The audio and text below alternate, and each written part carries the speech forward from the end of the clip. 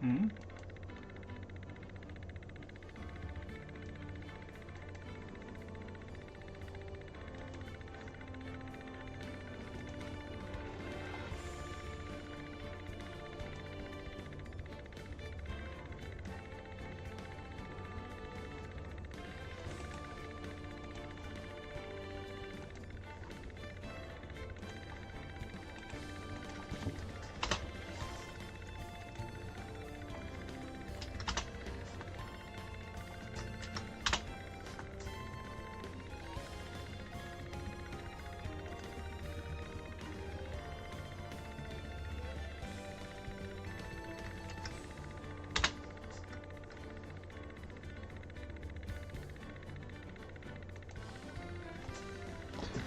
Ooh, let's go.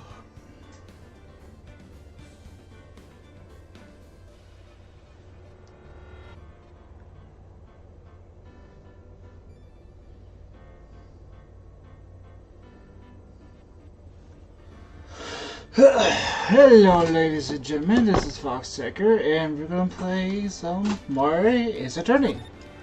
Today I'm going to have a little weekly encouragement to loosen myself up for this play. Because, oh boy, things are going to get a little bit interesting.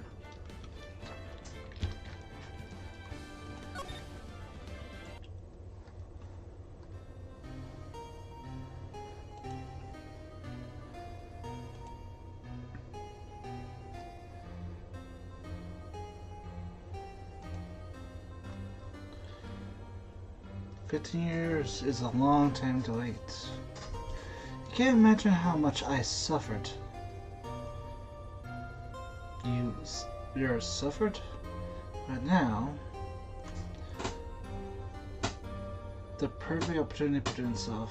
At last, I shall have my revenge. What? Merry Christmas.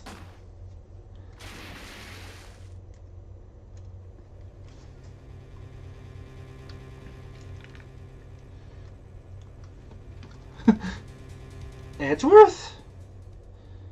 Edgeworth? December 25th, 10:08 a.m. Wright & Co. Law Office. Hey Nick. Do you know if there's any good waterfalls around here? Waterfalls? Dare I ask why? Nick, is it obvious? I need a waterfall to stand under, preferably a freezing one. Oh, is that part of your spirit medium training? Of course, except I've been slacking it off lately. I need to brave the elements and be forged anew under the rushing spring waters. Okay.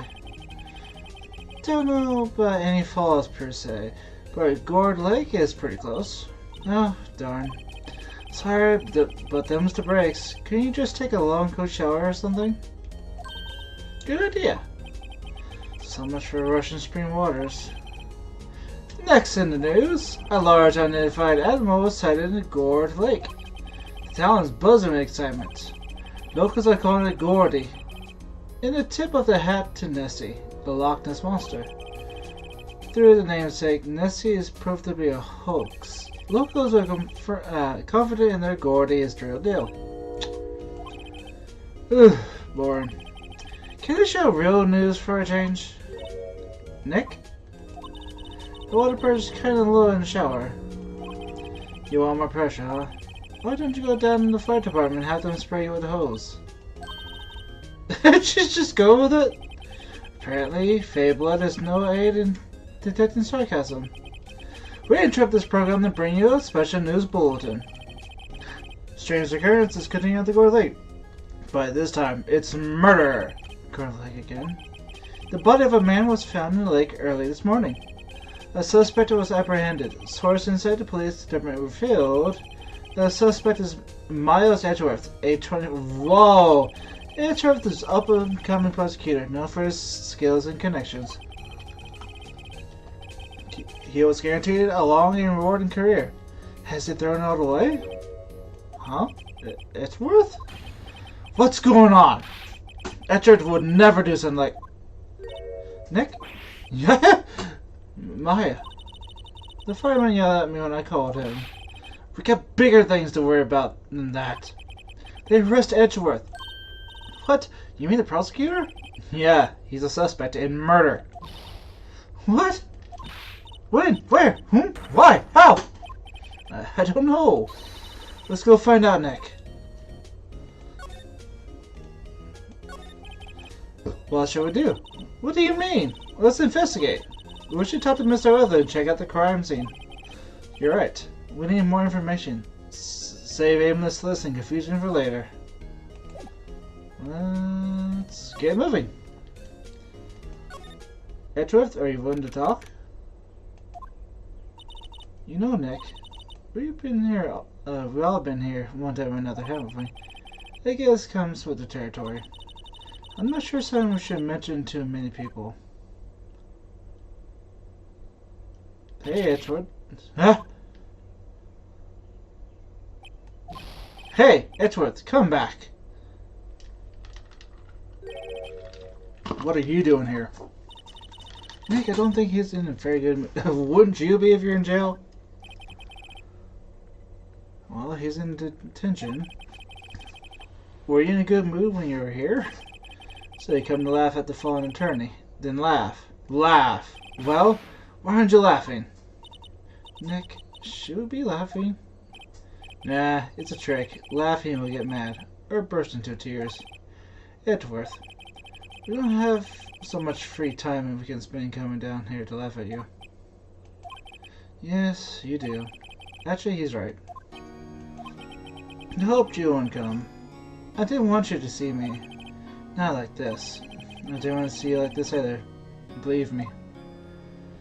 Let's have a heart-to-heart. Edgeworth, tell me what happened. Why should I? What are you going to do about it? Duh! We're going to help. We're going to help you. That's what. Help me? You? Don't be ridiculous. Sorry. You're a novice. You only been in 3 trials. Hey. Sure they got lucky and won all 3. But your luck's bound to run out someday.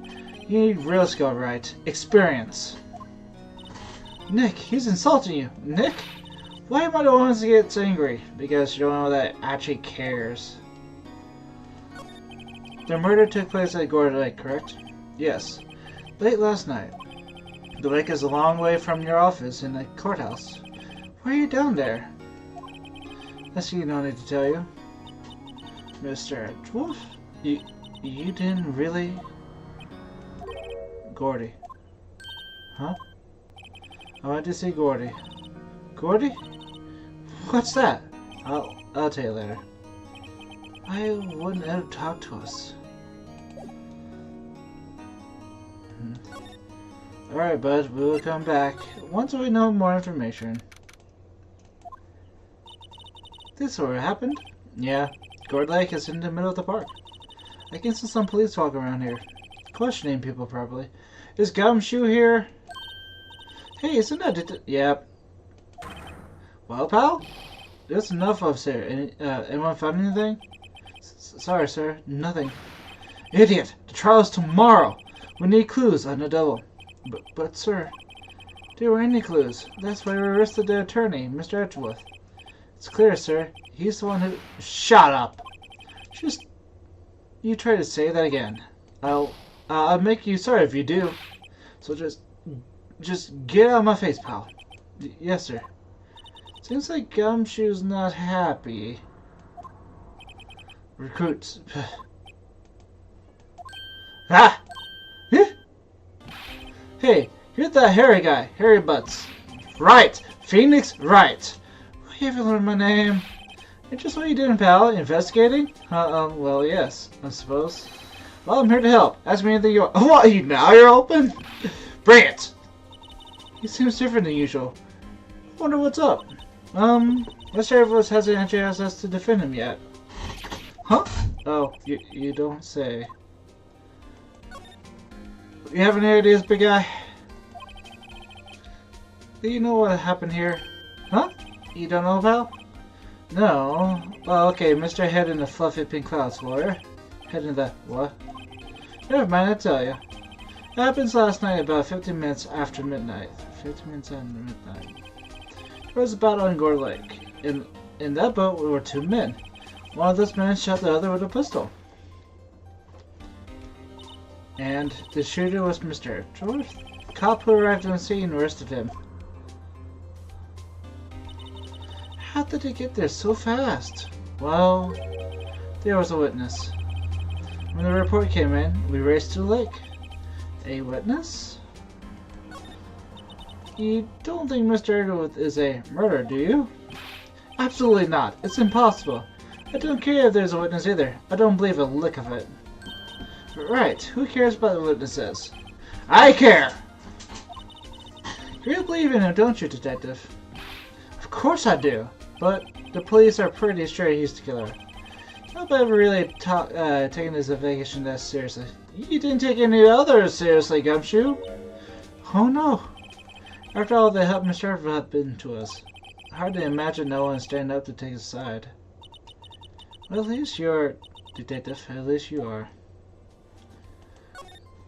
Do you know who will be Mr. Edgeworth's defense attorney in tomorrow's trials? He hasn't got one yet. What? The trial is tomorrow, isn't it?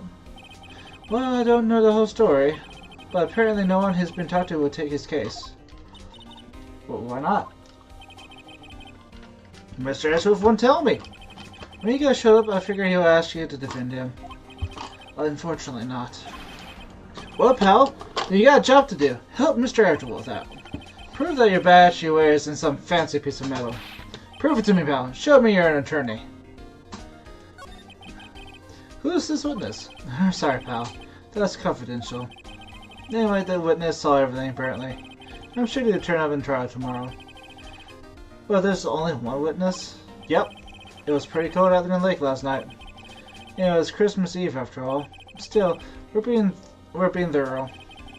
You never know when you're going to turn up another witness. That's why we're here today, checking things out. So far, we come up empty. Oh, it's Christmas today. I've forgotten. What are you getting for me Christmas, Nick? Talk to Santa. Let's see, we got nothing. Alright, Gumshoe, we are gonna look around a little bit.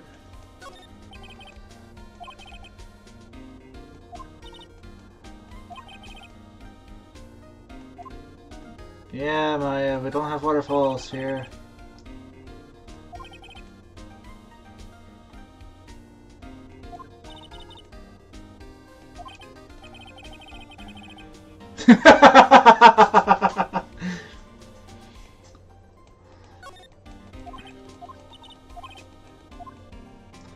What about this trash can? I mean, anything could be anything, you know? What?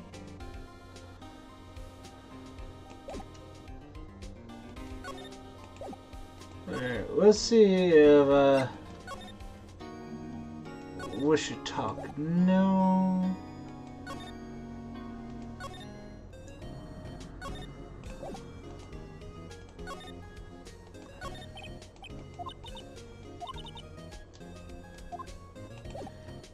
Why do you do your best thinking under a waterfall?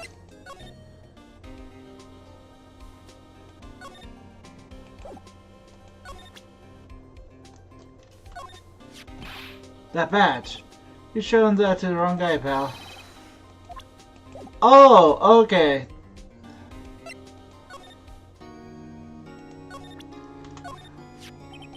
Your attorney badge? Edgeworth, let me defend you. Good one, Wright. But I'm not that hard up. Not yet. What do you mean by that? Me?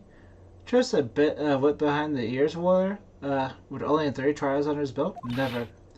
What? My case is near hopeless, Wright. Every defense attorney I talk to is turning me down. What? Simply put, they're afraid they will lose. It occurred to me that it might be my fault if they lack confidence. After all, I did get every single one of them, their clients declared guilty. I don't believe it. Regardless, I don't want you involved in this. You in particular, I cannot ask to do this. Did you do it?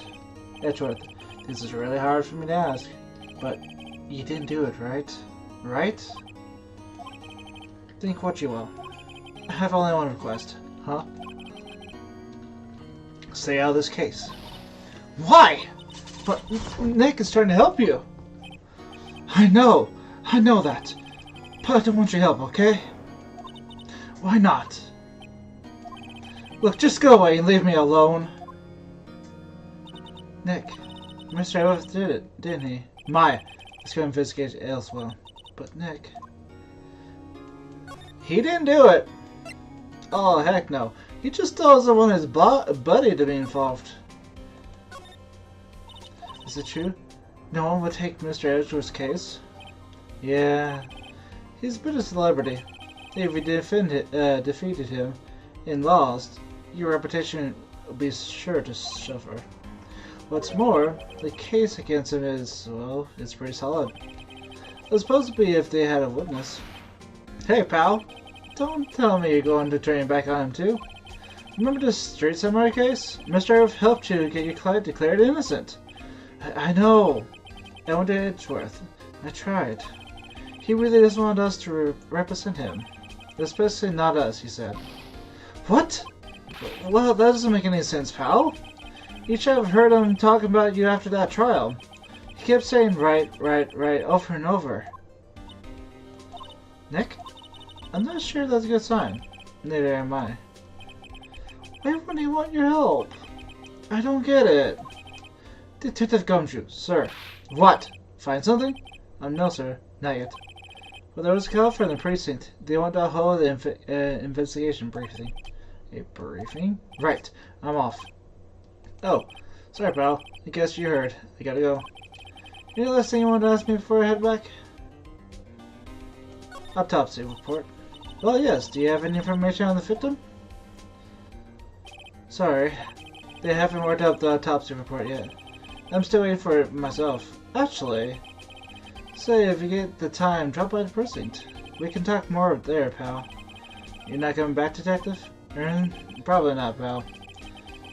So what should we do if you have something to talk about? Alright. Here, I'll show you how to get to the precinct. Come down and see me at any time. Alright, we can go visit him. We'd like to look around the park. Can we walk around? Yeah, no problem, pal. You got my permission. You know, Nick, I think there's something to set you talking to people when they're busy. Yeah, they don't have time to think about not giving you information. Right. Let's get investigating. Let's go figure things out, y'all. So, the murder happened here. Samurai dogs? Rousers. This is Gourd Lake. Yep. No, I'm not sure it warrants the rousers, though. Probably not. But hey, look at that snack stand. Samurai dogs. I want a samurai dog, please. I bet they're great. Well, the name was Samurai Dog. How could they not be? There's a little behind the times, though. The kids are all into the Pink Princess now. I mean, like, you know. Nope. Let's check out this. Where is it? A hot dog stand. It's closed. Christmas fringe like a little half-baked. Banner reads Samurai Dogs. Somebody needs to redecorate.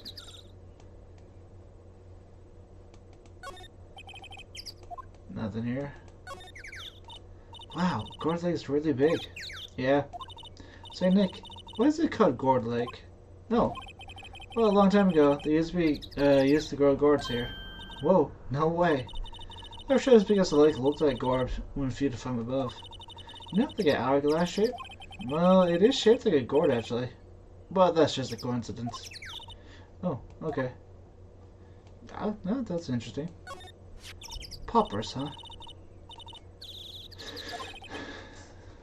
Any ghost pop? Yeah, I know the ones. You see them a lot around New Year's. Hey, Nick, they might be a clue. Let's take them. Come on, admit it. You still don't pop them, right? Was it that obvious? Poppers. Let's take them. I suppose it's gonna hurt. Huh? Where did they go? To my pocket. She has a pocket.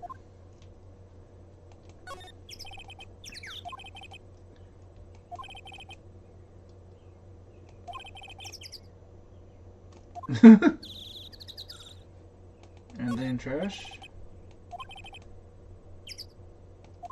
Oh, that's fair. Huh, I almost didn't see that signpost. Left buttocks, right exit.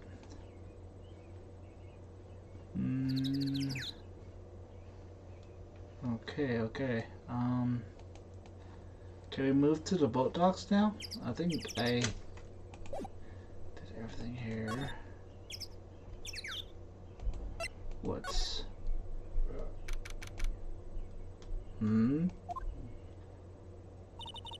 Look here, Dick. Look, it's almost camping, even though it says no camping. They got guts, camping at the scene of the murder. Hey, Nick. If they're camping here last night, they might know something about the murder. And that's true. Good call, Maya. Let's go talk to them. Hey, Nick.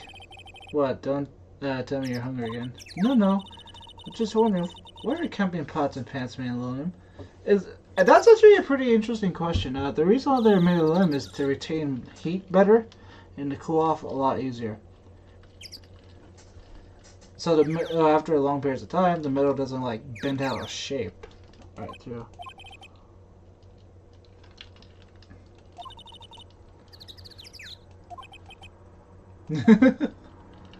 But yeah, that's the whole reason why they're made of aluminum. It's lighter, it's easier, and it retains heat. Fun little culinary effect. There's some food and magazines on the sheet. It takes a pretty tough skin to camp in this cold. I camped in this type of cold before. The sign says no camping. Funny place to pitch your tent. Wait, what if the sign says no setting tents on fire? I think they have a sign like that. Oh. Why would you think that? The trees grow here quite thick here. Further back, the trees fade into a shadow where the sunlight can't reach them. This SUV has been seen better days. It's dented over. I can't believe anyone would drive this car down here. I did it one time, actually. This camera has a mic and some sort of attachment. It must take pictures when triggered by a noise. Wow, cool. Let's try it out. Hi, I'm Nick. Maybe I'm not saying that loud enough. Hey, I'm Nick. Huh? Would you stop that? Maybe it's broken. Don't kick it. Maybe it's instead to respond to voices. The party pops? Yikes!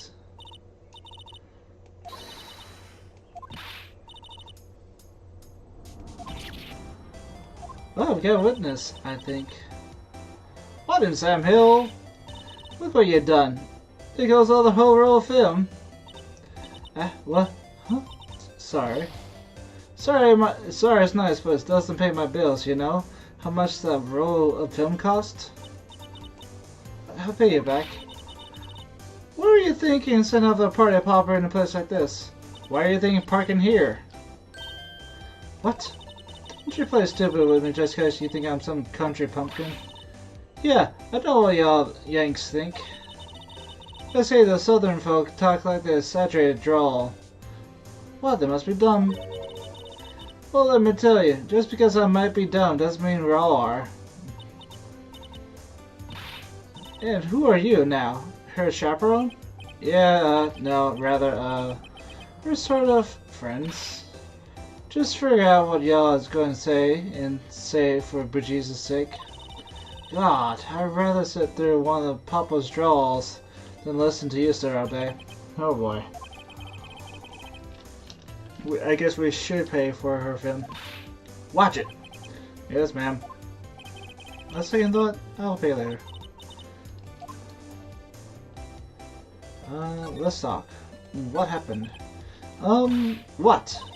Can you see I'm charging the film on my camera here? Someone, and I'm not naming any names, but someone used up a whole roll. Sorry. That didn't work. Your name. What? Oh, okay.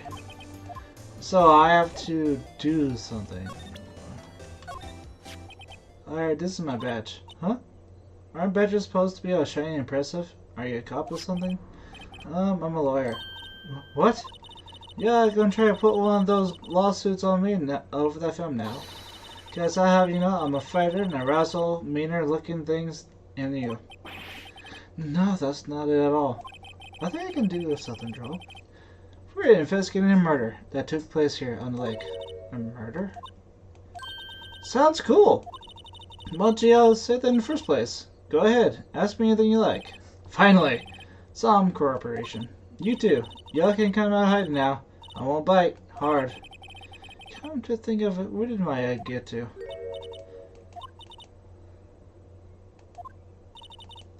Culture gap? Never you mind, honey. I can talk in yak for ya if it pleases you. Thanks. I think I'll be okay. Great then. I'm Lota Hart. But y'all can call me Lota. I'm here photographing meteor showers for a research project. Meteor showers? Mighty pleased to meet ya. Okay, that got your attention. So, you know what happened here? Oh yeah, when was that murder anyway? I haven't seen much television lately. It happened late in the night of the Christmas Eve. That's so, Christmas Eve. A man on a boat was shot. Did you see anything? Well, let me see. A boat yesterday. I reckon I might have seen one. Not sure though. I mean, it was late at night. You gotta remember I've been watching this here lake for a good 3 days now. I've seen enough boats to choke a mule. Kinda hard to remember which one I seen when. So what is it? What is it you do, Lotta? Huh? Me? Yeah, I don't really want to know that, do you? Actually, I'm a researcher to the country U. Right in the heart of the heartland. Wow, neat. Nick, she's a researcher of the university, country U. So are her. So, when did you come up here? Let me see, I guess about 3 days ago. What are you photographing? Didn't I tell you already? Meteors. Yep, meteor showers. Falling stars. That's quite a camera you have there. Yeah, I better know it. It's German made. Aegean Soligen. Isn't that where they make knives? So, what's that device you have stuck to the camera? Huh? Device? Your camera went off by itself and I fired my potty popper. Oh, that. That might trigger us to shut when it detects certain sounds. You're programmed to pick up loud noises right now. Programmable camera? Neat! That's actually pretty neat.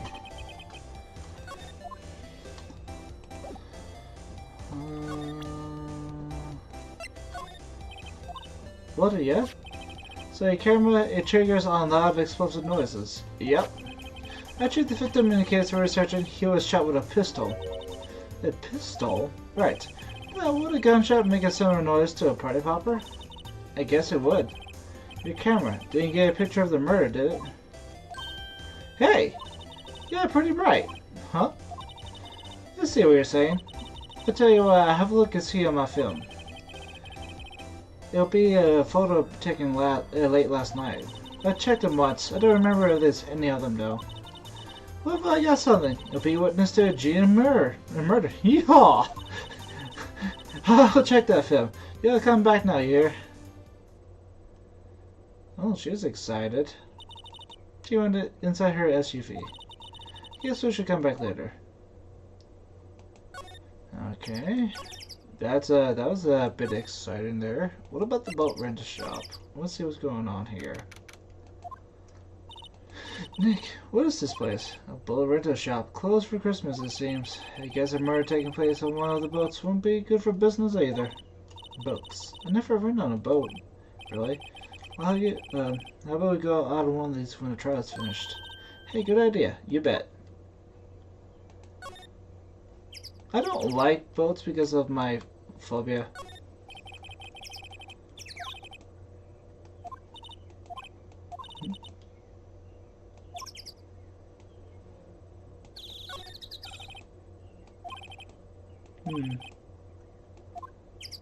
It looks like we can't get in either.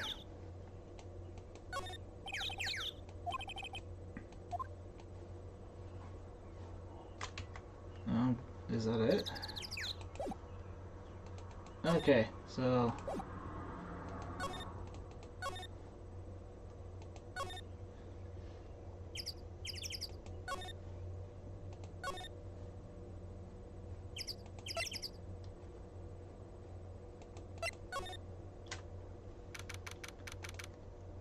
What is that thing?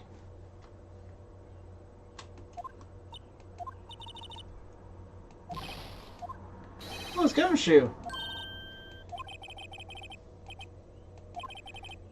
Oh boy. Let's show him this. Let him, bud? Oh, there we go. Did you know anything about the victim yet? No, still can't ID him. Why? Has Mr. Echo said anything? Not a word. So how'd the meeting go? I can't tell, pal. You're a lawyer. True. You know, I don't know if I believe anymore. Sure, Mesmorph is human like you or me. Still, I could feel if he'd done something wrong, he wouldn't go hiding it. That's the kind of guy he is. Why can't anyone else see that? So, do you think Mitchev did it? Well, the trial is starting tomorrow as scheduled. I see. Hey, in the end, you didn't tell us about the meeting. I'm not gonna tell anyone else, pal. Yes, sir. And do me a favor. Stand by Mr. Wolf. He needs help, and you're the ones to help him. I'm sure you got some reason why you want to talk to us. Thanks, Detective Gumshoe. Detective Gumshoe, how come you trust Mr. Rose so much?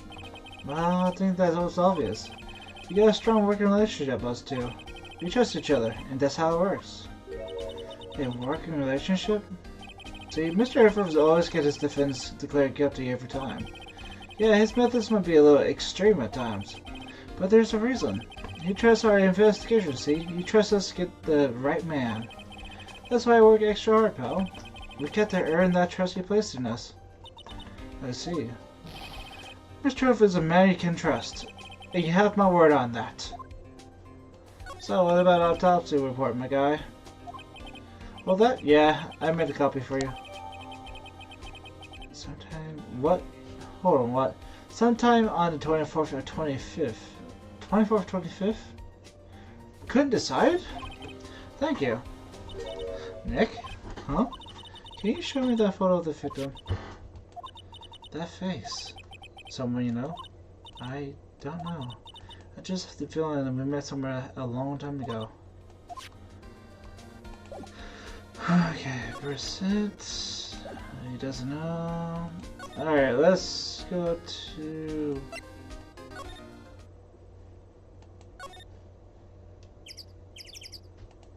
Let's go back and see if she has her pictures done.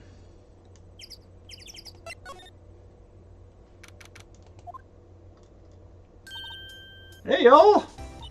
Lota! Wait up a sec, we got a bingo! Bingo? My automatic camera took 2 pictures last night. Hey! This is them, take a look. Okay, wait, see? See? He's shooting that, shooting with a pistol. Looks like that, yes. But you can't really tell who's shooting. Yeah, there was enough folk out there last night to strangle a bullfrog. But you know, seeing this food reminds me of something. What? That's how the murder happened. I'm a witness. Let's go! Are you serious? Of course. How do you forget? Never mind. Yeah, I reckon I should tell the cops? I reckon so. What's that? Another y'all gonna try to mock my accent. I'm a sensitive lady. Hey, so I'm off to talk to the cops. Yeah, I can have this photo. Later. Wait, Lola, what? Can't you see I'm kind of busy? Tell us who you saw too, please? Nice try, honey, but I wasn't born yesterday. I'm a witness. That means I'm on the side of justice, and that means the cops. Better see the south side of northbound skunk than to tell you. Lota, let me get your skippies in a bunch. Friends today, enemies tomorrow. Or was that the other way around? No matter. I'm gone. Hey, you have to let me do some testifying. Hot darn. She left. Oh, that's one more witness. What do we do now, Nick? Well, if she's on out there, there's not much I can do about it. The question is, what exactly did you see? I guess we'll find out in trial tomorrow. Okay. Ah, man. This would have been a lot easier.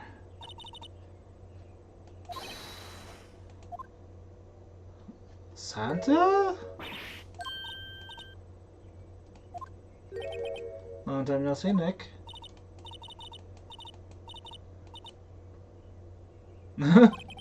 Don't be ridiculous.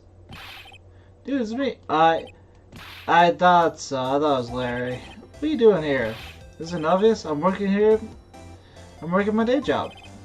That's the summer hot dogs. What one? Gotta get money for dates, you know. My girl clients deserve the best. Yikes.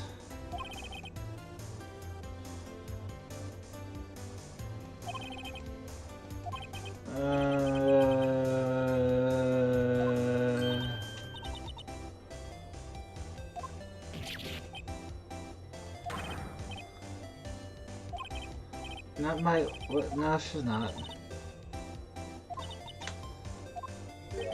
Sister?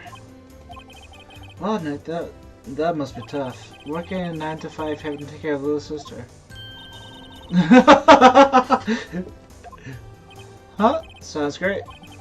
Don't worry about it, he's not listening. What's this? You know my eyes have been getting pretty bad lately, Nick. Actually, the photo's blurry there. It was taken last night. Last night? Yeah, you know this guy?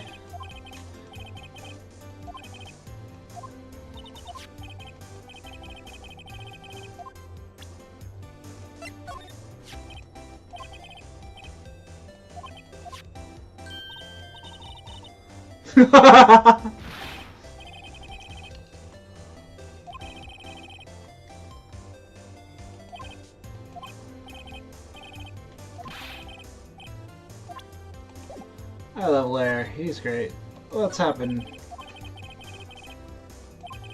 Since you work here, have you heard anything? Nick, you're wasting your time. Last night was Christmas Eve. It was Cayenne's, obviously.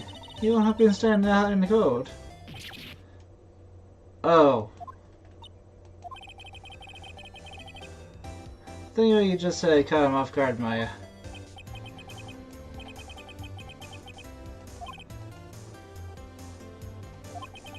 A model. I knew it.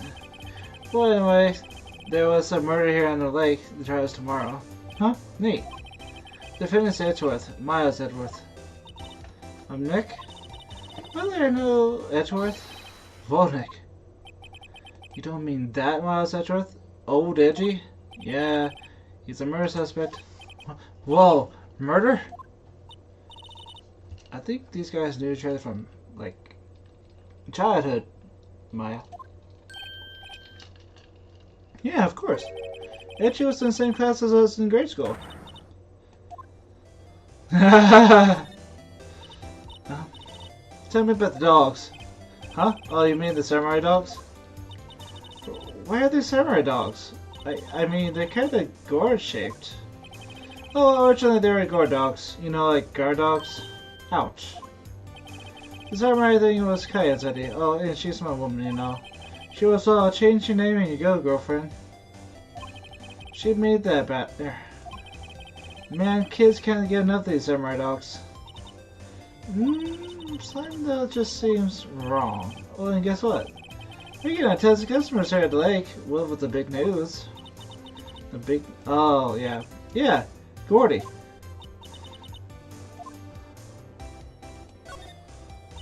So, Mr. Woods, it was your classmate, Larry? Yeah, Nick and Emma used to hang out all the time. Wow, I never knew. Don't get me wrong, he's always been kind of a stick in the mud. Studying all the time, trying to be like father. Huh. Yeah, Itchy Pop was a famous defense lawyer back in the day. Wow. Wait.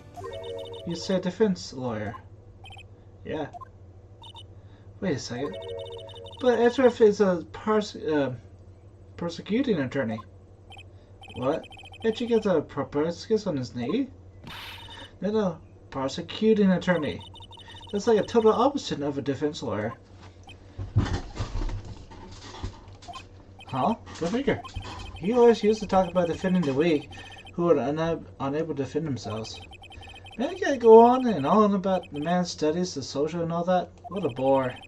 Wonder what changed his mind though. Do you know, Nick?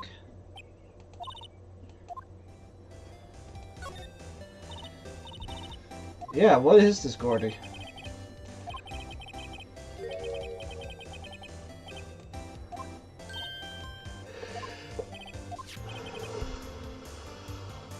That looks like a Loch Ness.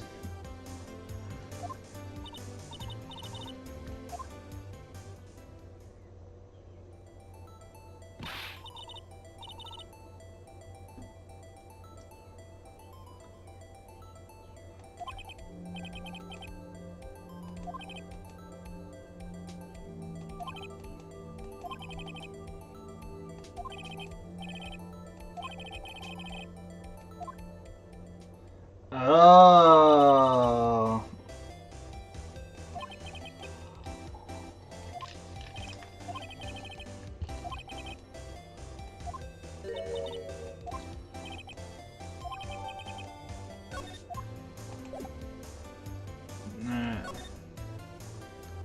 I think that's honestly it here.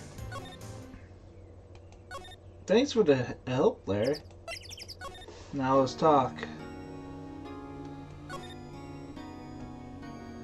He's not here. No.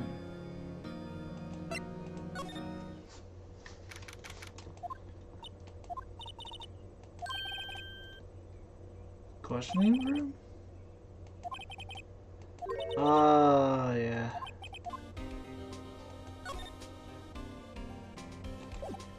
Yeah, Loa.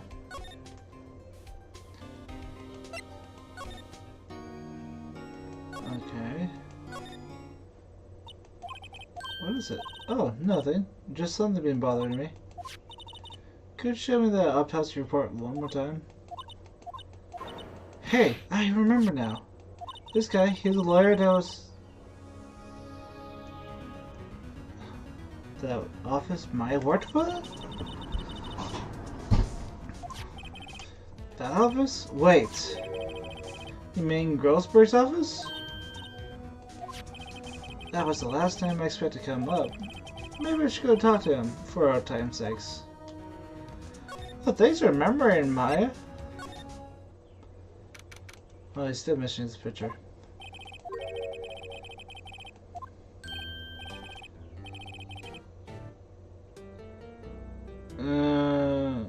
Yeah, she was my teacher.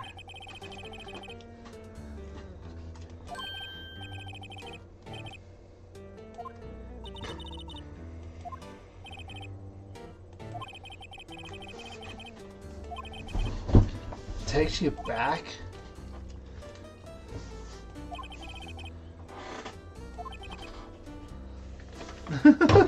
What? Yes, we're here to discuss something.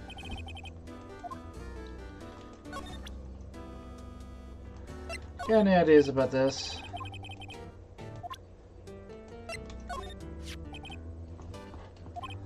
Yep. I don't think it's a good thing, because everything's against it right now.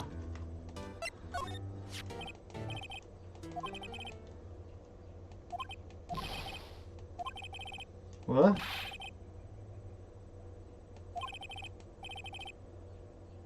Hammond? Robert Hammond. You see this man with Emily was ever shot? Yeah. Who's the Hammond guy, anyway? Mr. Hammond. He was the defendant and attorney in that case. That case? Yeah, the... Oh!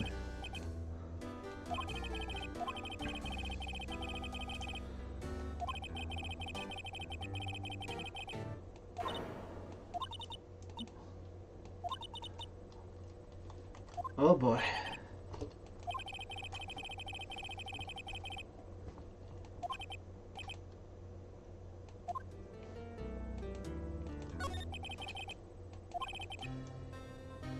"15 years ago, never cut the criminal, right?" Correct. Misty Fey used her powers to talk to the spirits of the late victim. Her testimony led to charges being laid against one man. But Hammond won the case, and the suspect was declared innocent. And the police blame my mother, calling her fraud. You don't want to help her out then, right, Mr. Goldsberg?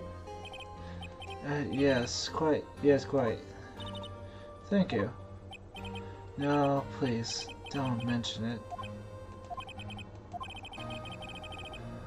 Yeah, that case came back up now. Yes, everything to do with Mr. Hareworth, my dear. The victim of the DLC incident was nothing than his father. Gregory Edgeworth. What? This whole thing is just...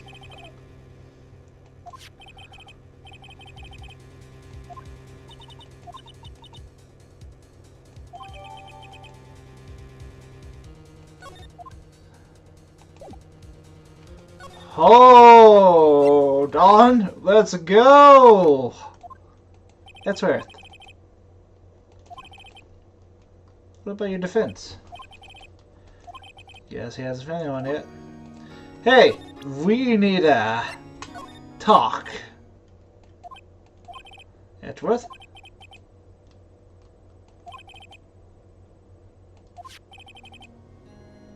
Yeah?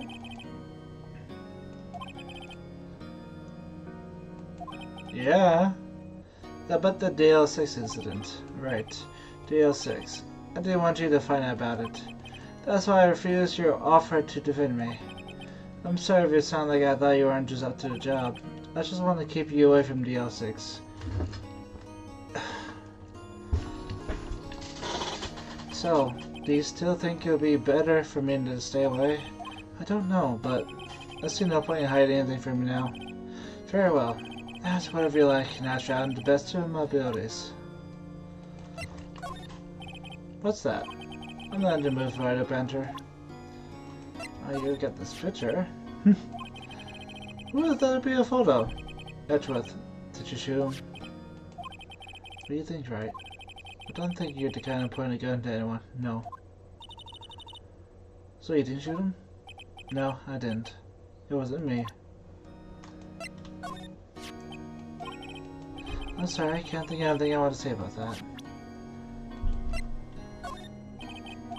What's that? Okay.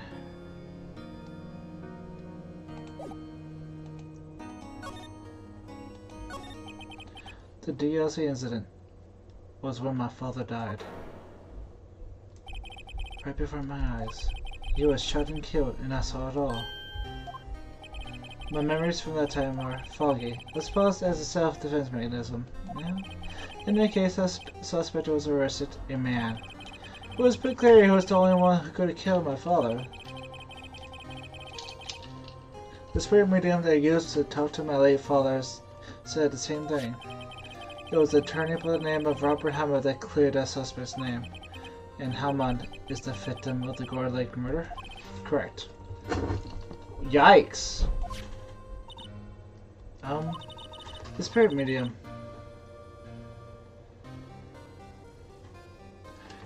That was my mom. What? You mean you're... Strange. I thought it was the terrible to know about the end, and now... About to end. The DLC accident happened 15 years ago. 15 years ago on December 28th. December 28th? The statute of limitations of the case runs out in 3 days. What? Nick, what does that mean? When a case statute of limitation runs out, legally the case never happened. 2 days from now, the L6 will be closed forever. What happened to the suspect? The one who got off innocent? I don't know. He disappeared from public view. Nobody knows where to. If he's still alive, he'll be 50 years old now. I guess I understand why he got into hiding. It'd be hard to live a normal life after being a murder suspect in such a big case. So, was your father a lawyer? He was. Gregory Esworth. He was quite famous at the time, apparently. So you were sort of trying to follow his footsteps. I'd rather not talk about it. Right. Pains me to ask you this now.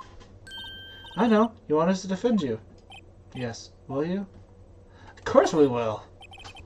Who could have guessed this day would come? Not me. This is my chance to finally pay you back. Pay him back?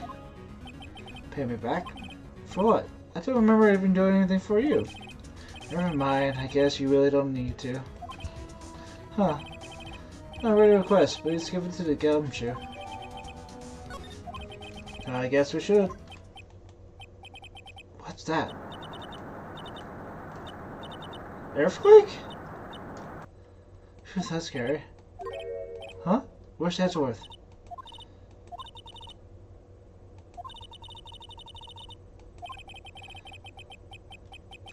He has nowhere to go.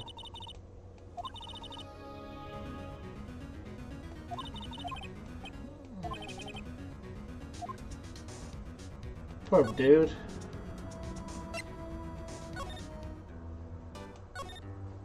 So, that painting.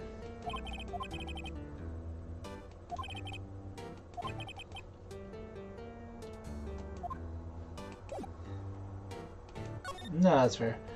Alright.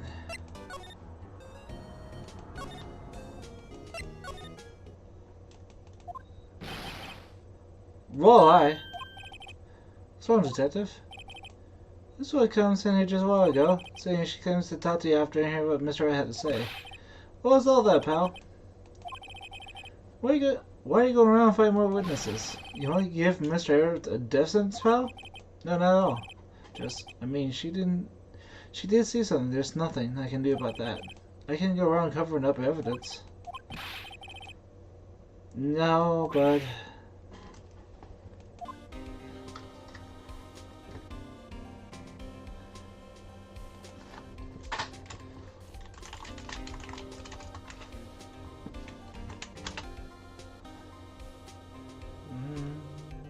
Alright.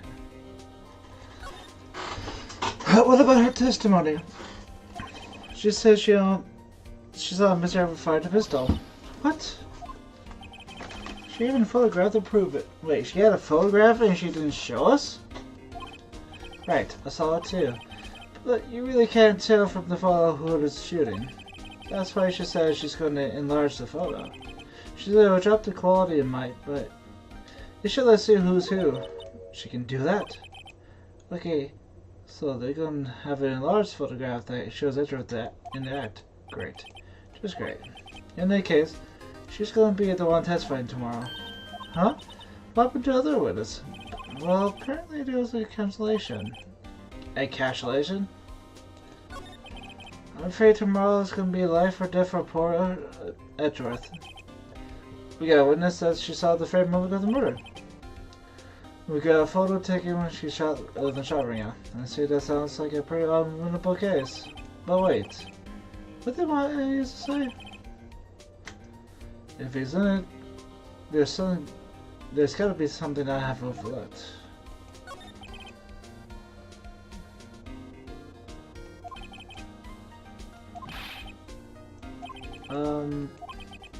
I have the paper.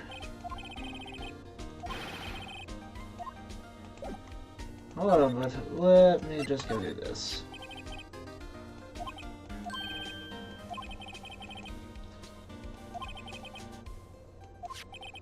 Thanks, detective. I will help you as much as I can, Gumshoe.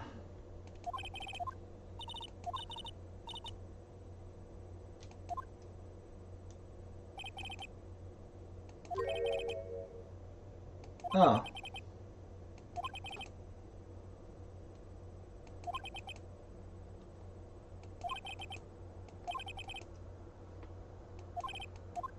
See you there, bud.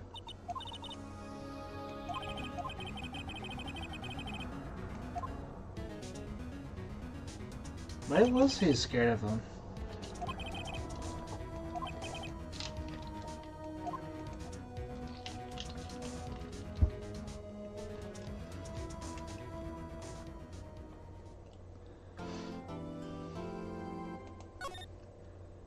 Whew.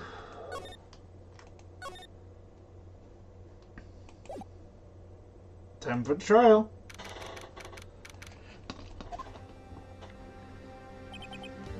Karma? Malfred von Karma. 40 years, huh?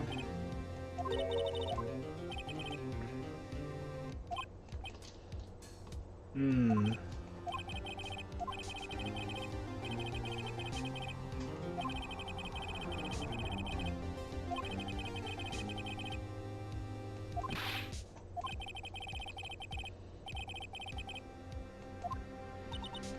Oh my.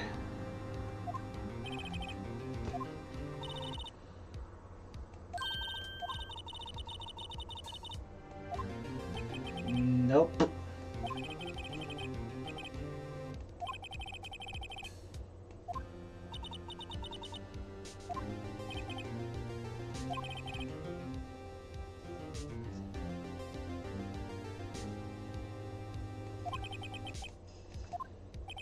I think Maya, yeah, Maya was a rival.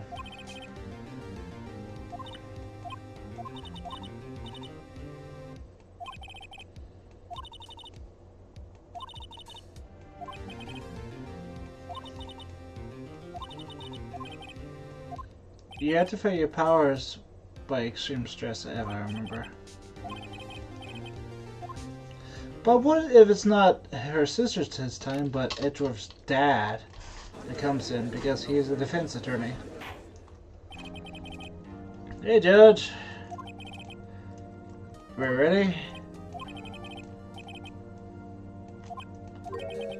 Full.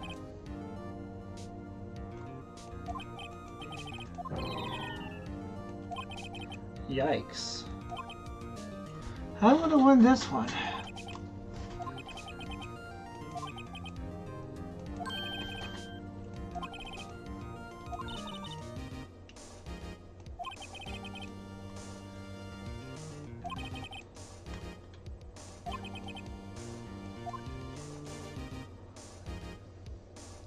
Why gumshoe though?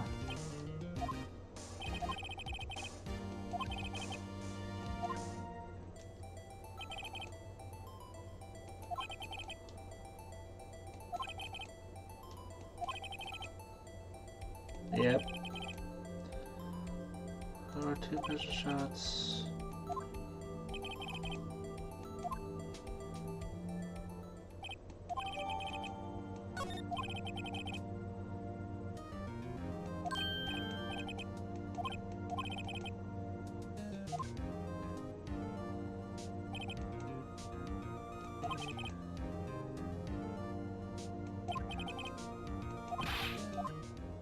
Poor Judge.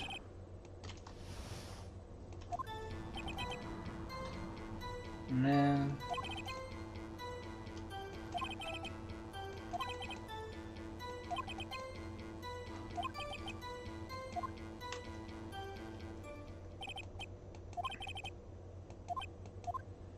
Poor Judge.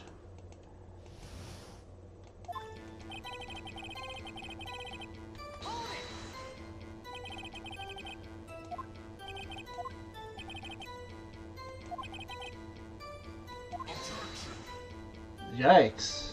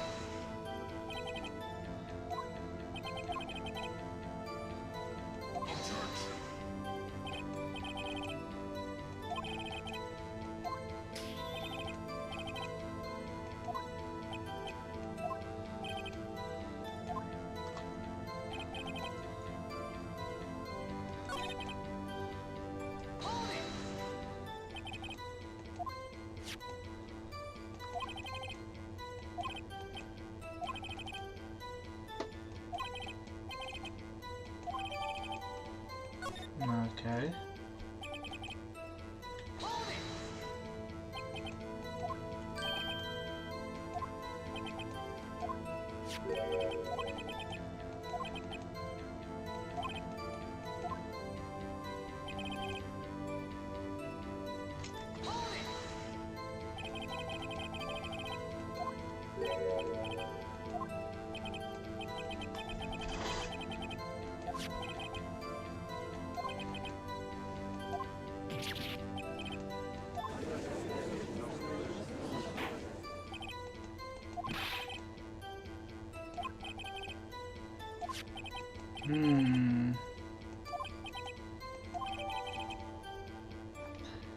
Fired 3 times.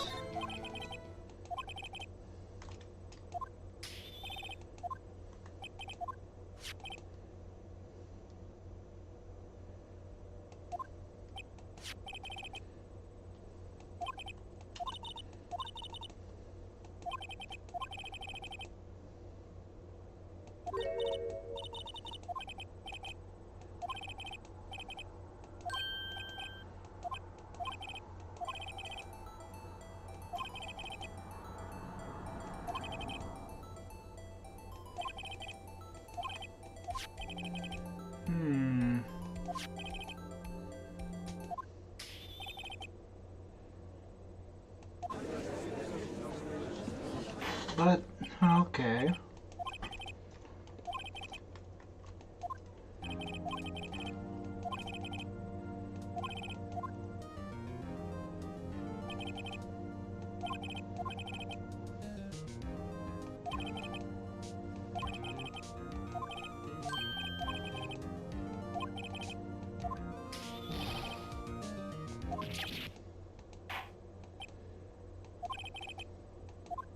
That's a pretty good question at this point.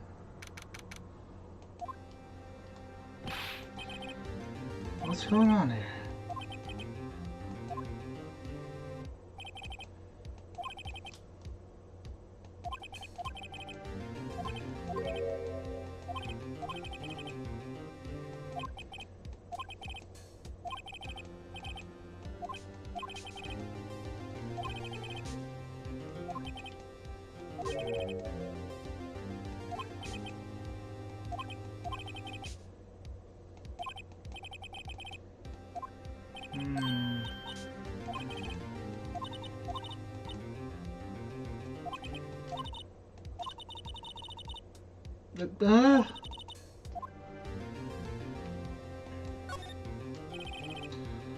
When did you hear?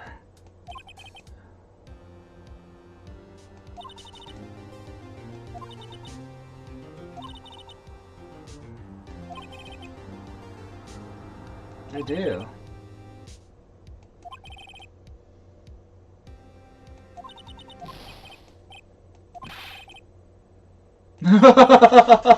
Poor Edgeworth. Oh, my buddy. I know he's a bit of a prick, but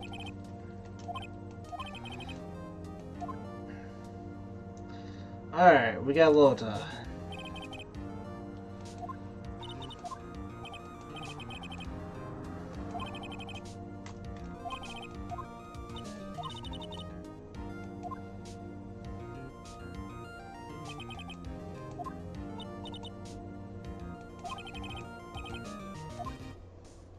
Yikes.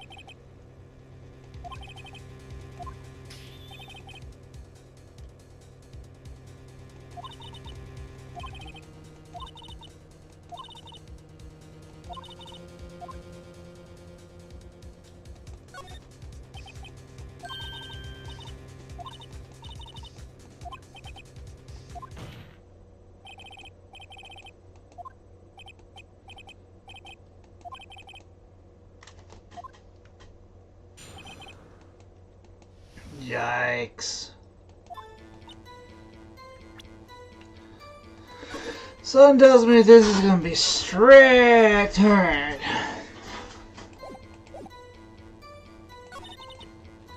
I was in my car.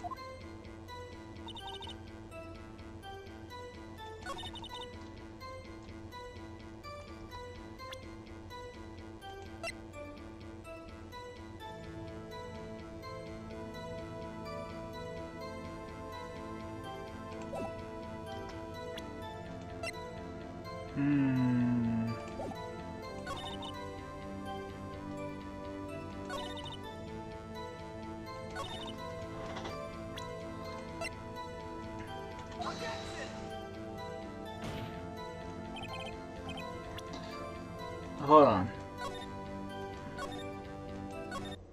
Like, hold on. Wait. If I'm correct...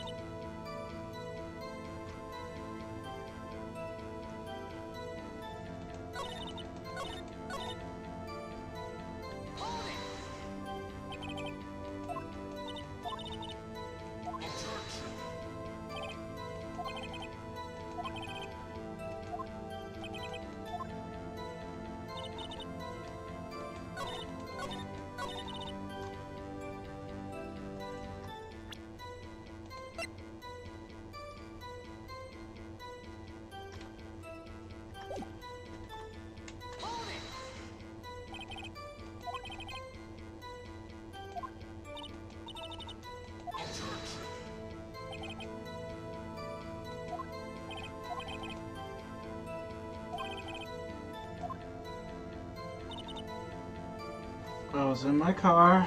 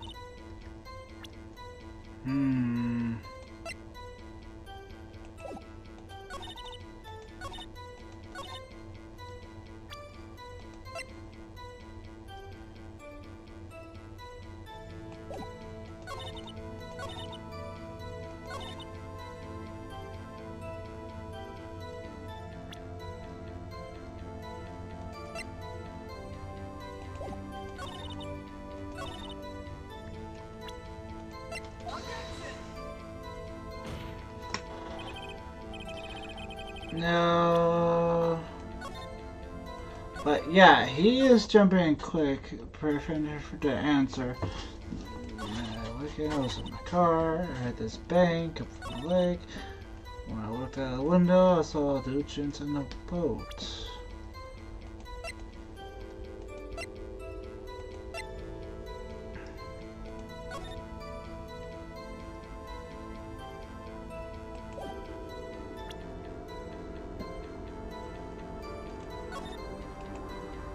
What this?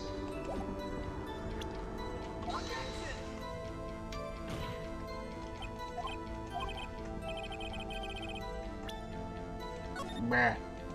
Bah. Okay. I reckon.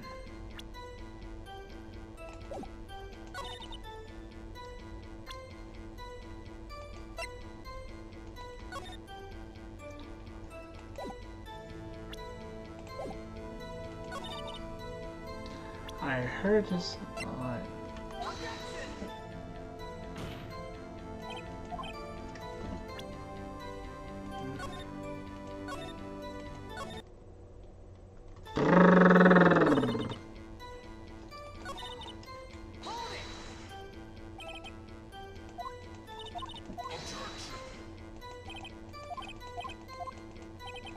I really want to beat this guy. Another bang?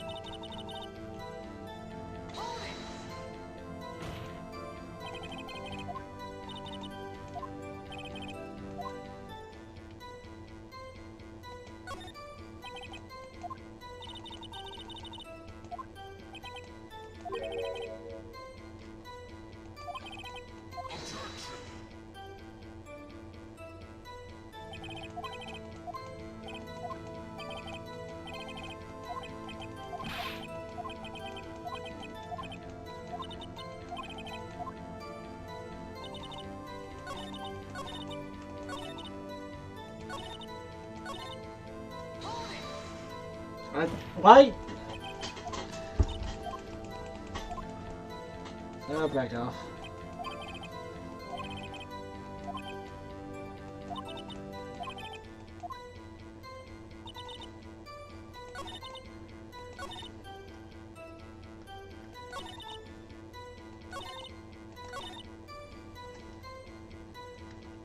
But I noticed she's saying she heard, but she hasn't seen. And she says she's a witness, too.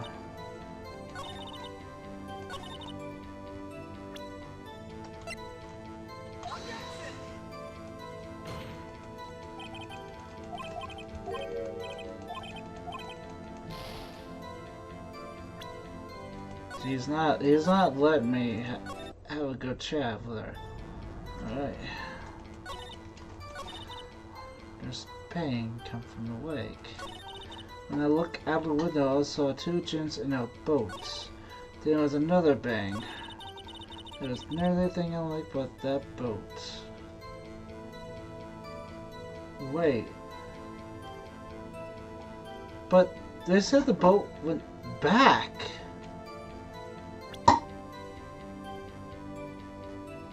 Right?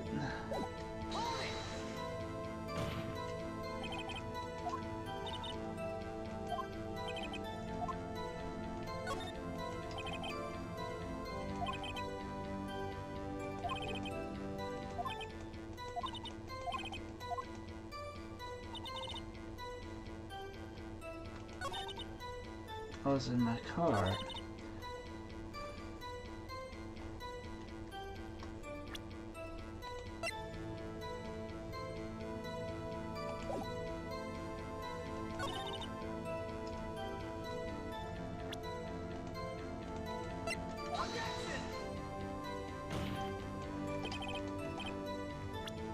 There's No room or error here. Holy crap. Let's see.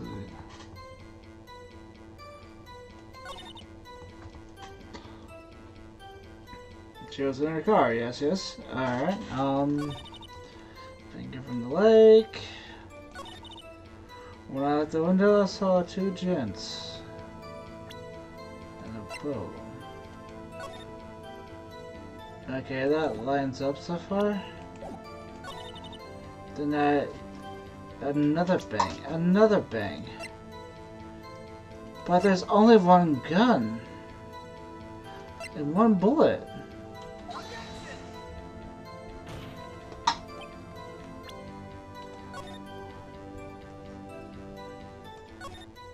There's only one bullet.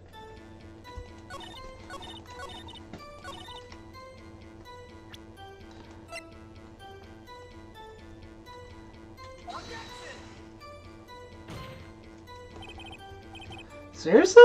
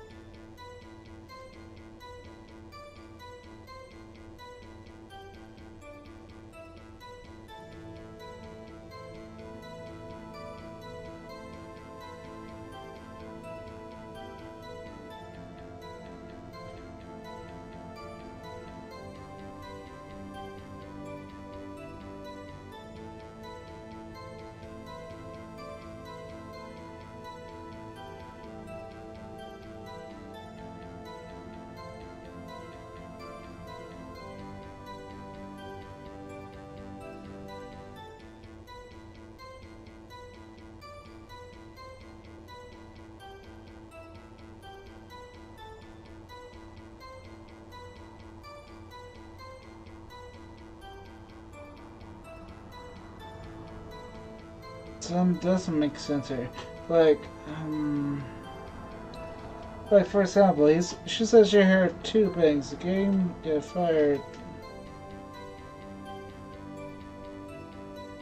twice, right?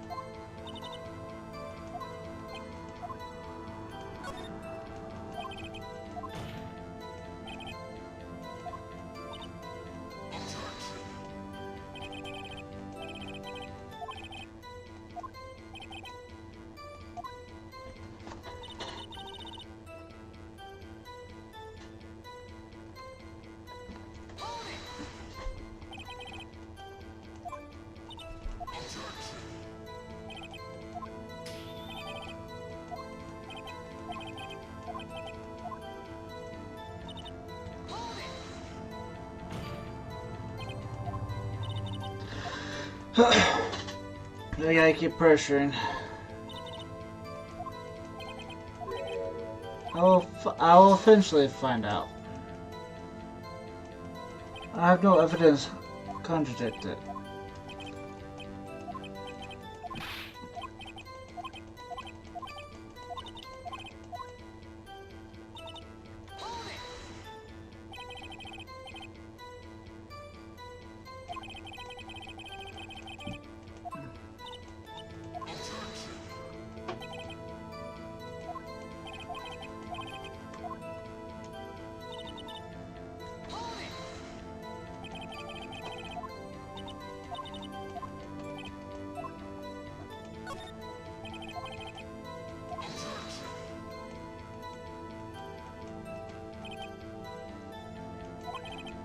Ugh.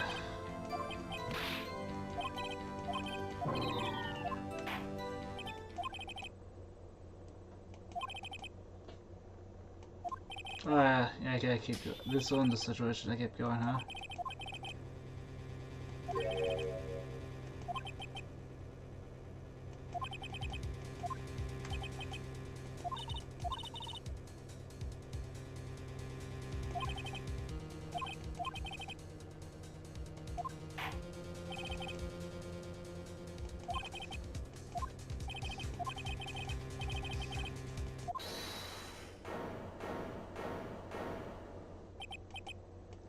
Who was that? Maya? Are you doing something?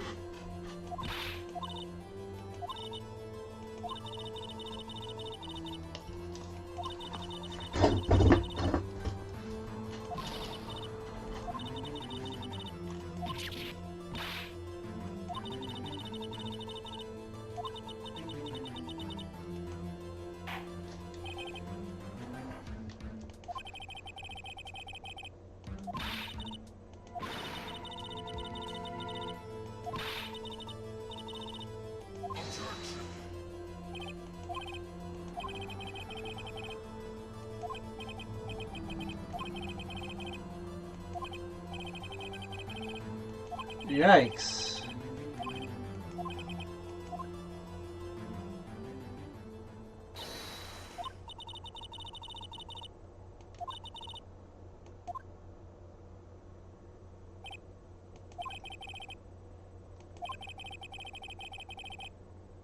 Wow.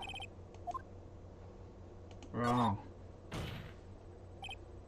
That's wrong, man.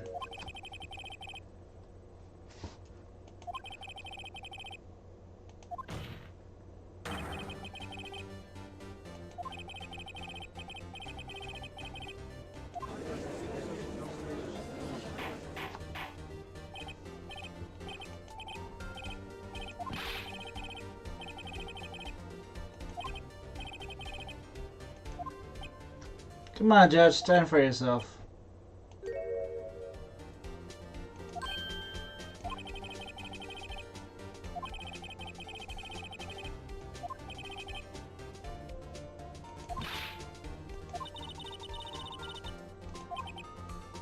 She's throwing herself out for us. What a... Wow, she's a trooper.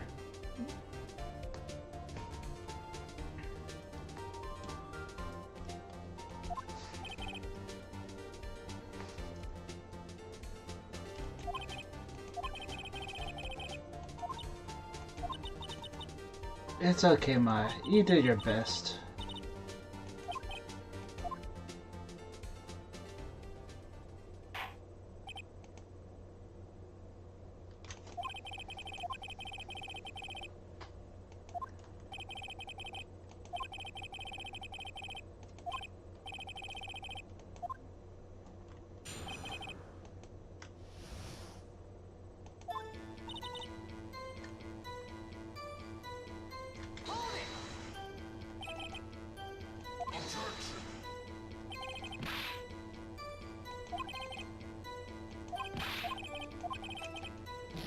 Oh, instant penalty.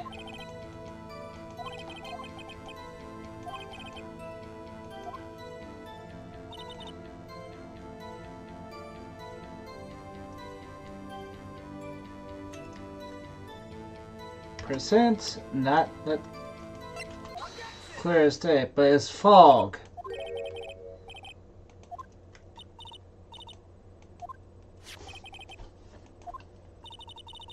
Yep. The very same. This one is seen in this photo is clear, quite clearly visible. The fog, Mr. Hart, and Mrs. Hart. So, this picture is taken in a professional, high-quality film, correct? Even it could not capture the face of the men on the boat. Yeah, you claim you saw Mr. Edgeworth. How?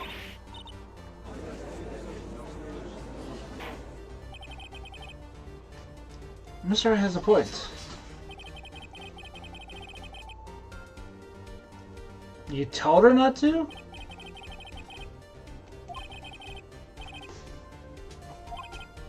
Go on.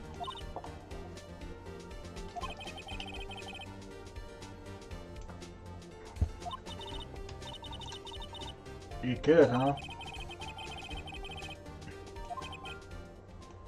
Good job, bud.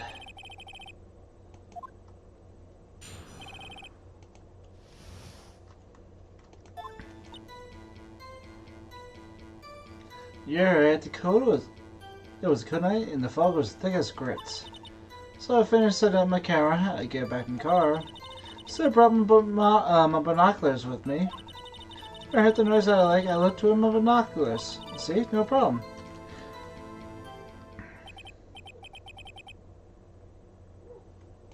Use binoculars?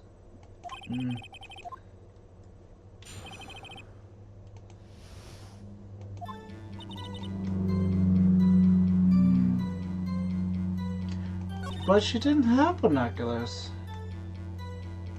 Right? Binoculars? Yeah, binoculars. Yesterday you mentioned you were looking out for shooting stars, correct? Oh yeah. Do you need a telescope, not binoculars for that? I got doubts about your camera too. Was that really to take pictures of meteor showers? The camera is irrelevant to the case. You can't say that for certain. That's right. Is camera really relevant to this case? If you believe it is, you may continue with this line of questioning. But know this, if you find nothing with this, there will be consequences. Well, Mr. Wright? Do you want to press further about the camera? Yeah! This is make it or break it time. The camera is utmost important to your honor. It is perhaps the key to this entire case. Before I continue my line of questioning. Wow, maybe I went a little overboard there. It's all good. Very well.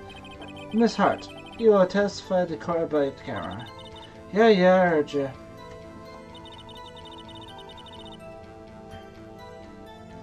The camera was set out to take picture in a shower. When I heard the noise out of the lake, I looked with binoculars.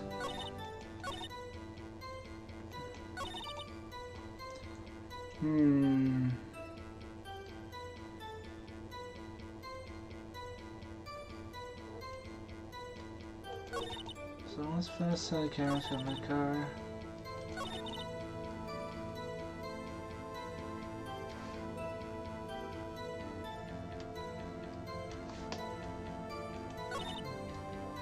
Now you changed your statement, okay. Miss Hart, what made you choose the lake to take photographs of meteors? You know the fog is thick on that lake. It's not very suited for stargazing. Yeah, well, you see, yeah, you're the one that wrote the article and looking for Gordy or Nessie. Guess I was thinking too straight. Huh. Mr. Wright. Oh, and I have you bad dream of witness because her challenging and intelligent. Now wait a minute. Continue testimony. You were saying how it was that you saw Edgeworth?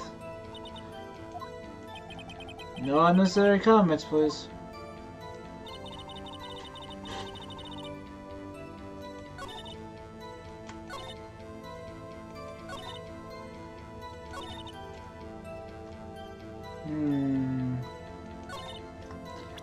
Yeah, I got a question about this.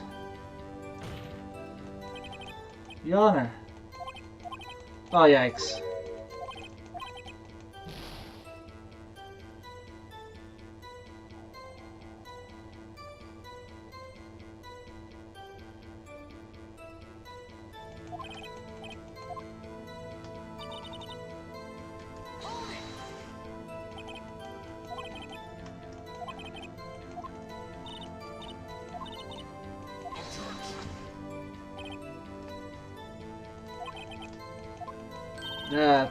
That's not it. Alright. Because that's fishy. If there was a heavy fog, how would binoculars change all of that? What do you mean? Even binoculars can't see through the fog, but you say you can clearly saw him. Yeah, I did. Enough. Just no room doubt for a testimony.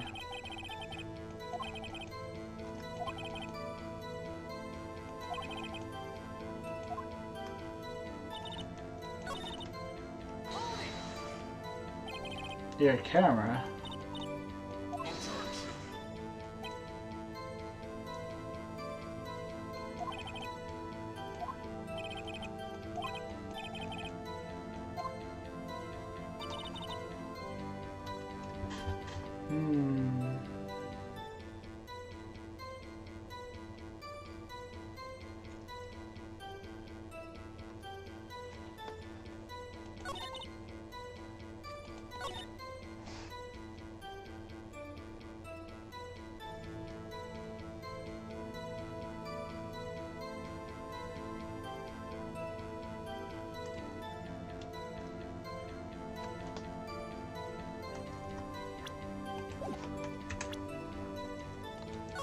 I swear sometimes when I do the right thing.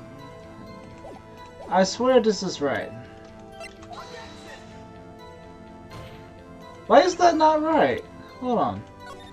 She was there. I swear she was there to when she was taking pictures of the meteors.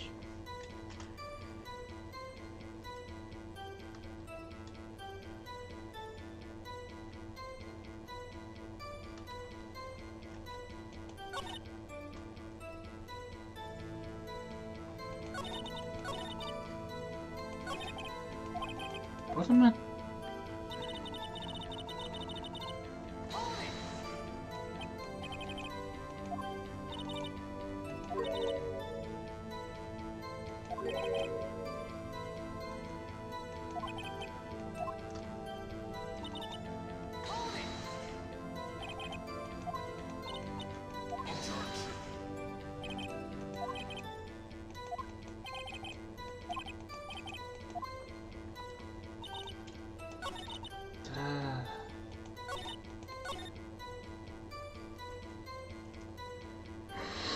I'm getting back in my car.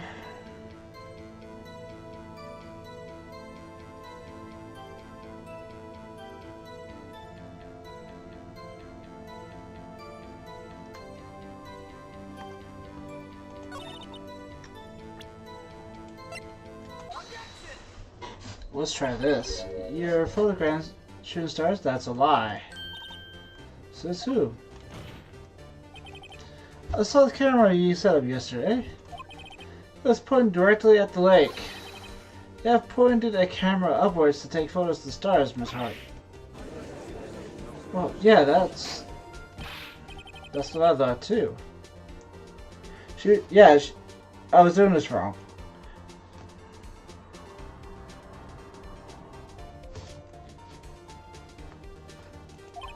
The witness was not a lake photographing shooting stars, Your Honor. Well then, what exactly she was photographing? She was trying to take a photograph of Gordy. Miss Hart, this is why you're trying to take a photograph. What is this, a newspaper article? Gordy? Ah, the side of the Gordy Lake. Well, Miss Hart, I never heard no lake monster. You got proof or something? Let's see proof that I was down at the lake trying to photograph this Gordy. I have proof. I have it. Proof. Intriguing. Fair, let's see it. And no dragging around this time, please. What's the proof about this trying to take a photograph of Gordy the lake monster?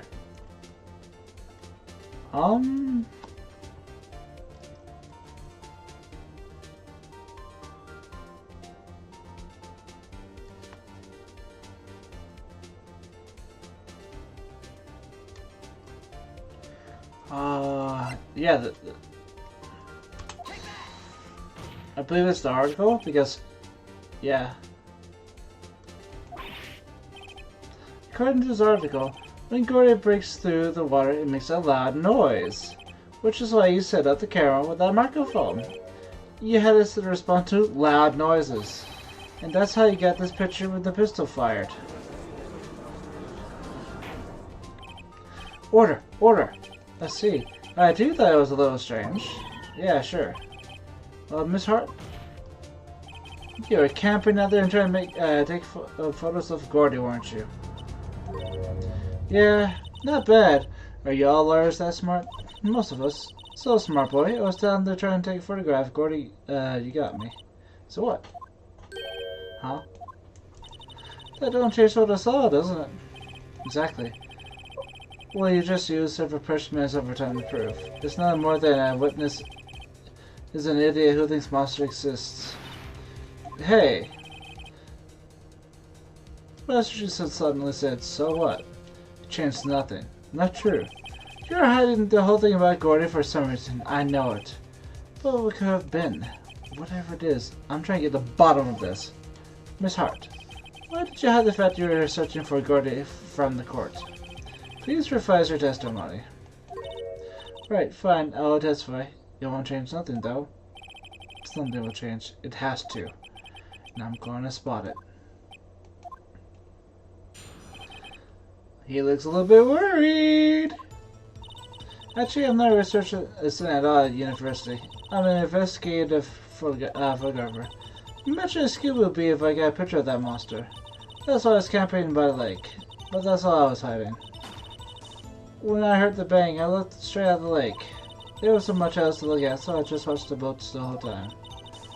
Then I just saw a flash near one of the men's hands, and I heard another gunshot. I was looking right at the boat the whole time, crossing my heart and hope to fry. Really now? The witness testimony is unchanged from before. Whether she is a research student or photographer has no bearing on this case. There's no need to waste more of our time on another pointless cross-examination. The claim defense tries to cross-examine the witness, Your Honor. He's up to something. He doesn't want me to cross-examine because... Why? Was it a contradiction? Very well. You may begin a cross-examination. You seem sure of yourself. You might have something in mind. That'll be the first. Haha, very funny. You understand this is your last chance at the cross-examination, Mr. Wright. If there's no problem with the testimony this time, we'll leave the witness. I will let the witness leave.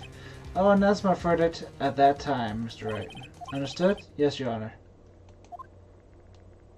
So, I get one shot at this?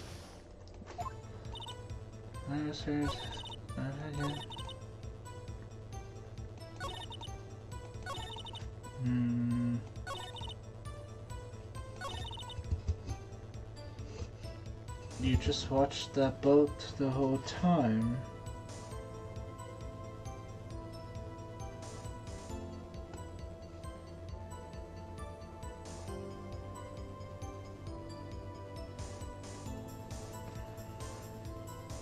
Save? Okay, okay. I'll save. Yeah, yeah, I got one shot about this. First, narrow, wait. Let's go back. That is a surprise that she's... Yeah. I'm first scared. Poor fucking imagine scoop picture of that monster. Okay. We went to straight out of the lake. There was not much to look at, so I watched the boat the whole time.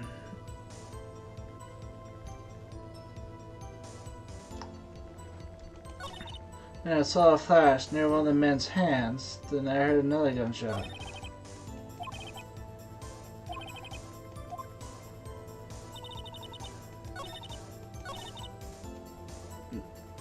Yeah, that's nothing wrong with that. She was camping at the lake, she was, but that's all I was hiding. And there was nothing else to look at. I watched the boat the whole time.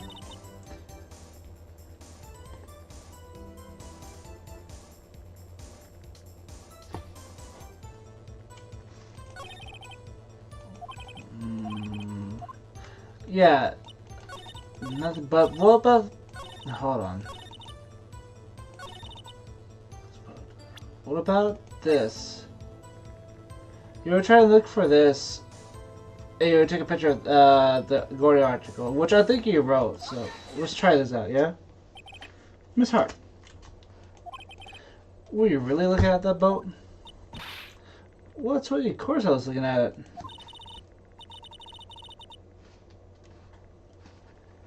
And it was the only thing out there. Any normal person would be looking at it. I agree, any normal person would.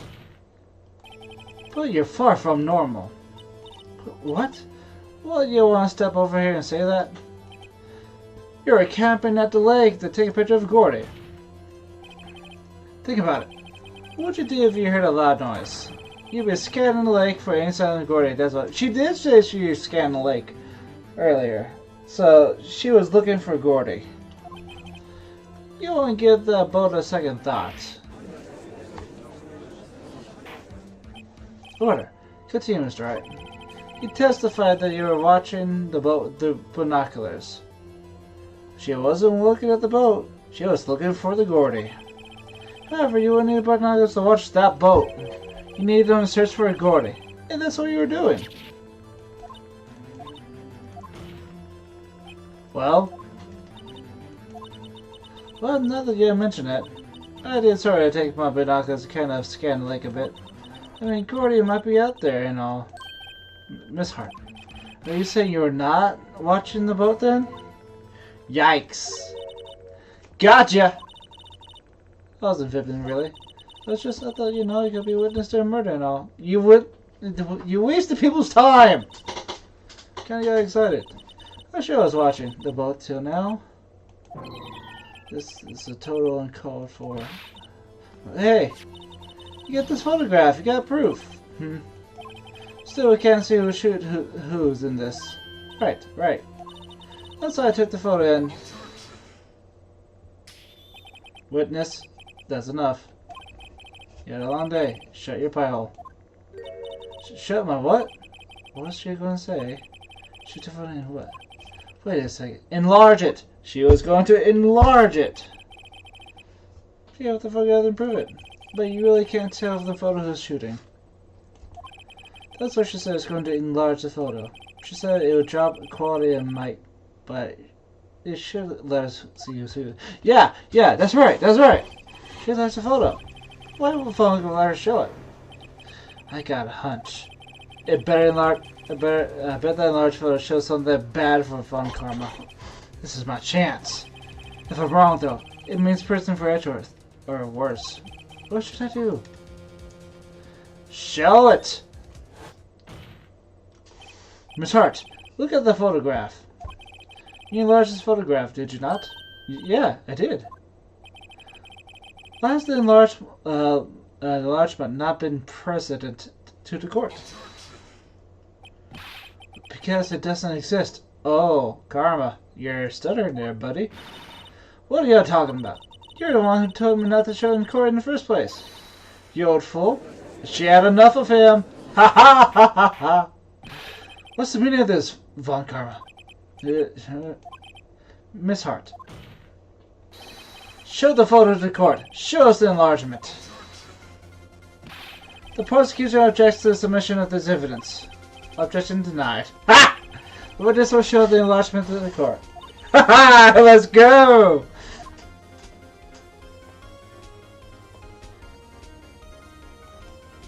We still cannot see who fired in this. It could be the defendant, or maybe not. Regardless, I accept this as evidence. But it did not show. It did not show our boy, Edgeworth. Happy now, Mr. Wright? There has to be something. Yes, for the enlargement. You got an enlargement. And little good has done for any of us. That's why I request you would not show it. I suppose this means that cross-examination is over, obviously. Then I would like to close the cross-examination of Miss Lotta Hart. And not too soon. That was a fragrant waste of my time.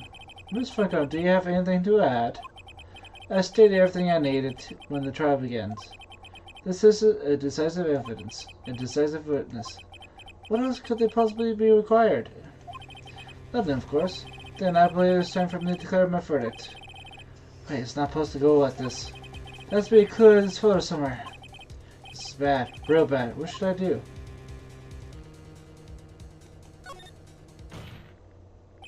Your Honor, there's something decidedly strange about this enlargement. What do you might be? Let's go, let's go. I'm on a roll!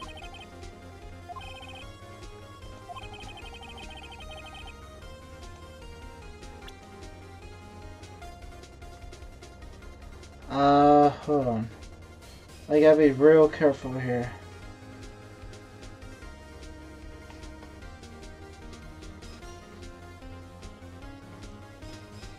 Wait.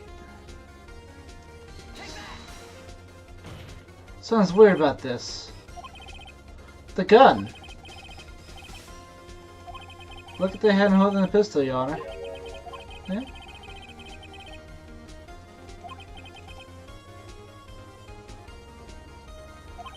Let me show you. Let me show you the evidence the left hand contradicts. The pistol, man. The evidence is clear. The man in the photograph is holding that pistol in his left hand. However, the print of the murder is from Edgeworth's right hand. Here we go. The man shooting the pistol in the photograph is not Mr. Edgeworth. What? Yeah, that is right there.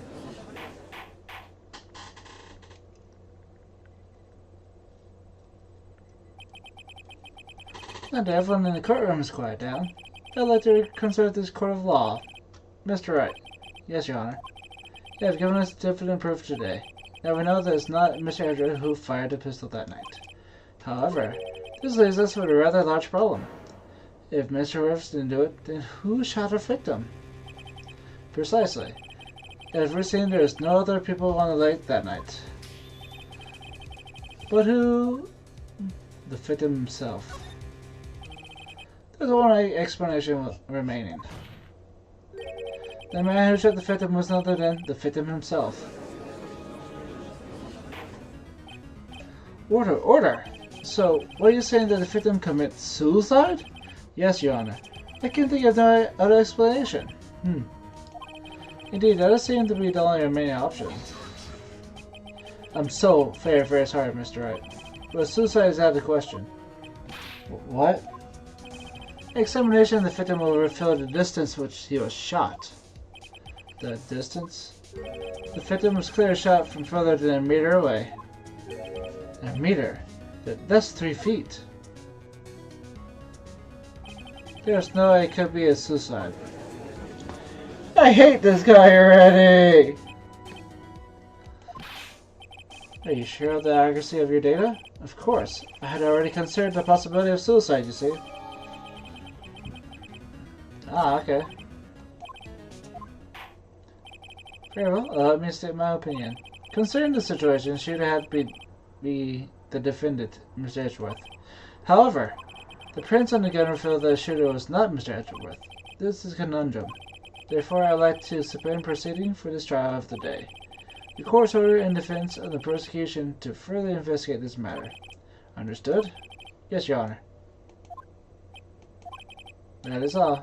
This court is adjourned. This guy is so... ugh. So it is not self-attempt. Okay. That was a close one. Hey! Don't you have anything to say? No, I haven't been declared innocent, right? Well, yeah, but... what happened out there on that lake anyway? If he didn't commit suicide, then who... The shooter was about a meter away, too. What? Don't give me that look. I did not kill him. I was just kidding around. Look. I'm gonna go check on Maya. Oh. Right. What? Tell her something for me. What? What are you gonna say, bud? Tell her to watch what she says in court. That's all.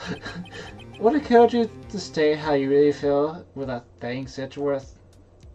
He's Tsundere. He's Tsundere. Wow. Okay.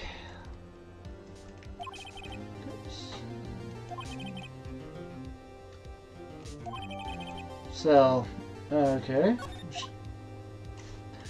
We might actually have to use that later. Yeah, that's good, I guess. That was tough. Holy criminy. You should see the steam coming out of my head. Yikes. Yikes. Christmas. December 26th. Detention Center Visitors Room. Maya, hey, Nick, it's you. I'm glad Mr. Ashford made it through the day okay. Why are you back in detention? It's a relief. Hey, why did you do that anyway? I don't know. I knew I had to do something.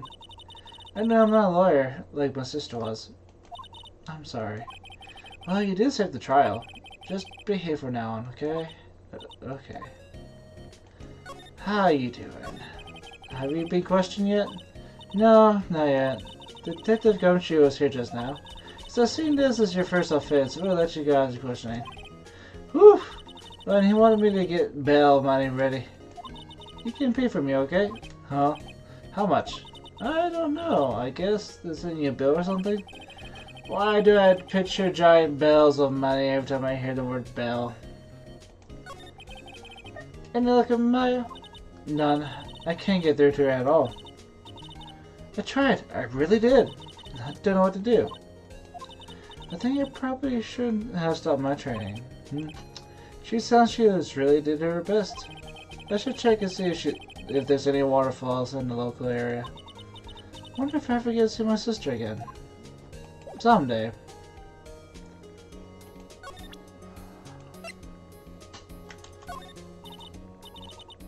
Nothing? But what about your mom?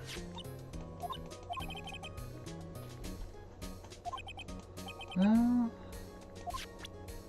I'm sorry. Alright. Let's see. Where should I go now? He's on vacation? I wish I was on vacation. Yeah.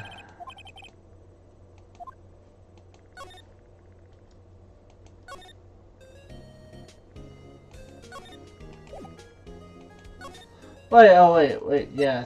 Criminal affairs to get our good friend Maya out. That's right, that's what I did do. The scene? Huh? Oh, really? What?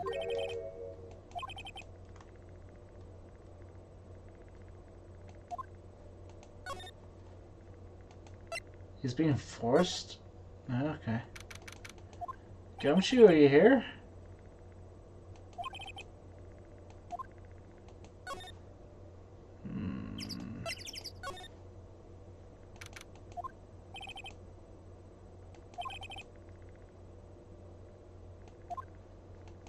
Why would you date models? That sounds like a problem.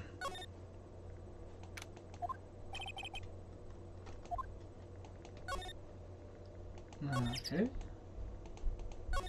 What about her? Hey, it's Gumshoe. Trial today, yes? What about the trial? Well, I was gonna say a good show, but it wasn't really all that. So you did save Mr. Edgeworth, I guess. I wasn't sure how to thank you, you know? Thanks. You could just say thank you. Detective Gumshoe. Any idea what the strategy for Akama's plan for tomorrow? Sounds like he's bringing another witness. Another witness? Alright. You said about that in the trial today. Yeah, there was two witnesses. Like, another one was a male, right? What the witness was? Who was it? Sorry, pal. As much as I like to, I am not at liberty to divulge that information. Right. Oh, I'm sorry, bud. It's all good. Alright, I wanted to ask you something about Edgeworth. What's up? Is he afraid of earthquakes? Never heard anything about that before. Yeah.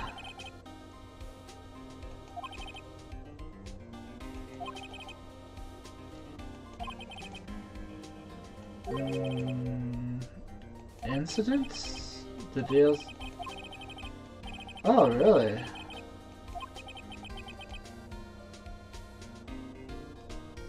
Ah, poor buddy. I want to talk to you about Maya Fey. Huh? She's not at Bell yet? That's strange. I told them to let her go as soon as they had their report written up. Man, I don't know what would have happened in that courtroom today if it wasn't for her. Seeing me getting dragged out by the bailiff. I'll be honest with you, Bob. I shed a tear or two. Mr. Edgeworth was so moved that I saw his lip trembling. Really? Cold as ice, Edgeworth? He was really grateful for what she did, you know? I'm gonna head back to the station. I'll get the report in my get her out there as soon as I can. Thank you. Oh, wait. I was wondering, how much is the bill gonna be? Don't worry about that. Mr. Edgeworth posting the whole amount. What? Edgeworth? Didn't I tell you? He's grateful for what she did. Alright, pal. Well, don't forget to pick her up, okay? Maybe I can get Edgeworth to pay this month's rent, too. Is she still here?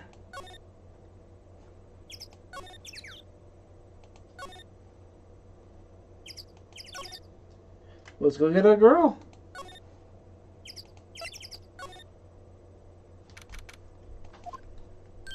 Hey Nick, you finally came. I just finished the paperwork. I'm free to go. Free less, huh? Those interrogators were really mean. They were like, okay, what did you do this time? Like, some kind of criminal. Can you believe it? Oh, they let you out in the end, didn't they? Oh, that reminds me. Thanks for the bell.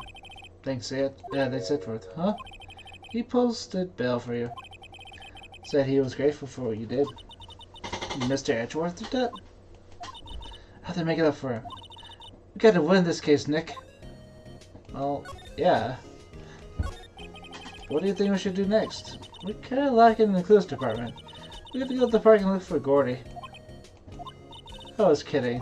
Still, if there's any clues out there, the park's as good as bet as any. What do you say? Shall we head down there? And here it is.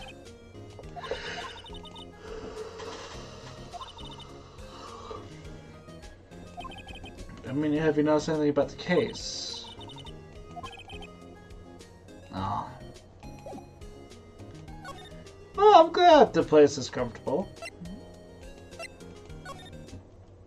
Let's see if there's anything special here. Probably back at the precinct, looking up the case against Edgeworth. Oh, it's Lotta, the troublemaker. Yeah, what did we do now? No, I'm not complaining. See, I did a little thinking, a little self-reflection, you might say. I realized that being a witness might be a big responsibility. I just went up there and started blabbing any old thing that came to mind. Lotta, see, I want to make up to you. Make it up? Okay, how are you gonna make it up? What do you think of the trial? To be honest, I was doing half just to say being a witness. I didn't really see anything. Kinda convinced myself I had though. I'm sorry. I know it caused you a lot of trouble. You caused me a headache. Well, memory is tricky, vague little thing. Yeah, I'm sure to know that now. That'll be fine next time I witness a murder. Better not. You mean the first time you witness a murder. What about Gordy? Right. Well, that way I figured the trial and make stuck in the flames of Gordy fever. I get my exclusive photos and lock it to stardom. Alright, Lotta, you go, girl. We just could have been an investigative photographer too. Finish your spread medium training first. Lotta, what do you do to mean by making it up? Well, you see. Actually, I got any information for you. Oh? That phone carpet didn't want me to say nothing about it. What information? Now we get into the heart of it. See, I reckon we might be able to do ourselves a little exchange. Exchange? Others supposed to make it up to us. Right. I propose a little exchange to make up for you. That's not how... Okay.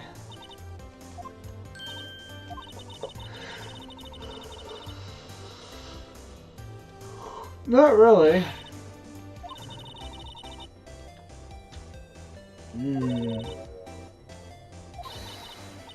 You're just an exception. Yeah, let's make a deal.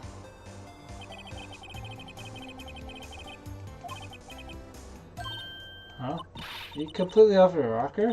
I may not be sophisticated, but I'm not trying to rob the poor. Huh?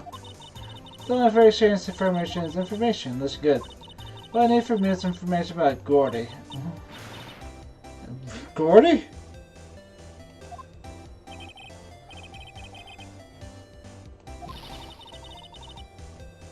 Yeah.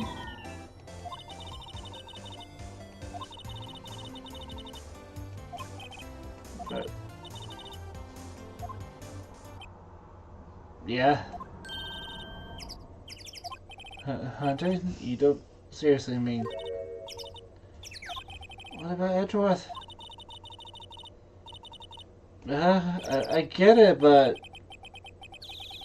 yeah.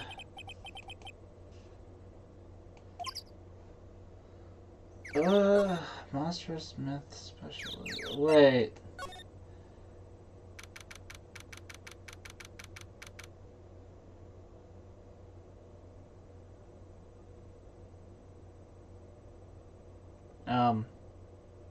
Where's there a...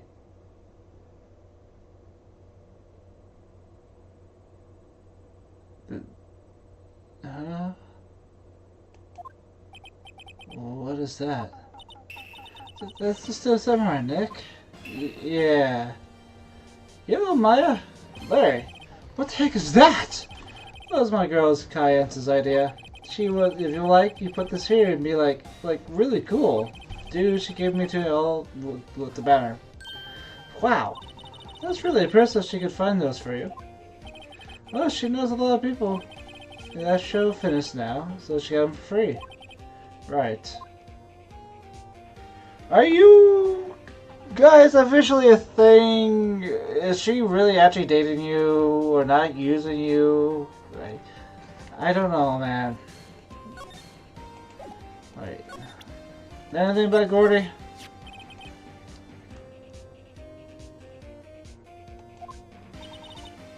Yeah, do you know anything about this, bud?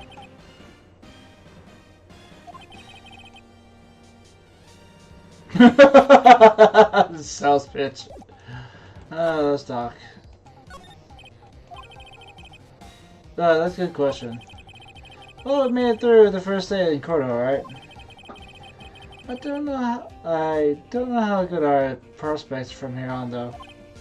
Huh. Hey Larry, do you know Mr. Edgeworth's secret weakness? He's terrified of earthquakes. He acts like a little boy. Huh? That's weird. I don't think he was ever like that in school. No? Really? Yeah, we were only in the same class for a little bit. He transferred to schools pretty quickly. Transferred. Right. When the DLC incident happened. Doesn't look like Larry knows about it, though. What about the big... What's with all this stuff right here? Where'd you get the big thing? Huh? Oh, the big guy? I had that for about a month ago. Yeah. It's a big hit with the kids. I wasn't here yesterday. Huh? Oh, right. That compressor was busted. Compressor? Yeah, it's the little unit above my hot dog stand. You mean this thing? That's what I used to put the air in the Steel Samurai. It broke a little while ago, so I sent for repairs. Oh, and here I thought you inflated by yourself. I mean, he's full of hot air. Don't get me wrong. He's very full of hot air. I don't think it's going to be any useful here. Let's go to the boat shop here. It's always so quiet here. What if the boat shop is closed for good? With the murder on the lake and all. They're probably just taking a vacation until it blows over. I get it. Can we take the...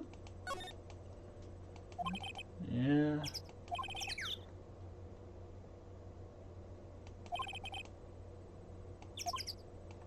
Can we just go out there, check it out? We're supposed to find proof or not proof of Gordy.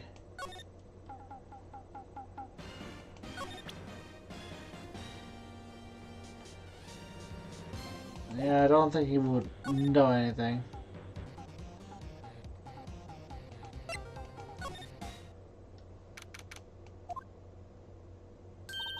There you go. Well, you find anything about Gordy? No, nothing.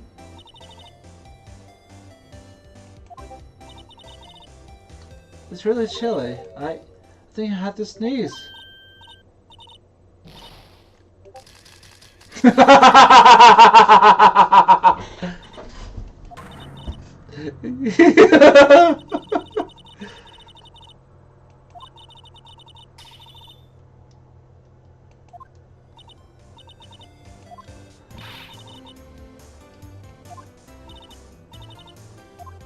What? Why do I have to pay the lady?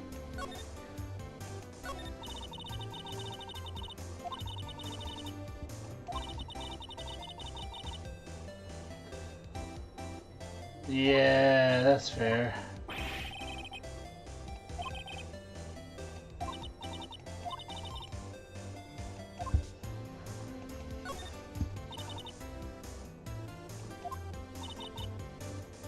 Oh, that's it?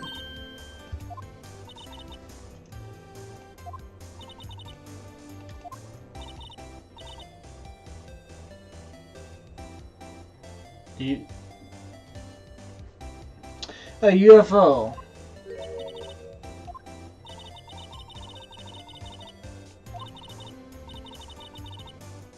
You should go back to school anyway. Taking a break for a bit.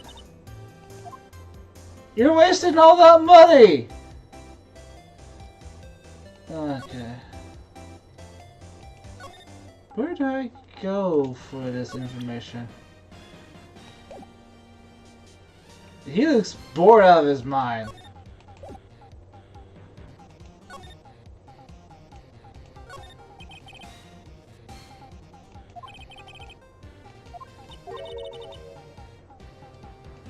Uh-huh.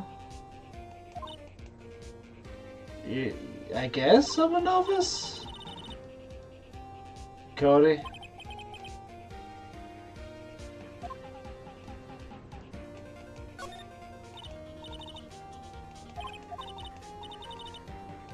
Already seen this.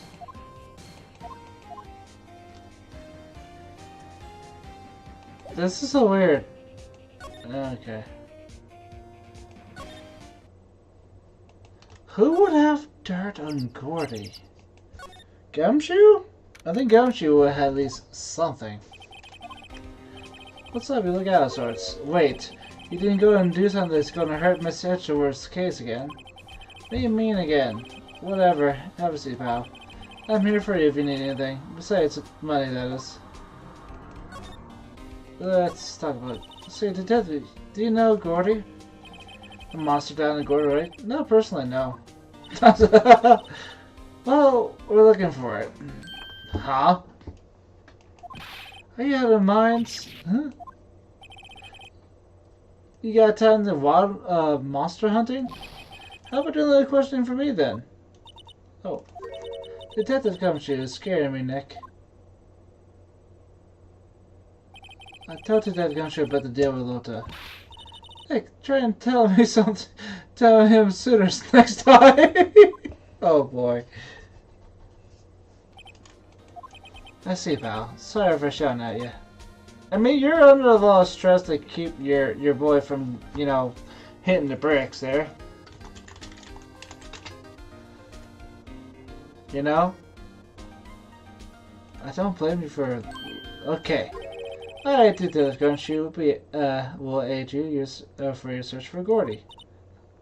I mean, Gumshoe is pretty good at finding things, right? I'll loan you one of our newest secret weapons for to find evidence. Really? You can take you can take whichever one you like. Whichever one? Okay, give us goods. Hold on now, everything's in due time. First, let me show them to you. These are our best and brightest. Introducing secret weapon number 1, Missile. Missile? He's a K9 police dog. Oh, we got a puppy? Missile, here, boy. Oh, here he is. Hey, it's cute. Look, Nick, a cute dog. A cute dog. And this will help us? How? Next secret weapon is number 2, a fishing pole. Here, this is my own personal pole, Detective Gumshoe. We're looking for a monster. Yeah. How are we supposed to catch a whole sea monster with a fishing pole? Well, that's actually a good question. Never know till you try, pal. Okay, the next one is the last one. No, please don't already overwhelmed by our choices. Secret weapon number 3, a metal detector. Here, Detective Gumshoe. We're looking for something alive. Right. How are we supposed to find a metal detector? Hey, you never know. It might be eating soda cans. Well, that's actually a fair point. I think we can go with missile.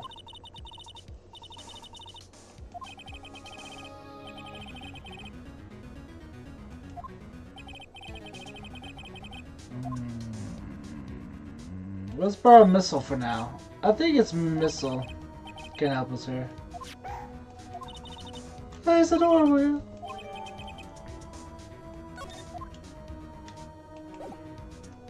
Alright, thanks, Gumshoe.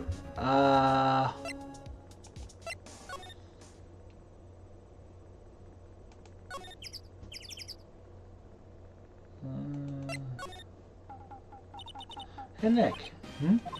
This has been acting strangely. Oh, alright. That little creature of the detectives. Hey, I love little doggies. Good boy, good boy. Those for a missile. Eek. Missile. Missile.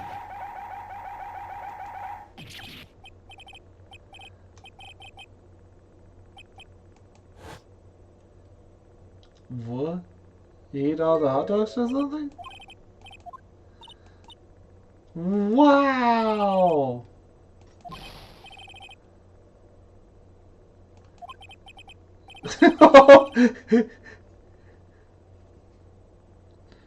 Wow!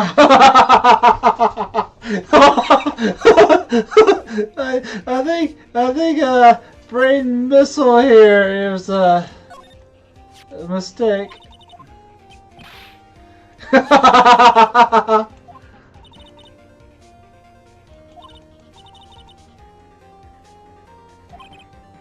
My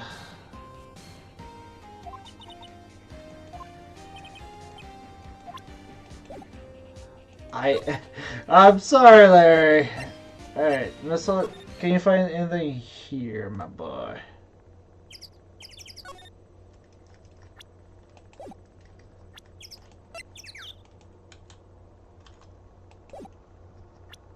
Missile's not.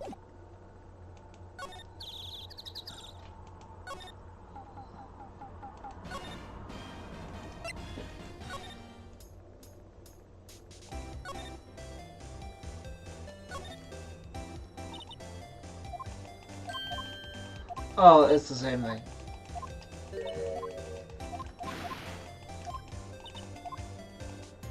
Alright.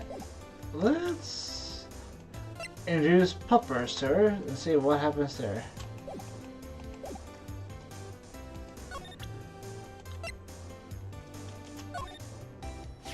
Hey Lotta! Oh cute, he's yours. He's K9 Police Dog, his name is Missile. Huh. Yeah. It's fish? I think like a fish like monster was smell like fish. Okay.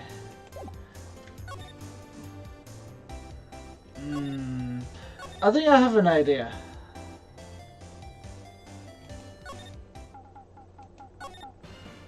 He looks dead inside, I swear. Here's what I'm thinking. I need to use the other weapons. The metal detector.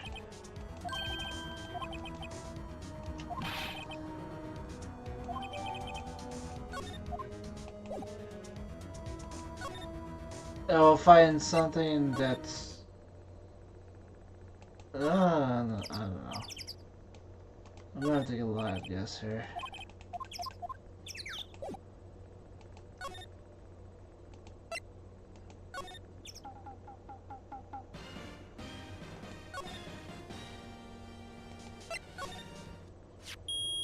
Ooh!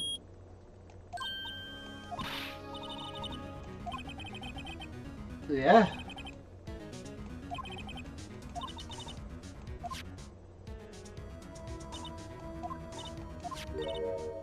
What is...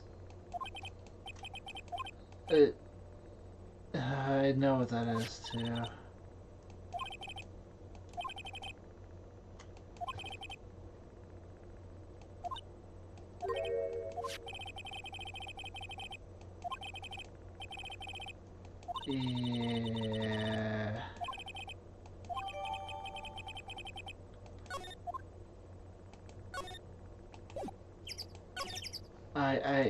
I have a feeling about this. What, an air tank? What about it? Larry, I want to ask you about this tank. Is it yours? Say, is this air tank yours? Why would I have a thing like that? Like, see how there's a string of flags around the tank's valve? Just like strings, a flag around your steel samurai there. Are you trying to lie to me?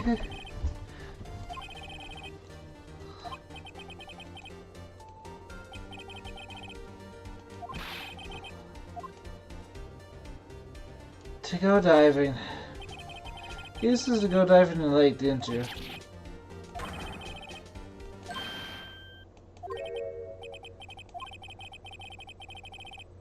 No, just...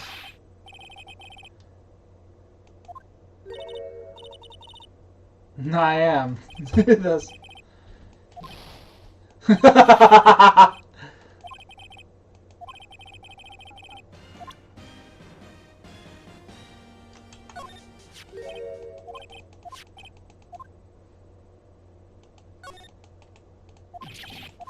was gonna say...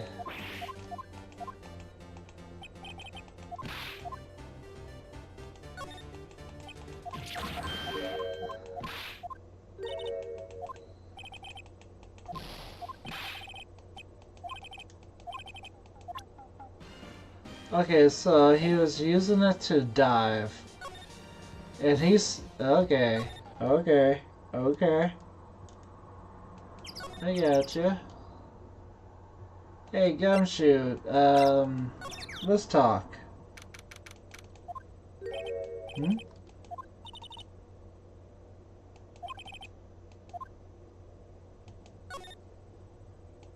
Wait, I have to go around and scan some more things. No, that's fine.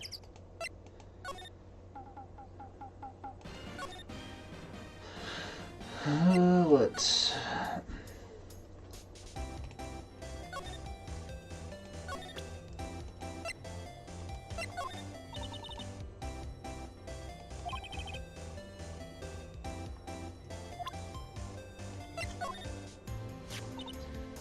We got a military letter.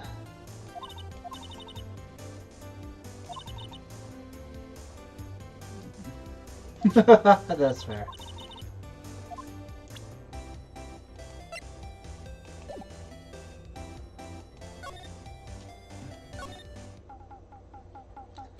So, how do I get him to talk about this?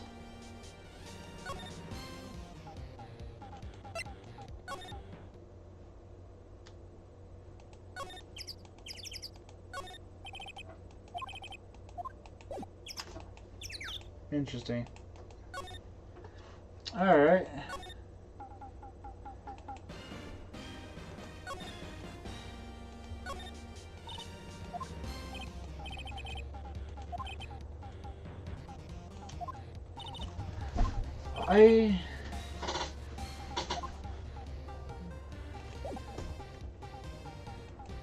You be you, bud. I am suspicious of you.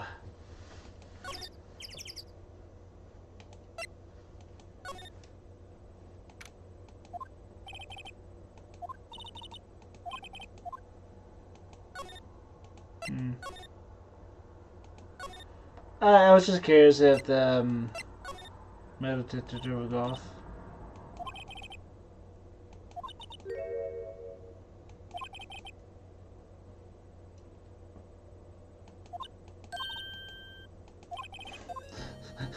She's a troublemaker!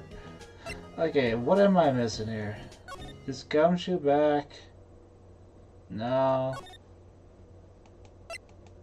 Okay, so I am on to something here.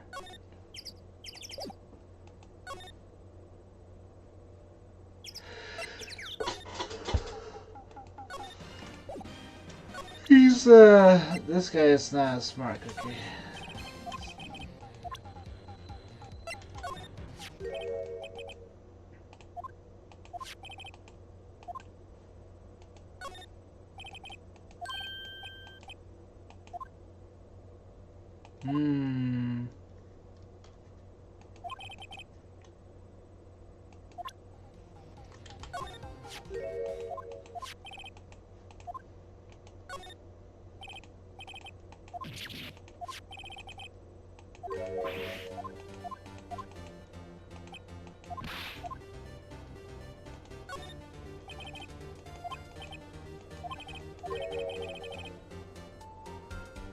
Let's go with this line of dialogue.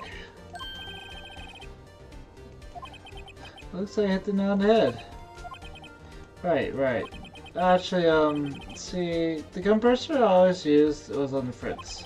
So I tried to use the tank to inflate it just once, and it didn't go so well. As I suspected. It didn't go so well? Yeah. Do you think you could be a little more specific? Come on. Looks is embarrassing, so I don't want to talk about it.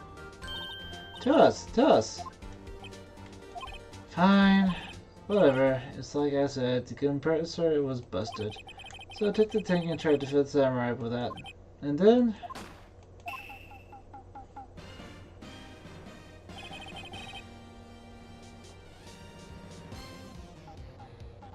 oh.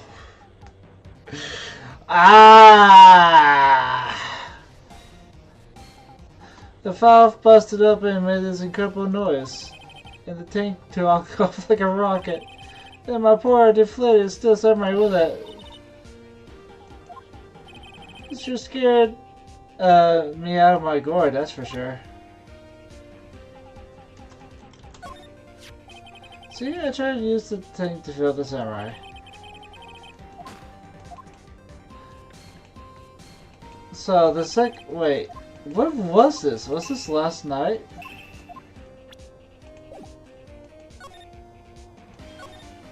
So the tank is still samurai where you're trying to fill the flew away. What happened next? Well, all that happened on the 20th or so. A week ago. As far as I could see, the tank was flying out of the lake. So I went out every night in a boat looking for it. I mean, Kayans gave me a still samurai after all. And what did you find? Just the night before last. It flew all the way out there. It took me 4 whole days to find it. The night before the last... the night of the murder. Sorry not telling you this, Nick. Actually, I was here on the night of the murder. But you see, I went home before midnight. So you do know what happened? Nope. That's too bad.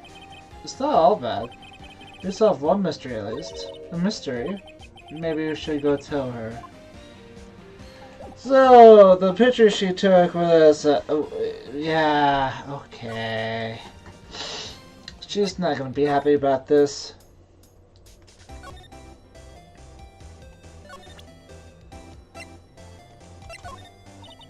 Yep, it's in a second. Okay. I get information all you need. You guys skip and go from yet? Found him. Huh? You already? Oh, you found him already? What? I haven't seen any monsters yet. You're for it? Gordon really exists? No. Wait. I need proof. You got a photo? I have a proof. Of course I have proof. No fair, Nick. It was when I went to the bathroom, wasn't it? That's when you made contact to Gordy. Never, Jabba. Let me see your proof. You try to make a fool out of me? That doesn't prove to do squat.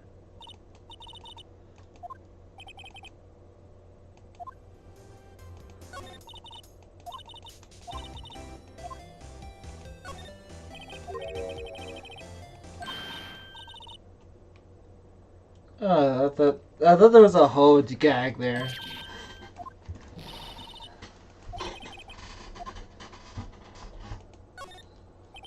Here's our proof. No Larry Wolfer's badge would make a claim without the proof to back it up. Here's proof that Glory doesn't exist.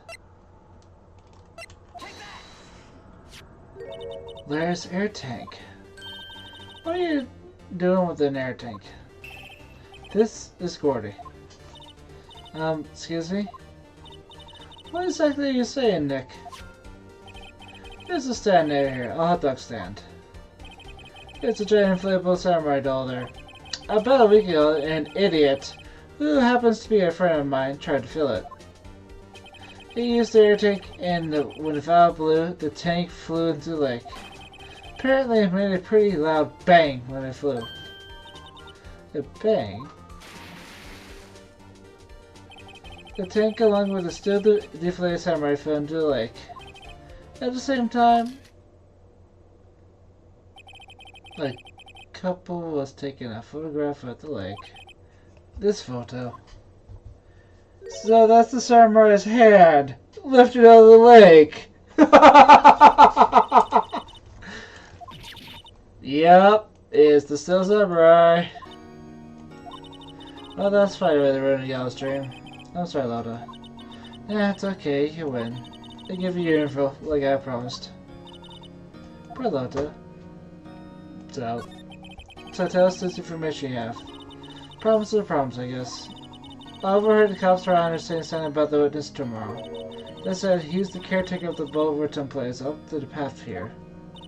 Boat rental?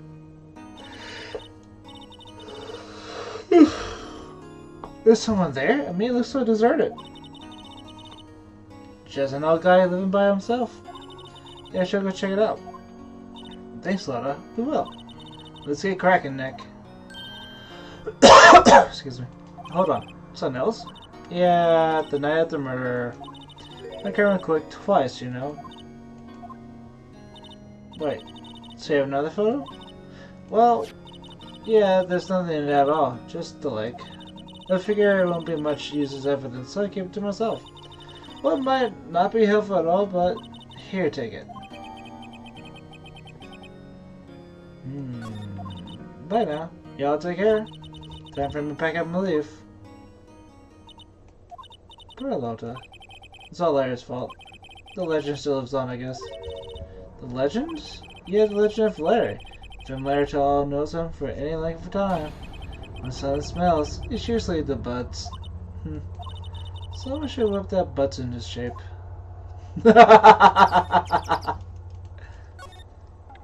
Alright.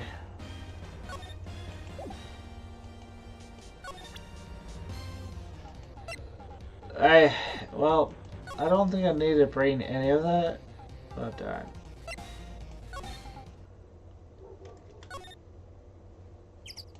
Oh, she's gone. Poor thing.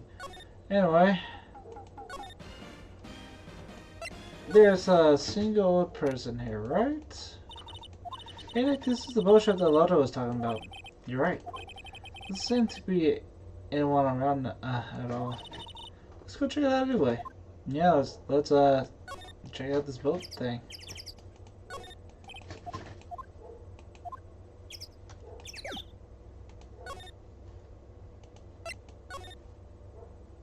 There's a bird here. That's a bird. It's a bird. Whoa. Hi. Meg, that's you? Hey, is that Kenneth with you? Where have you two been? I've been worried sick. Nick, you handle this. I think I'll leave this one up to you, Maya. Meg! Yes? Finally made your mind, have you? My mind? You run the pasta shop when I'm gone.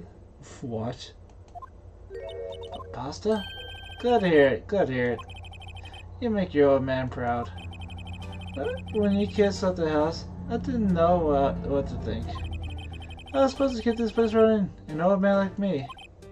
Polly, the kids are home. Hello, hello, Squawk. Nick, what was that? The parrot, the one on the perch. Kith, yes? I leave the wet noodle in your capable hands, Sonny. Nick, what was this wet noodle?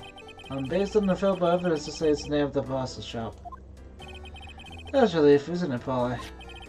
Hello, hello. Yep.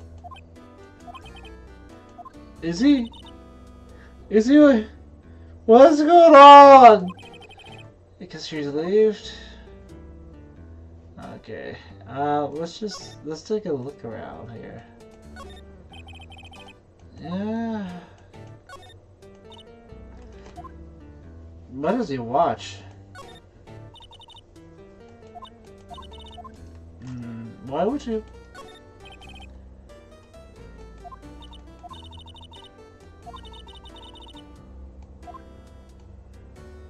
Saltwater fish?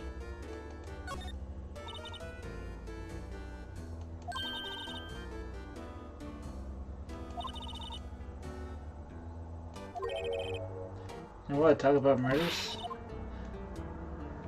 I mean, he has a valid point. Hey, Polly.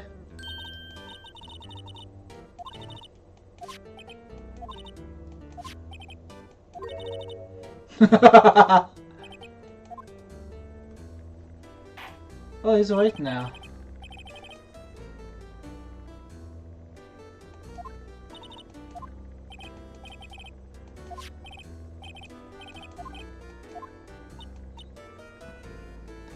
Polly. Okay.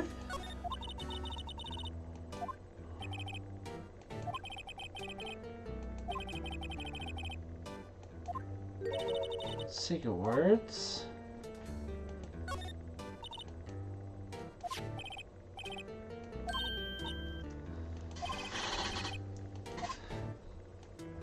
It's a cute bird.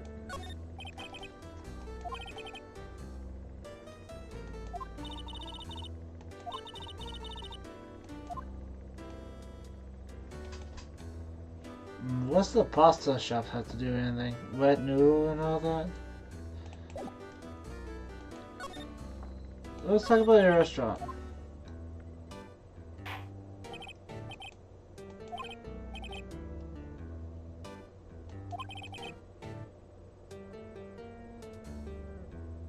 The third generation? Dough tossing. That sounds fun.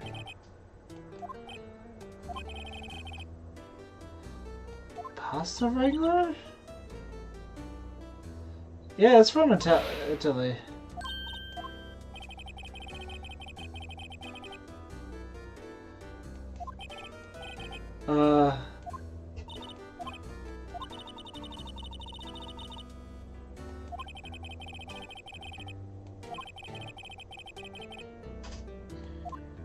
Okay.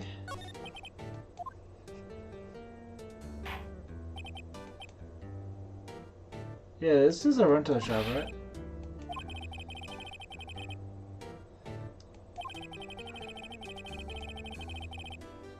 What?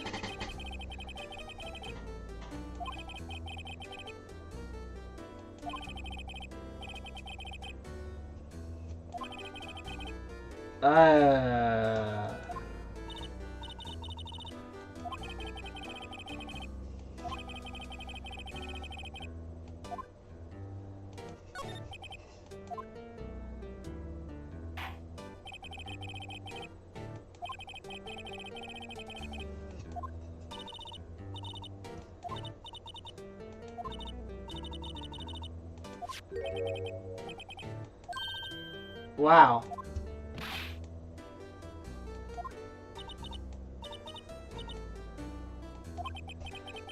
And a criminal. Yeah, she's a butterfly criminal. 1224. That's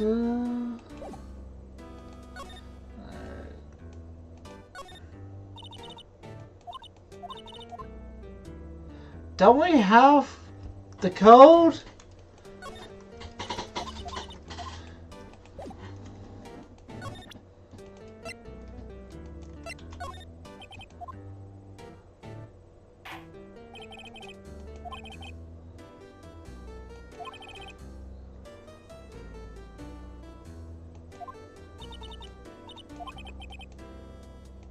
What?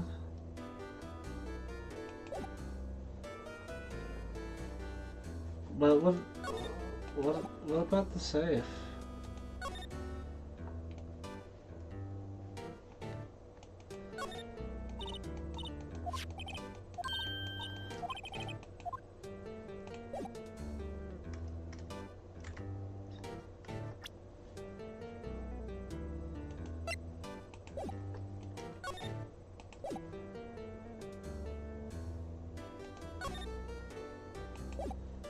What am I missing here? It says the safe's code. I should be able to get in there, right?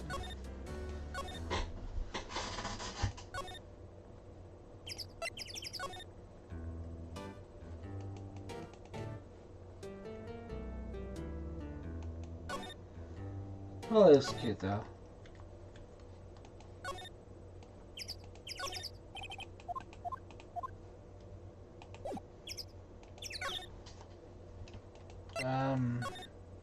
Am I missing something here?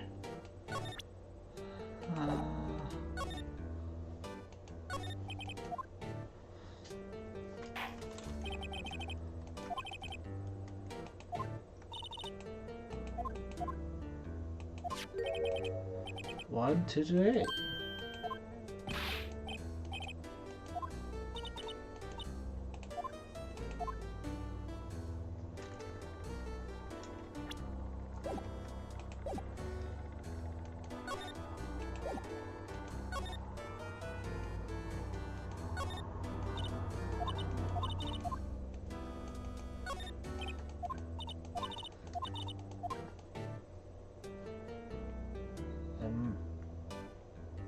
Am I missing something?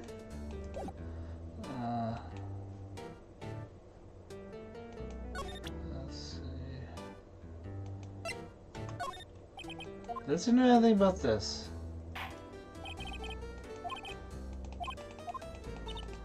That's a no.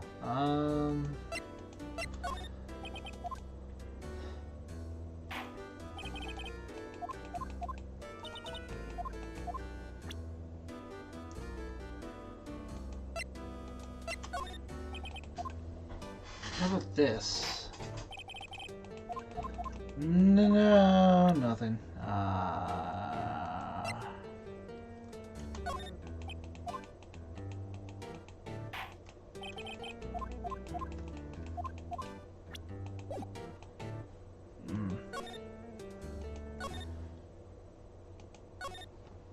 Well,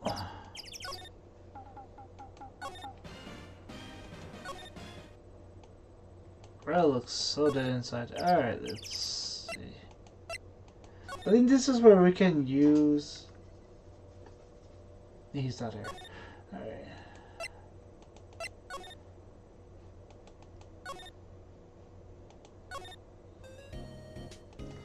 Honestly, I have no idea.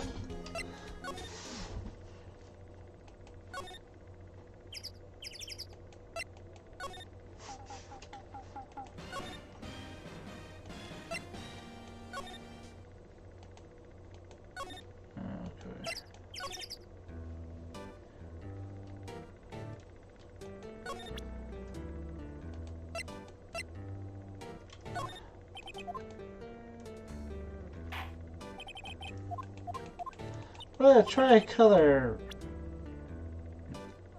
sounds good.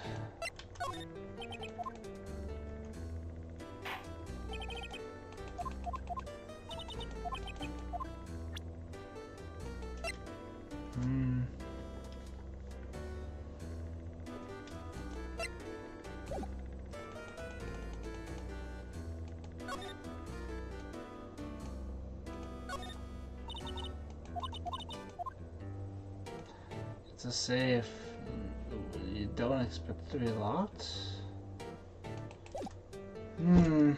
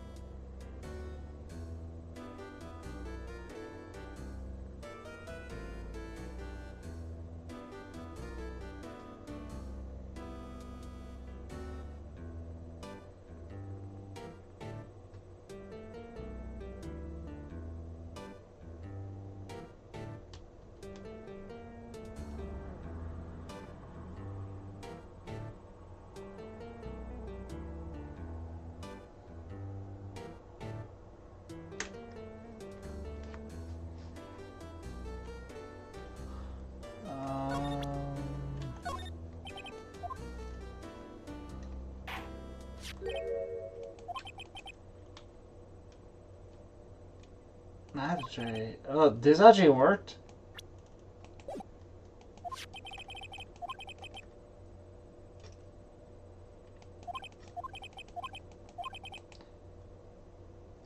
What? No, duh.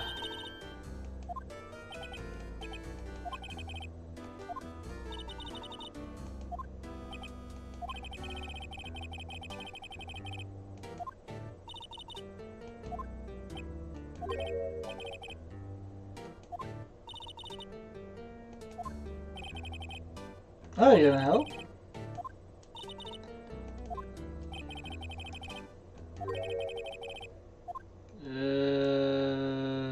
Sure, let's promise that. Yeah? Phoenix noodles! That actually sounds pretty good. How about Fox Tiger noodles? Maybe that sounds better. Come on, give it a try. Come on down and have some noodles. Fox Tiger noodles. That just sounds wrong. Never mind. I said nothing. That's my boy. Good for you, kid. Wait, I didn't just...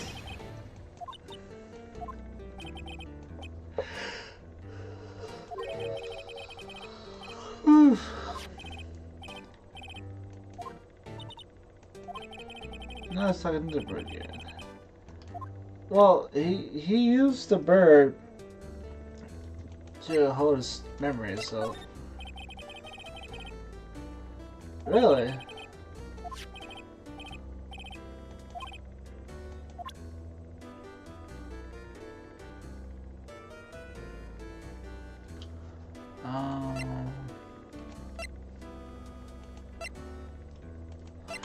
Now you know any of this?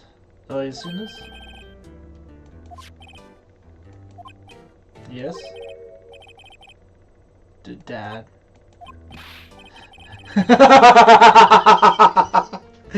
Dad, do you know something about this? Yep. The other night, out on the lake. Yes? Yes? I know all about that. I've seen it. What? Tell us. Tell us what you saw. Well, I suppose, since you're taking over the shopping now.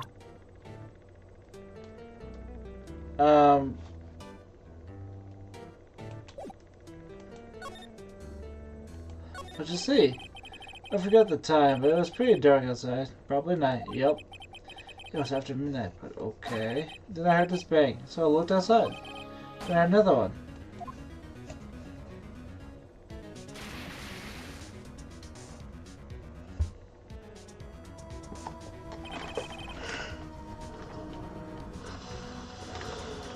Excuse me, I'm a little winded. A little while later, the boat comes back. The young man walked by my window here. He was muttering about it to himself like, yep. What did he say? Yep. I forgot. I remember tomorrow by court time, promise. I need to know earlier than that. You know what? Little Terry was just here. Terry? Yep, the kid next door. You always used to make him cry, remember? He was wearing that tattered old coat, got him those whiskers growing out of his face. He must be bad to take the gumshoe. He comes up and tells me to come down to court tomorrow. Really? Somehow I don't think we're going to get much useful information from this guy. Maybe we should be leaving. I think you're right. Alright, I have one more question. Huh? Polly, have you forgotten something? Don't forget the LC6. Huh? Oh, one more time, Polly. What?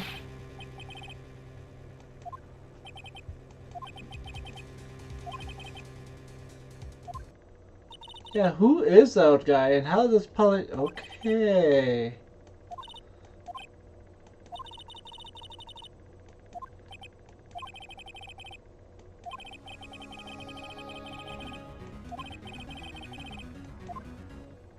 Okay. See you later. You have a good day. I didn't. Yeah. Don't you need to talk?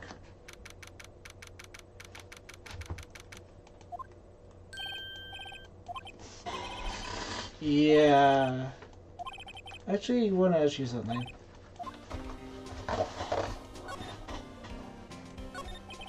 You know the boat rental shop down the Gore Lake?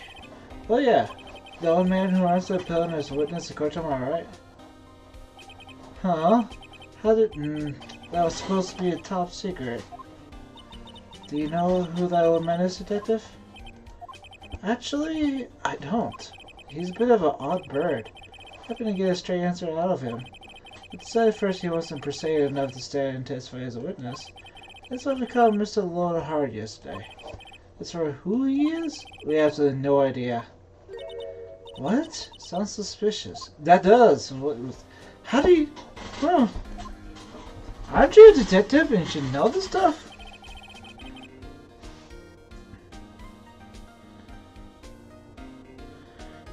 Like, look. Isn't it like a red flag that you don't know his background or anything? At all? We didn't know about the DL6 incident. That was when Edgeworth's father died. I can't help but think that has something to do with the current case. To tell the truth, I don't know much about the DL6 either.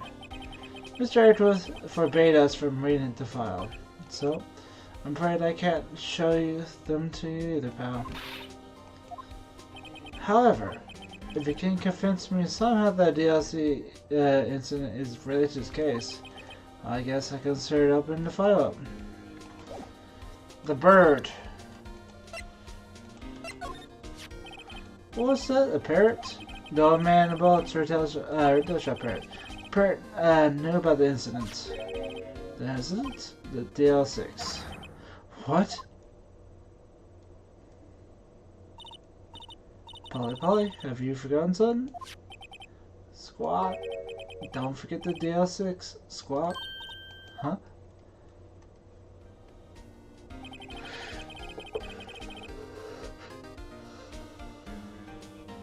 I'm pretty sure the old man must have taught her that word. Yeah. But how would that old man know about the DL6 incident? Wait, what if the old man was connected to the DL6? He might be... I getcha. Sounds like you need some information on DL6. Through here at the station records room. I give you a special permission to go ahead and find what you need. Thanks, Gamshu.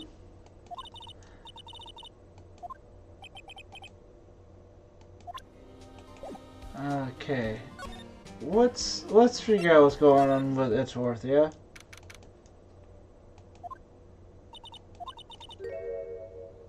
Dusty. 10 years of files and 10 years of dust, I guess.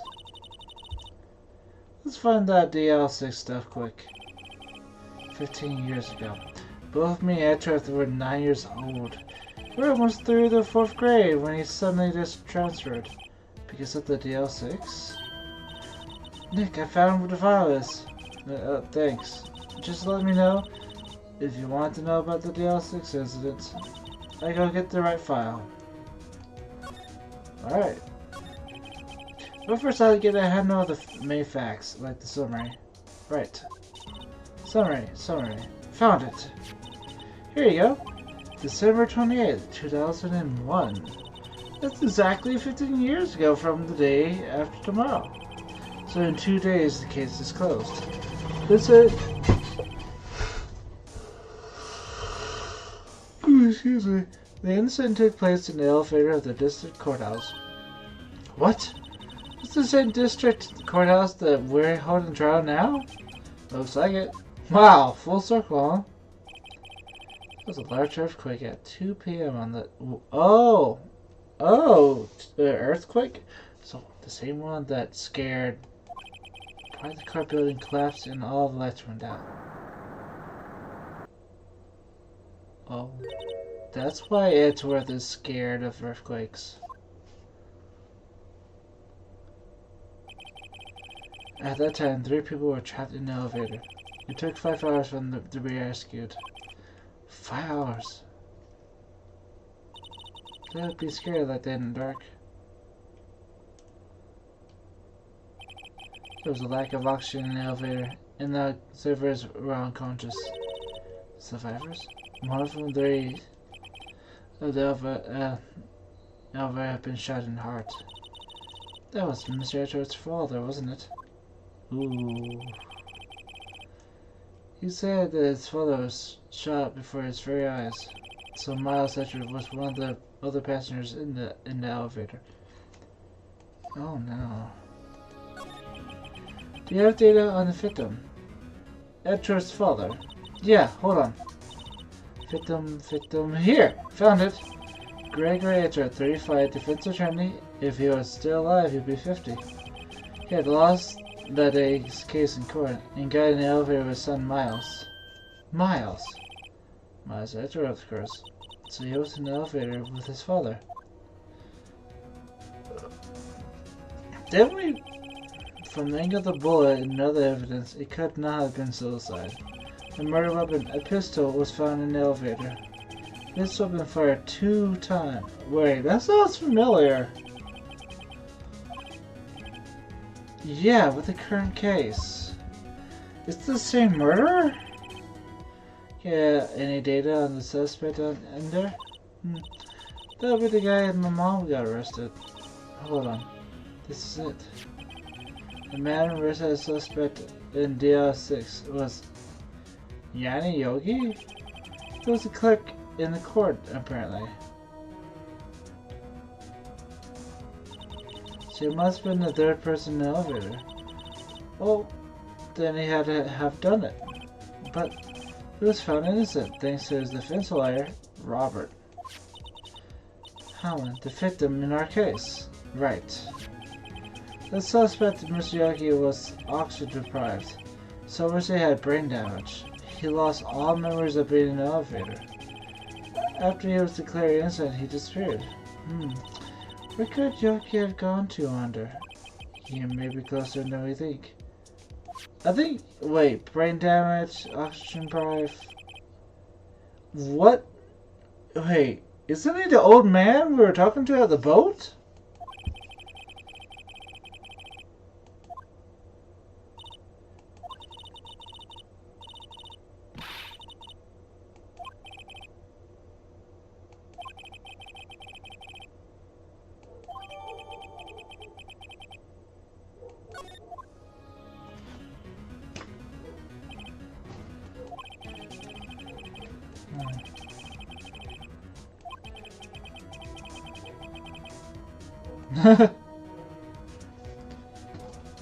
Quite honestly, I think it's laying up to be the old man that's seen it all.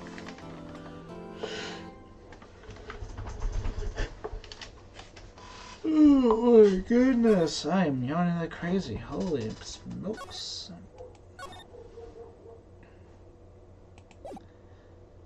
Let's see if we can win this round, yeah?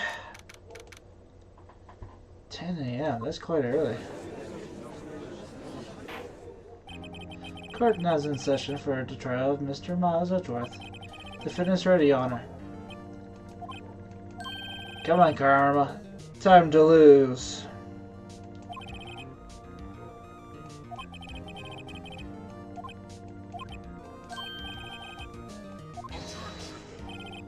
Why are you...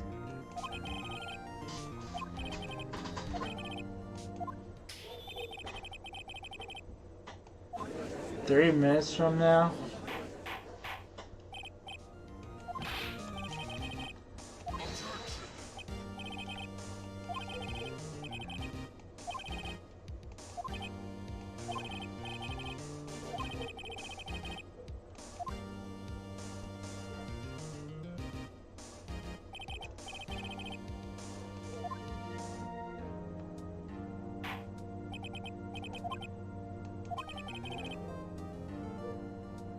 I'm the predator of the restaurant of the Wet Noodle of the Gourd Lake. And there are also red boats. The night of the incident, you were in the boat retail shop, correct? Yep, I was. Please satisfy. Wait a second. Who's ever heard those old guy is? He even put his name or anything out there.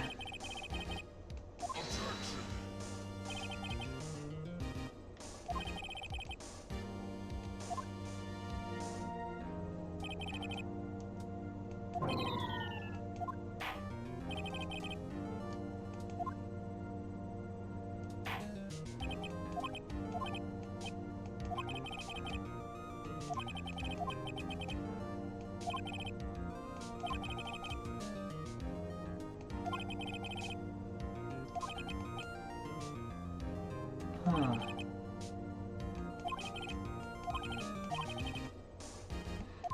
That's all fishy, man.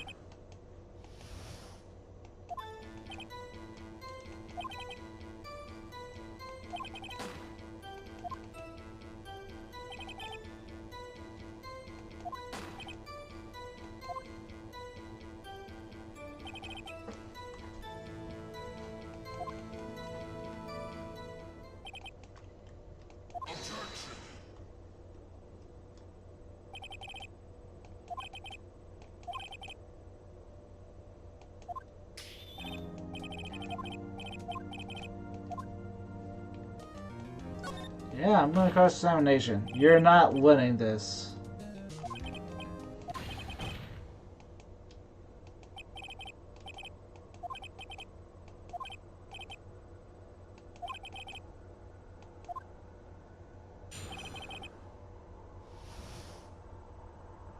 Alright.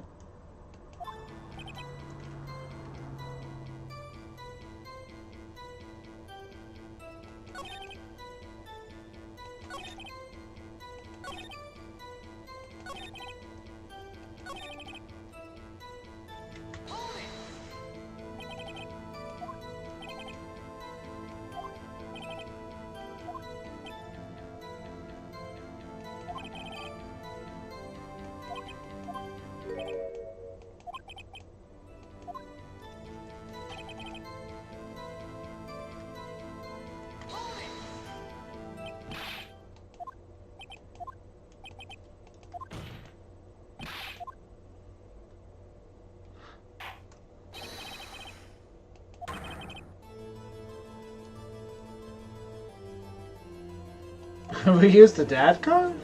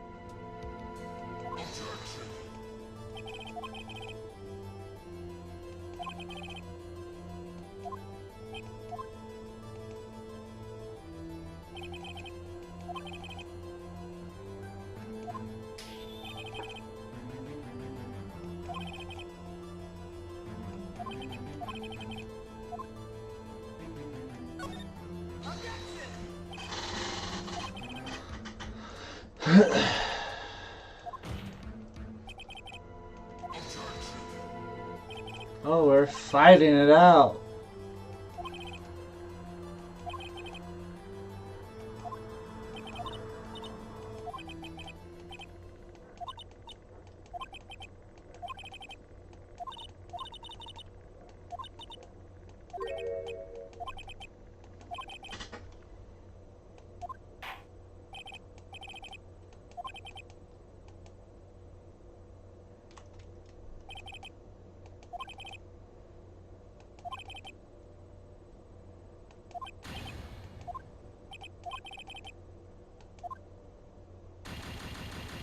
What?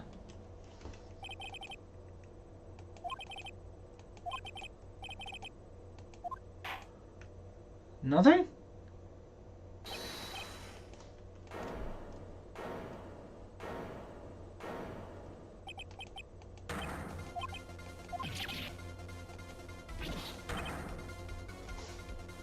Larry!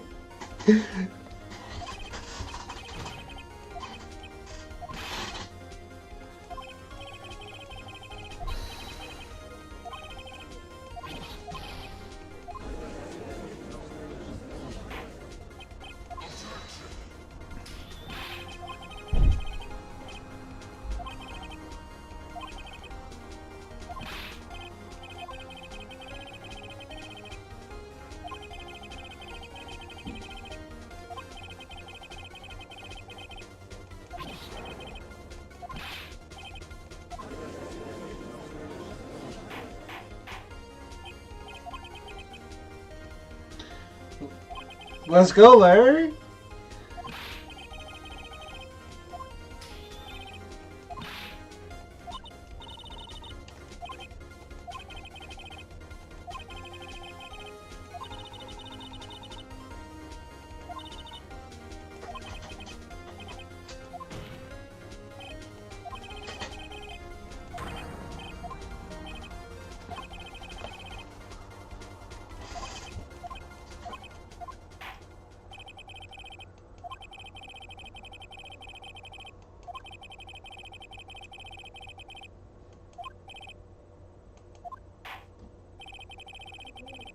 Ha ha ha ha ha ha.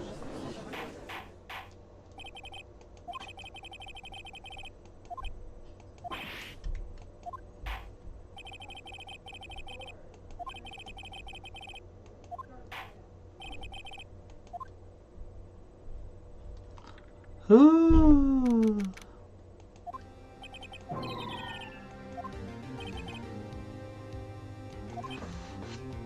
Sorry, Edgeworth.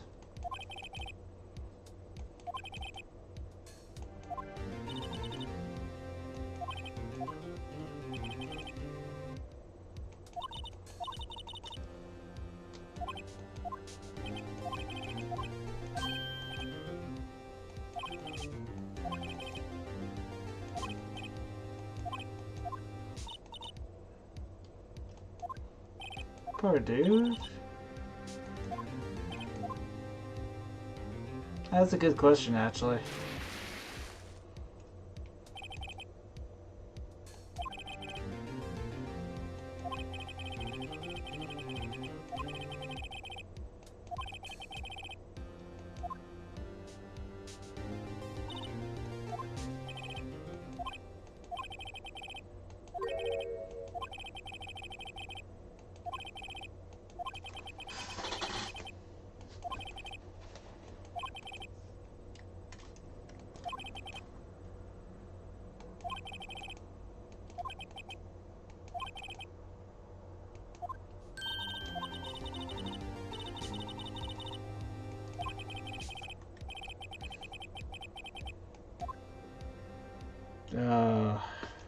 Can I trust Larry to be on our side with this? Let's go.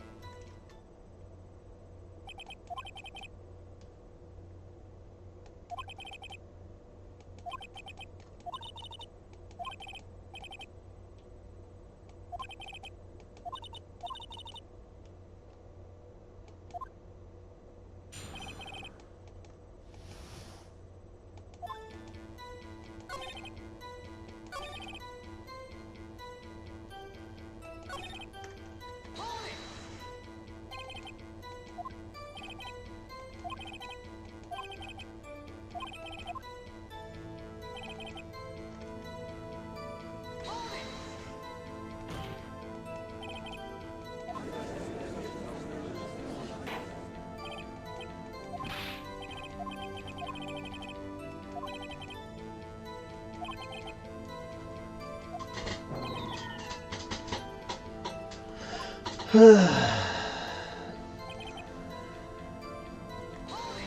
single gunshot.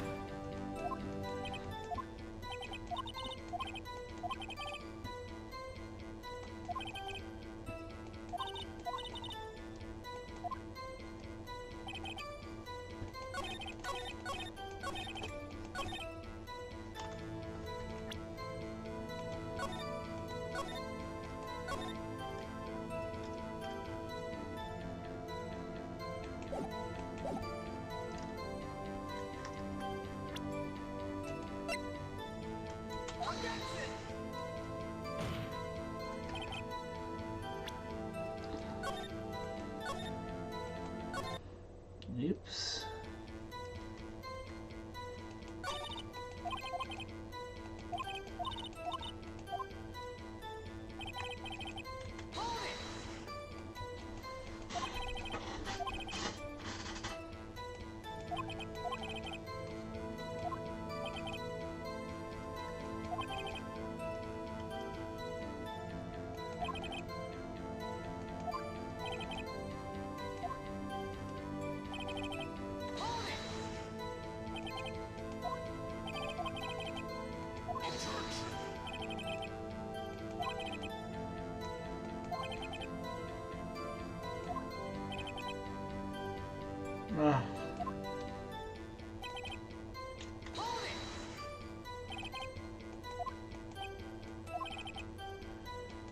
So around 12.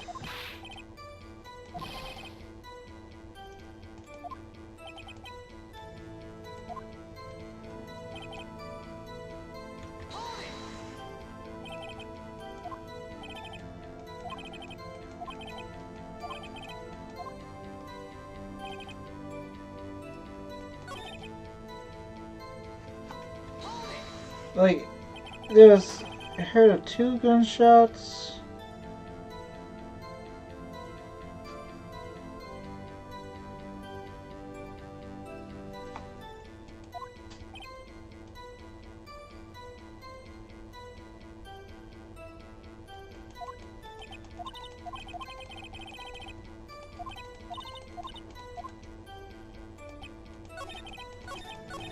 Yeah. This one gunshot thing is not fitting here.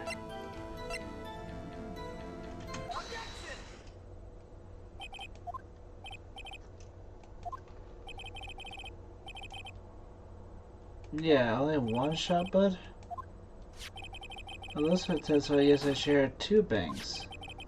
And all men just now said the same thing. They both heard 2 gunshots that night.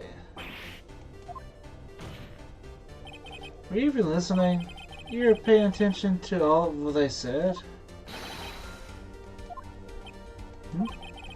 You know something's been bothering me. I'm gonna say it like a customer here. So you treat me nice and stuff, and okay? Come on, dude.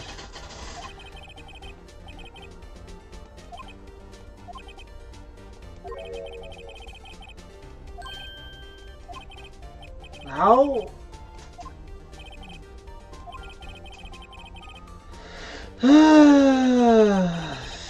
Something else.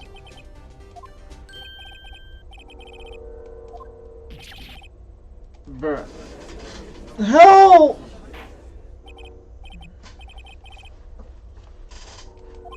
Stop that booing.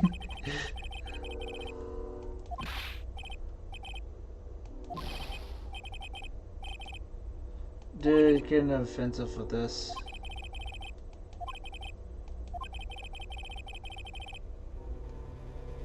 I do not accept this witness or a shot of testimony. Continue.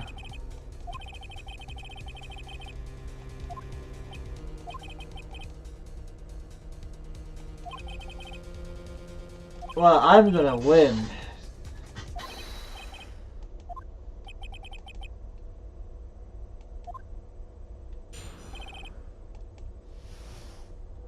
What do you have for me now, Larry? That's why I listen to our quest shows on the radio, see? I was listening to real booming loud, like, I'm sure I heard that gunshot. I remember cycling the DJ saying when I hear it too.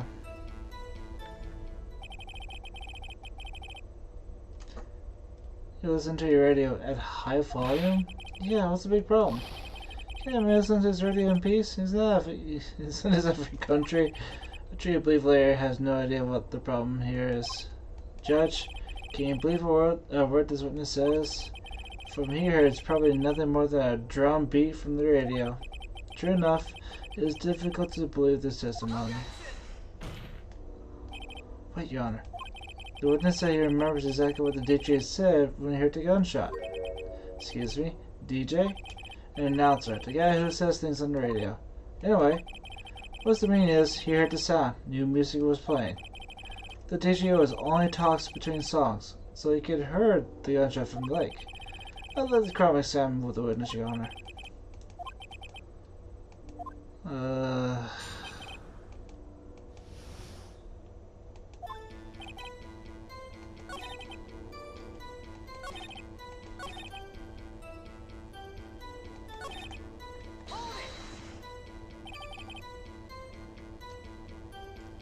What did it say? It's just pointing questions. Well, what's so good knowing the DJ word said do us? Indeed, Mr. Fukarma has a point. I love the question only if you see some reason why we should care. We should care. We should care, Your Honor. Of course we should. Why? Well, how do you know if we didn't ask him, huh? Fine, very well. Mr. Buzz, please testify to the court. What was the radio announcer saying when you heard that gunshot?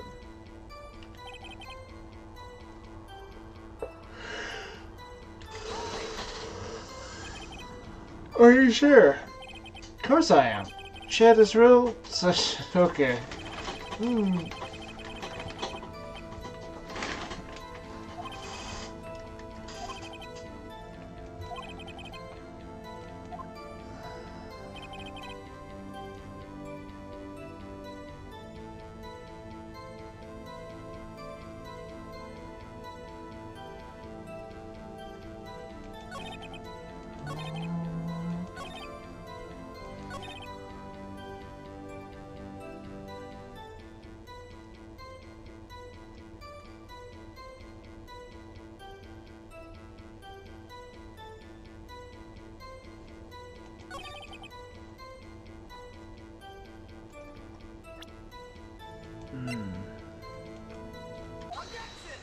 That makes...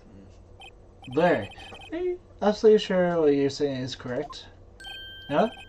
What's with the face? You look scared, dude. Hey, if you're trying to scare me, you better know I don't scare that easily. You scare very easily, bud. Your Honor, did you hear what the witness just said? Did you say, hey, it's almost Christmas, when you heard the gunshot? Indeed, and almost Christmas means it wasn't Christmas. Do you realize that what it means? When you heard the gunshot, it was still Christmas Eve. That would seem to be the case, yes? But the contradictions of the two testimonies you have heard so far, Your Honor. It's both Miss Harley and the old man said it was after midnight when they heard the gunshots. In other words, when they heard the gunshots, it was already Christmas. This was a clear contradiction, Your Honor.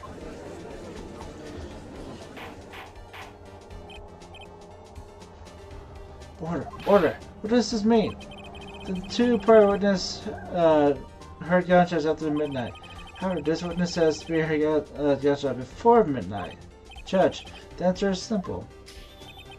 The current witness is plain mistaken. Just look at him. Suspicious. What? Well, Mr. Wright, what do you think about Mr. Buzz claims he heard the gunshot before midnight? I say my buddy's right. There's not a mistake, Your Honor. He heard the gunshot before midnight. Intriguing. I'm assuming you have evidence for this wild claim? Show me evidence there's a gunshot before midnight. Well... That's not gonna help. Overhead, circulate.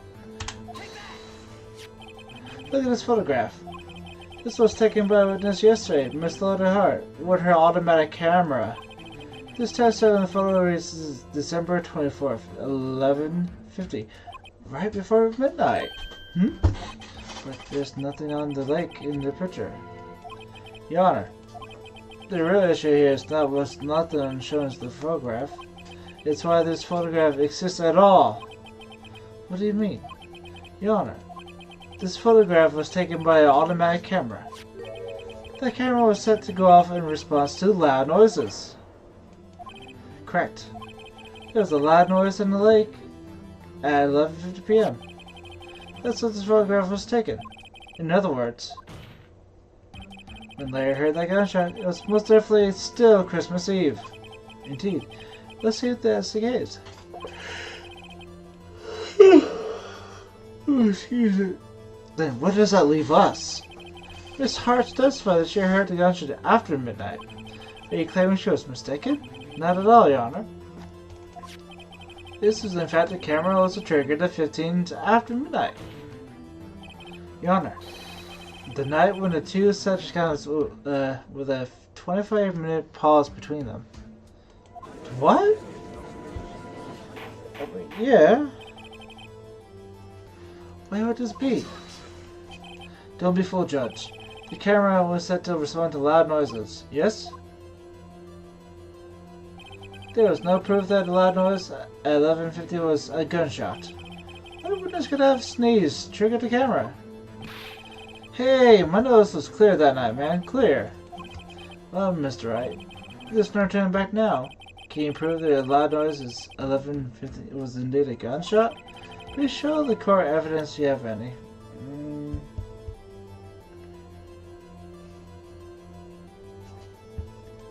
I think the pistol would do. This is my evidence. The murder weapon? Something about this pistol was bothering me, Your Honor. Both the witness who testified yesterday heard 2 gunshots. However, the murder weapon was fired 3 times. When then was the last shot fired? Only now I've realized the truth. The third shot was shot Larry heard was just before midnight. Order, order. That would make sense of the evidence we've seen so far. However, this leaves me wondering exactly what did happen that night on the lake. Exactly. If this is true, then there were 2 sets of gunshots, separated by 25 minutes. One at 11:50, another at 50 minutes after midnight. Why I ask you, why? Oh, I better think something quick. Wait a second. Gunshot separated by 25 minutes. Ah! Because I believe the first one was the... Yeah. I have it. I have it. Huh? Remember the case with the Steel Samurai? Huh, yeah, of course I remember. The murder in this case had the same idea as the murder in that case. What do you mean? Maya! Yes?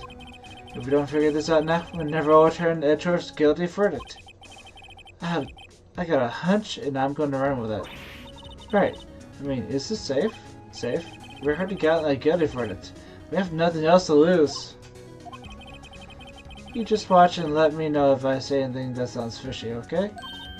Right, Nick. Your Honor. Yes, Mr. Wright? The testimony just now had cleared up an entire case. What do you mean, Mr. Wright? So you finally realized the truth. There can be no other murder here than Miles Edgeworth himself. Wrong, Fun Karma. That man was shot that night. It wasn't but it wasn't Edgeworth who did the shooting. Listen, Rookie. Take a deep breath and consider the facts. At the time of the murder, 1 bullet was on the leg. This was shown by the witness's photograph. The defendant Edgeworth and the victim Robert Hellman was on the boat.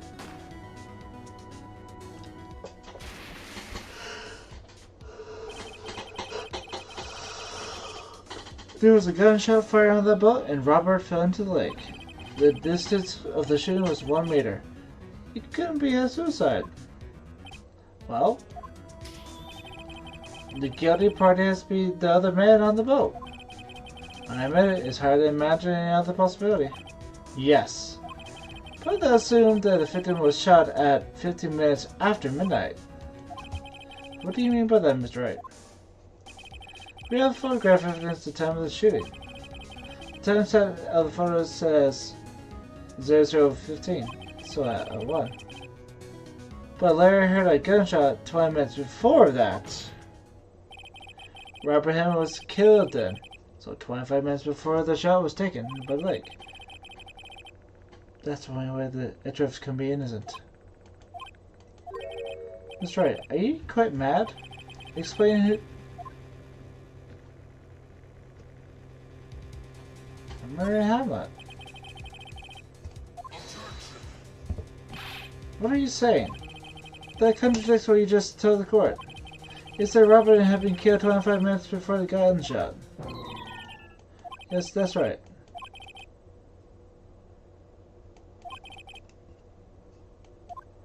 Oops. Oops.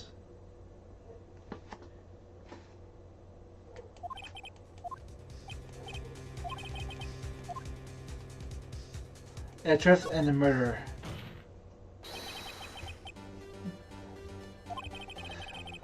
After the murderer killed Robert Hamlin at 11:50, he assumed the guys had Mr. Hamlin and met Edgeworth. What? Are you serious? Yes. Edgeworth won't tell us why he went to the lake that night. However, I have a hunch. That night, Robert Hamlin called Edgeworth to the lake. Now, Edgeworth didn't know about Neil Hammer's face that well. Ugh. That's why he didn't suspect anything when the murderer took Robert Ham's place. I'm not sure what to make of all of this, nor am I. Ludicrous. Mr. Wright, tell us the name of the murderer then. The murderer's name? Right, it's...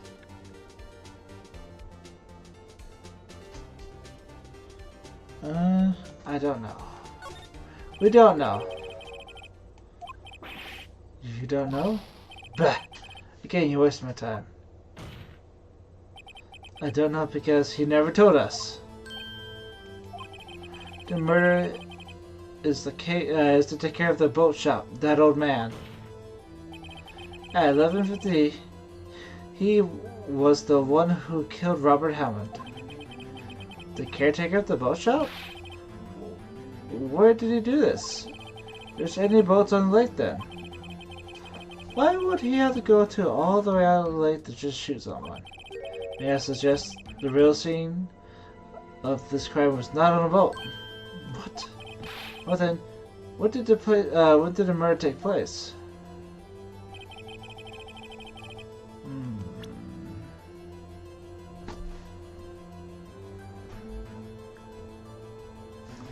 Well, the boat shop. I mean, he's clearly the murderer. Well, at least I think he's a murderer. Seems suspicious enough, if you ask me. It correlates where what happened to the case file that happened earlier. Like an oxygen, brain damage, and nobody knows him. Yeah, it's all correlating that he also did the murder. He killed Miles' dad too. So, yeah, thought process. That way he could meet the victim without anyone seeing. Do you have any proof that the boat shop was the scene of the crime? Recall Larry's testimony, if you will.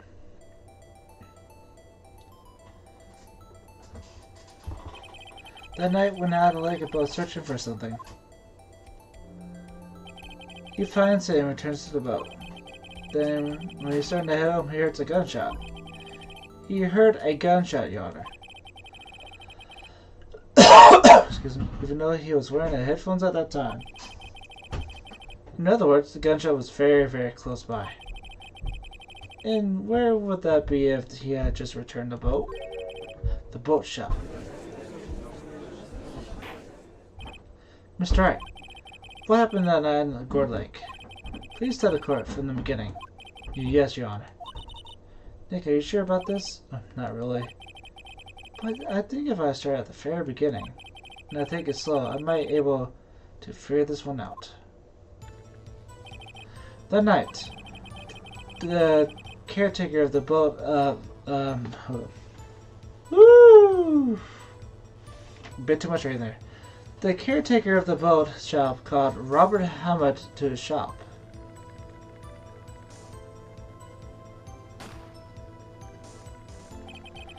That was around 11:50. That was when the gunshot that Larry heard was fired. And after that, the caretaker put on Robert Hammond's clothes. He became Robert Hammond. Then he got in a boat with Edgeworth and went into the middle of the lake. Then who fired the pistol in the boat, Mr. Wright? The shopkeeper. You okay? You didn't bring her daughter home. She just said she would. She said you would at 9. Either she makes up her mind when she says something, or tells me that I can't. Good lord.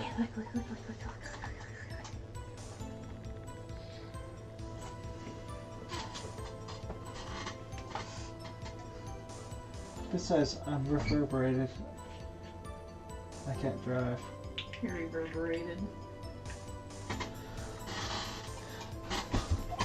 He shot twice. Both missed Edgeworth on purpose. Wait a minute. Yes? Why would he shoot twice if he didn't mean to hit anyone? By the way, I didn't buy this. I got it as a gift. Hmm? This was a gift. A gift? Yeah. That's nice. No, it does, Mr. Wright. The moment you run out of explanations is the moment you lose. Does Your room's gonna smell. the creative witness. I believe you shot twice the creative witness, Your Honor. The creative witness? The murderer lifts his pistol and fires one shot. That ensures anyone who heard the shot will look at the lake. Indeed, Miss Hart did exactly that after hearing the first gunshot. Next, the murderer waits a bit and fires again. And then...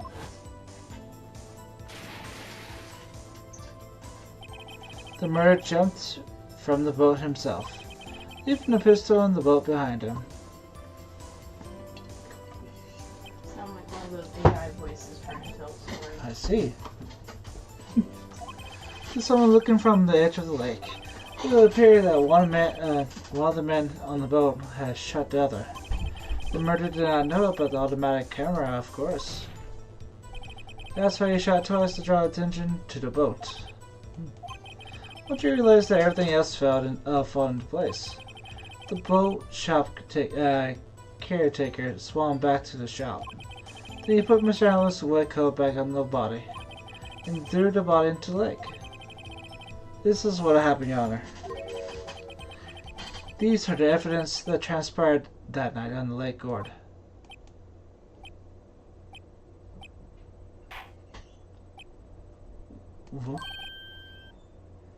Bow lift. Bring on the witness from before. The boat shop caretaker, quickly.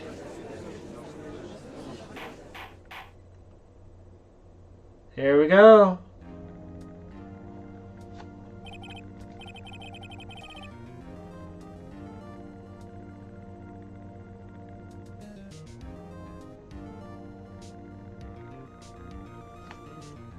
Pharaoh, while we're waiting for the caretaker, I'd like to ask the defendant Miles Edgeworth a few questions. Mr. Edgeworth, please take the stand. Mr. Edgeworth, you heard what the defendant has said? Yes. Well, why did you go to the lake that night? What Wright has said was most correct. Astonishingly so, actually. Yes. 7 days ago, I received a letter. The letter was signed Robert Hammond. He asked me to come to the boat shop by the lake at midnight on Christmas Eve. He said he has something very important to discuss with me. Something important? I'm sorry. I can't say what it was.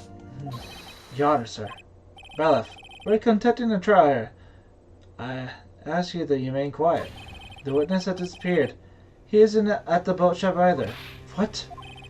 What should I do? Find him quickly. We cannot allow him to get away. Oh, sorry, we're on to him. Alright.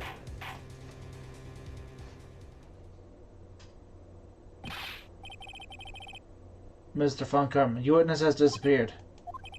The search warrant has already been issued. Because we're saying that I cannot declare a verdict under these circumstances. I will extend the trial until tomorrow, the final day allowed.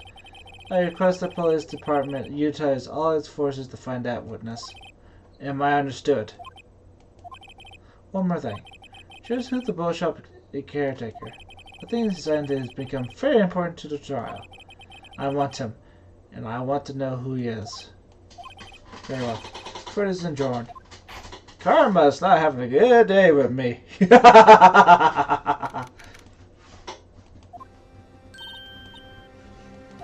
Yeah, at least we got out from under that guilty verdict. What about Larry? That was something else. Even Von Karman didn't know what to do with his testimony. Larry helped us out. Sure, once I shift through his unique testimony. Still, he did save us. I just wish our cases weren't so down to the wire all the time. No, I know what you mean. Sometimes I feel like it's us on trial instead of our clients. Hey, Edgeworth. Mr. Edgeworth? Did you say something? Oh, he spaced it out. Don't look so painted. I mean, it looks like you're probably going to get off the hook. You can try to smile just a little. Relax. I'm sorry, but I fear it's not over for me yet. Well, what do you mean? Right. It's something that has been troubling for a long time now. And I don't know whether not to tell you. Edgeworth?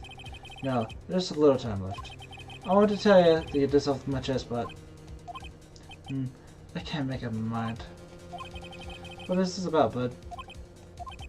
It's a nightmare I had. The memory of a crime that I committed. A crime you committed? A memory of a murder.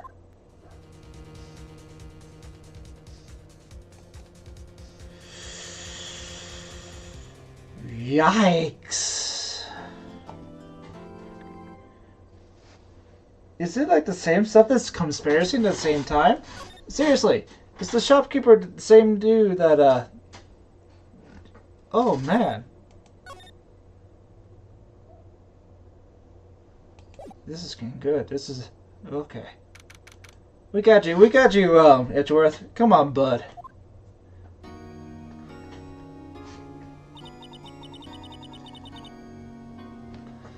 What was Mr. Edgeworth talking about?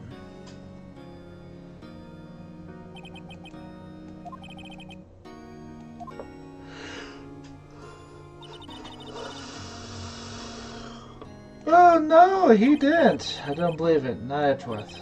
Some painful memories have been troubling recently. But he'd never take someone's life. Never. Nick. Hey, Butts! Larry! You did good, Larry. Swooning? Me? Oh, yes. I do remember feeling faint. Right on. Tell me the truth. It was like a love at first sight, right? Right, Nick? Huh? Me? Maybe my heart skipped a beat or two. I think you do better than that. Come on, I say Edgeworth in there, dude. Edgy. You guys should be bowing before me. Yeah, bow before your hero. Larry, you really helped out in trial today. You did. If you weren't there, Larry, I'm sure Mr. Evans would have been found guilty.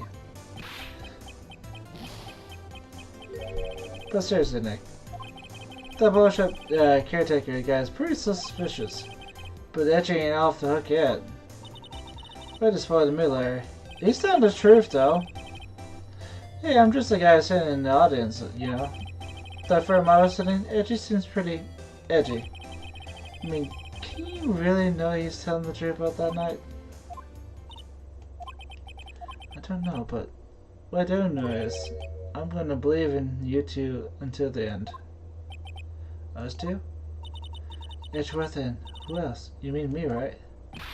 Nah, he means me, right, Nick? Yeah, you, Larry. Not me? But why you, Larry? Huh? Actually, yeah. Why you mean? Enough of the silent treatment. Nick, why do you trust Mr. Everett so much? I mean, he changed recently, true. But when you first met, he's kind of a jerk, don't you think?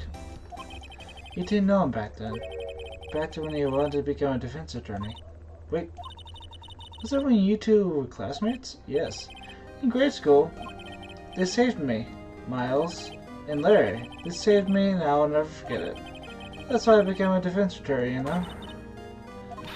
Huh. Huh? I'm sorry. I kinda forgot. Of course you did. Okay, gonna hear our story, huh? It's kinda like a story, so hang in there. It was the very end of 3rd grade. I was on trial. A class trial. Class trial? You remember, Larry? Spring, end of 3rd grade? A kid in class got his lunch money stolen. Lunch money? Our school was really small. Every month, kids will bring an envelope with money for lunch from home. Huh? Let's see. Anyway, this kid's envelope disappeared with $38 still inside. Whoa, that's a lot for a kiddo. Oh yeah, now that you mention it, I do remember that. I can't tell you forget though. You were out of school that day. Yeah, the envelope had been stolen during PE class. I was coming down with a cold, so I skipped PE that day. I was the only one not in class. So they thought you did it. Yeah, the kids in class said I should be put on trial. Trial? So next day we have a classroom trial? With me as the defendant.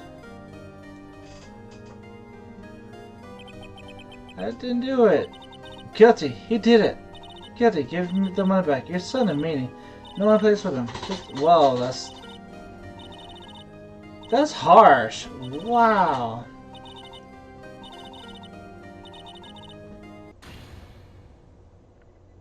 Now, Phoenix, you know you shouldn't steal people's money. It's not right. Even then, the teacher thought I had done it.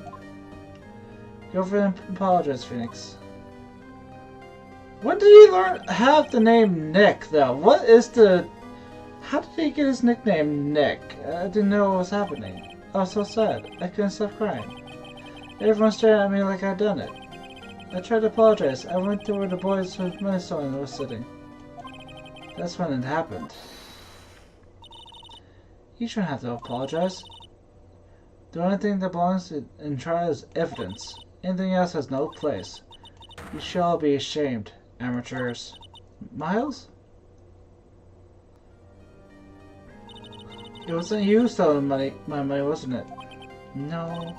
Then you should apologize. Everyone been shouting you did, but no one has any proof. This is why, Your Honor, this boy is innocent. But Miles, it was your money that was stolen. Yeah. He did it. He's... Oh. Why don't y'all just shut up? But... Oh, buddy. This is how it is. Everybody gains up and picks on one person. Just think how he feels. He just didn't do it, so he didn't do it.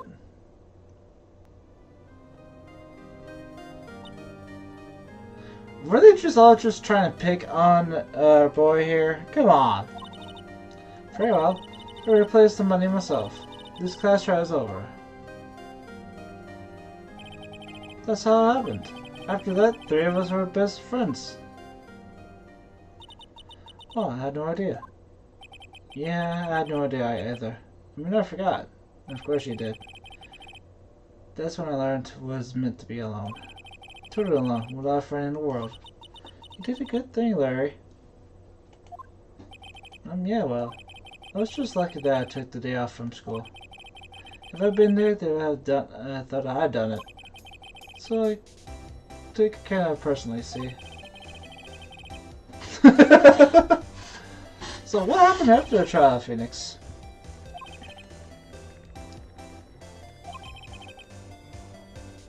Aww.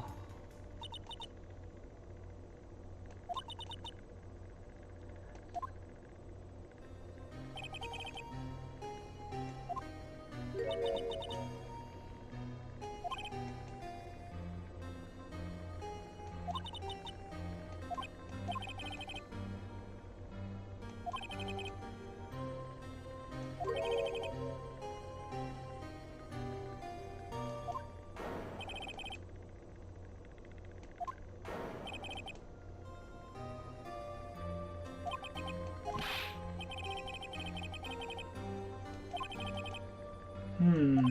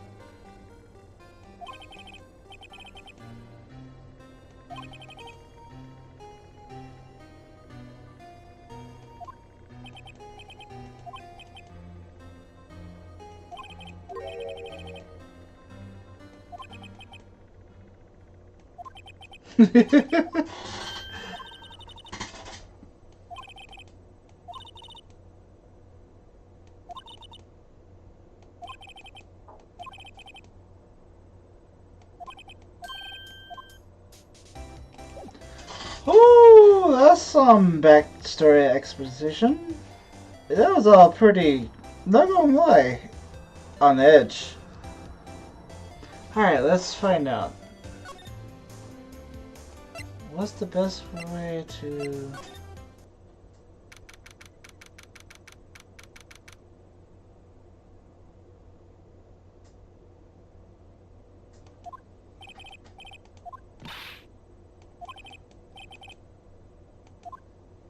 No, I thought you would have some. Alright, let's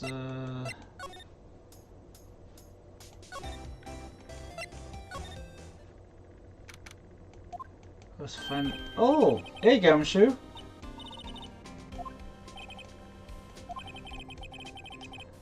You snapped your tie... You snapped your tie in half.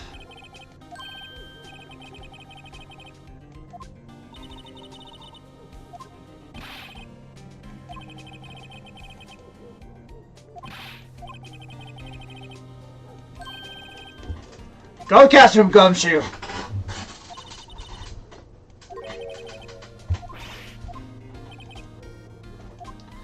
Huh?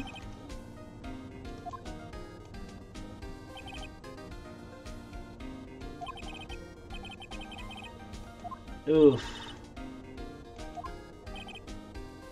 See you tomorrow, Gumshoe. Go get your man! Alright, so we're gonna figure this out by going to his shack, which I believe would have some information. The still ice Christmas. Outdoor stands closed.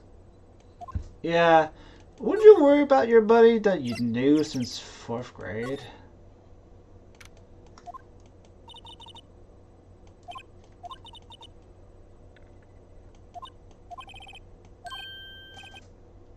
Oh, wait. Grossberg? What are you doing here?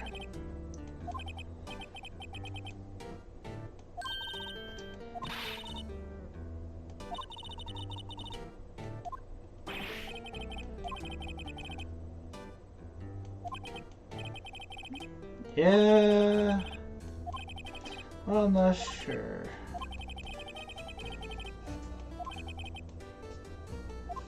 Well, we'd appreciate the help, bud. That's a good question. Alright, let's see what's going on here.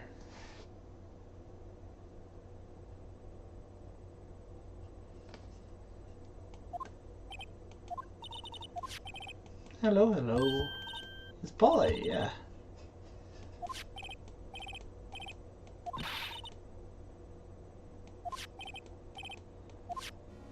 All you say is hello? But can we touch the safe now?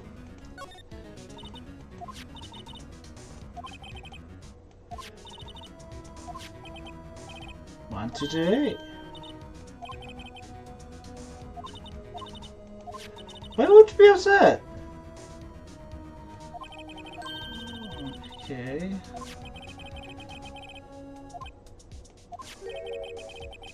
A letter. I mean, wouldn't that be important in general?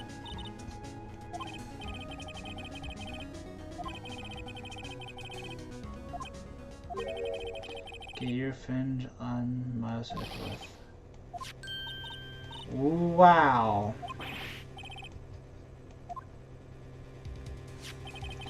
Get your revenge on Miles Edgeworth. Also says this is your last chance. And as to taking revenge on the two men who ruined your life. The rest of others go on to describe the murder plot in detail. Oh! Oh, this was all planned? Yeah.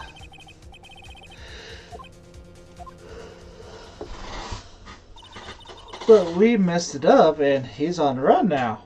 Let's go.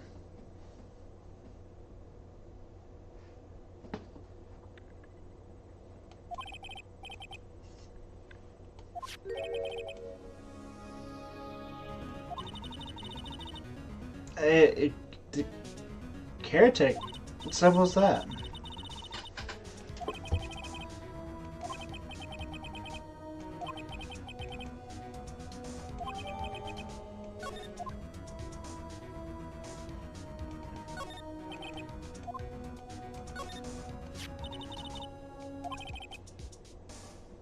Yeah.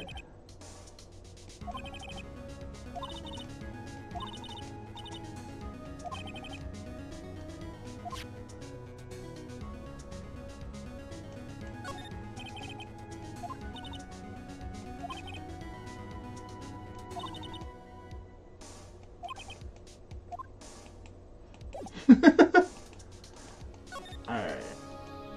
This is some damn evidence. Let's go to our boy and show this to Edgeworth because it has his name on it. See if figure out what's going on with that.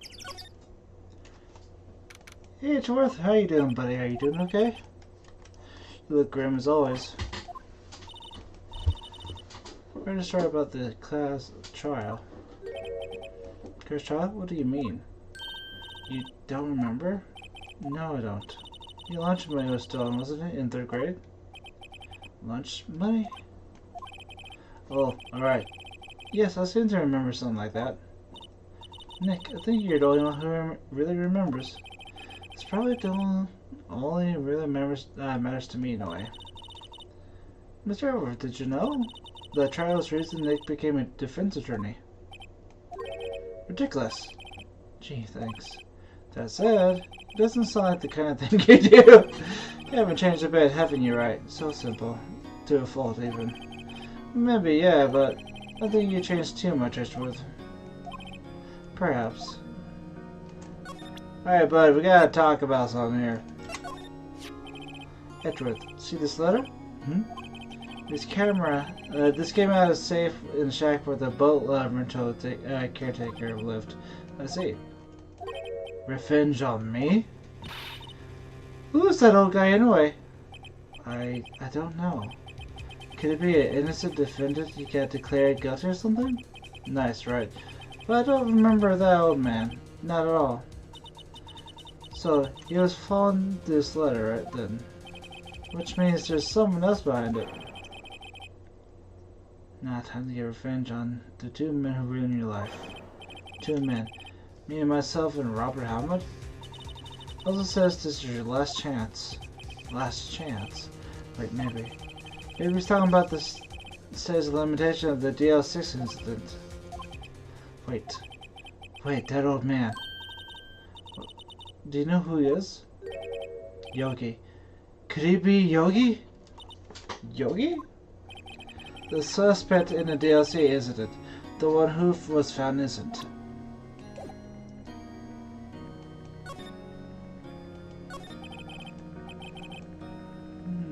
Yeah, that's a good question.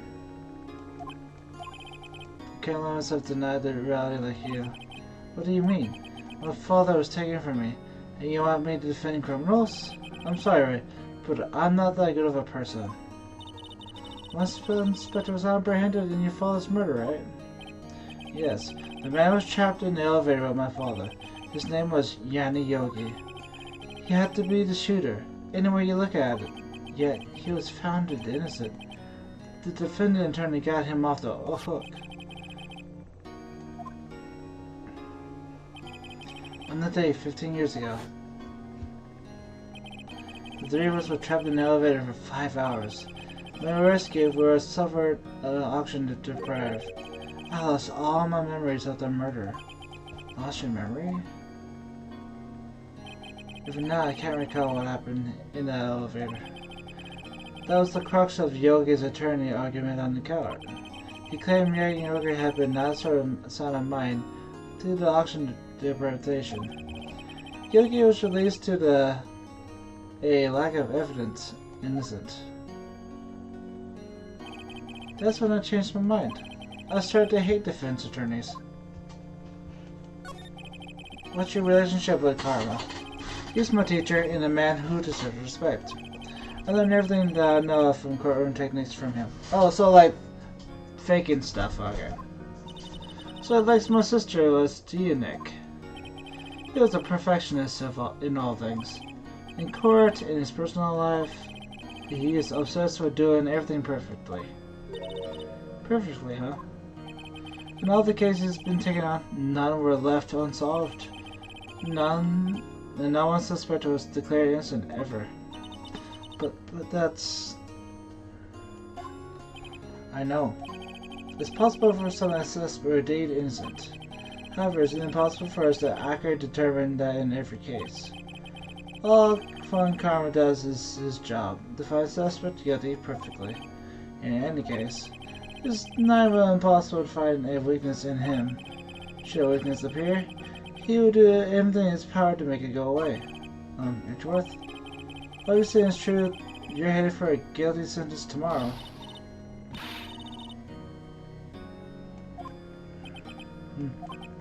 It's a strange situation in which I find myself, I admit. No kidding. So, what about Yanioki? Balef. How did he want revenge, though?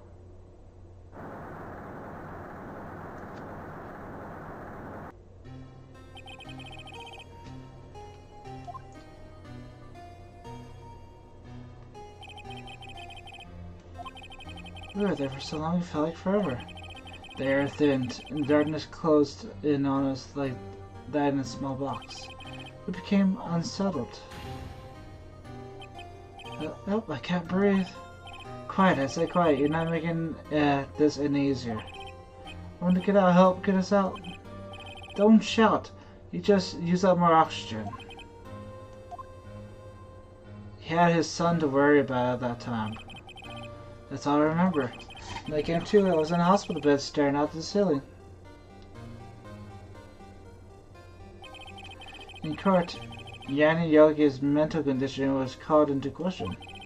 It claimed the auction deprivation and stress has caused temporary insanity. In the end, claims passed the court and Yogi was found innocent. And this is the same man that's disappeared. But isn't that strange? The letters tells him to get revenge on Edgeworth. Why do you want to take revenge on you? Right. Yeah? There's something that's been troubling me for the past days. I didn't know whether or not I should tell you. You mean a nightmare?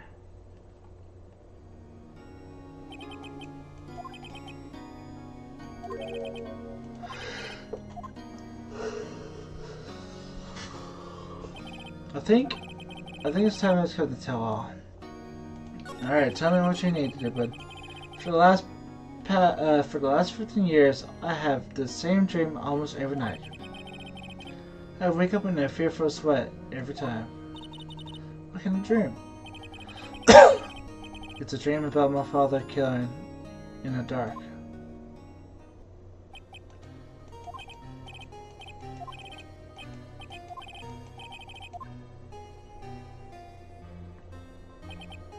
I can't breathe. You're using up my air. What? Stop breathing my air. I'll stop you. What are you... Stop breathing my air! No, father.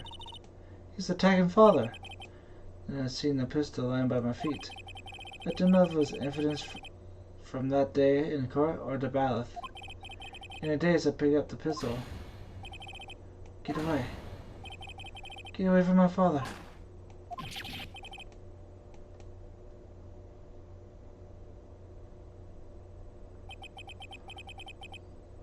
and with that scream, I wake. A bone-chilling scream. The scream that rang in my ears for the past 15 years. But that's just a dream, right? Right? The thought it keeps is the only thing that keeps me insane for the past 15 years. What if I'm wrong? What if it was real? They said sometimes people shout out memories in self-defense. Maybe it was I who killed my father. What? If you're thinking about it that way, this all makes sense. Get your revenge on Miles Edgeworth. Think about it, Yoki was really innocent. That's why he wanted revenge against me. Wait, Edgeworth, you mean it was me? I was the true criminal of DL6. I shot my father. This is bad. What are we gonna do, Nick? What can we do? I don't know. I don't think there's anything we can do, like it or not. There's someone else who knows a lot about the DL6 incident, maybe. There's Nick. There's someone else who knows about DL6. And it's the big man himself, Grossberg. He knows all about this.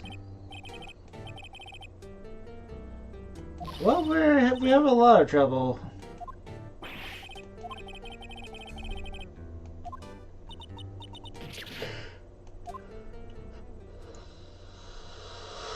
Ooh, excuse me. Let's see. So Etros dreamt that he shot his own father? It's only a dream. Only a dream. I wonder. What are you wondering, Batman?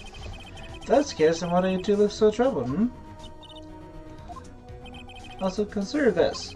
Yoko's currently holds a deep grudge against Miles. So deep that he wants to frame him for murder. This leads me to summarize that Mitchell's dreams was not a dream, it was real. As you imagined. Miles Edgeworth threw the pistol to save his father. The pistol fired, and the deed was done. I mean, I don't think he shot his father, though. Yoko was suspected for murder, and his care as a Baffert was wrecked. So, thus he sought revenge on Miles Edgeworth. This was his last chance, of course. Yet the statute of the limitation is so close. Alright, that's true, but what do you think about this? Oh, so this is a ladder. It does seem Yoko was found this later, when he killed Hammond. But why Robert Hammond? He's defended, yeah. For his own sake? Huh.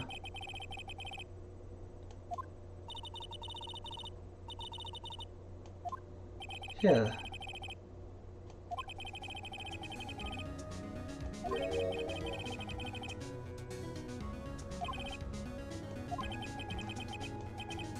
What?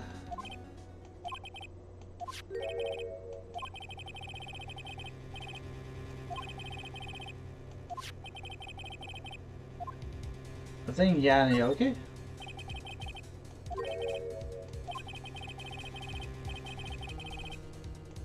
That's possible.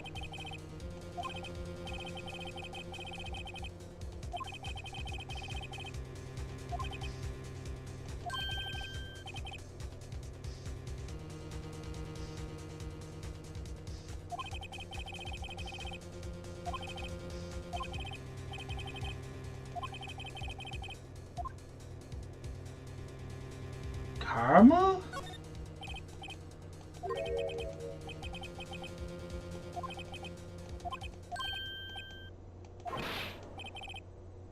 Wait, huh? Wait. Karma set this up?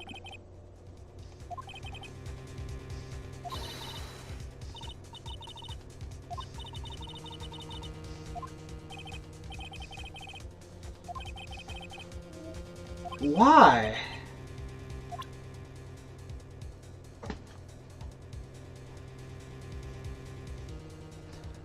Why would he? Maybe the case file?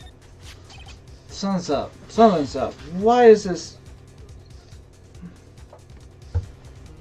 Why is this going on?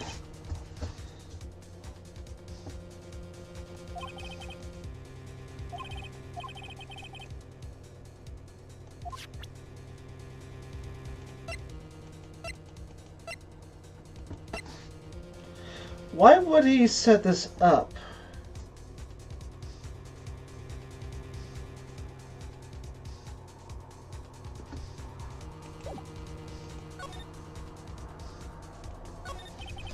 What do you know about Edward's dad?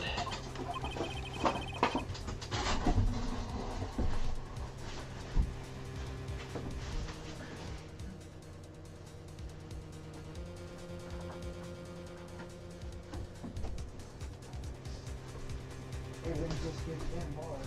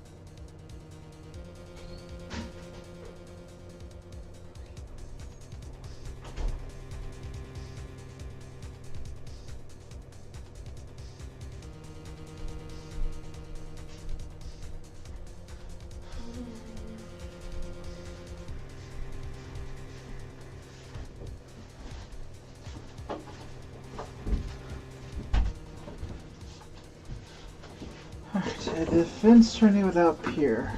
We're sure about this, right? It sounds trite, but it's true.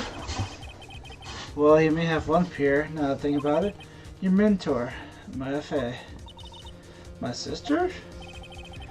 Gregory Edgeworth was a fair disapproving of Mr. Von Karma's technique. That's no surprise. Karma was an extreme man. Forged testimonies and evidence of nothing to him. The results? He had a perfect win record in court.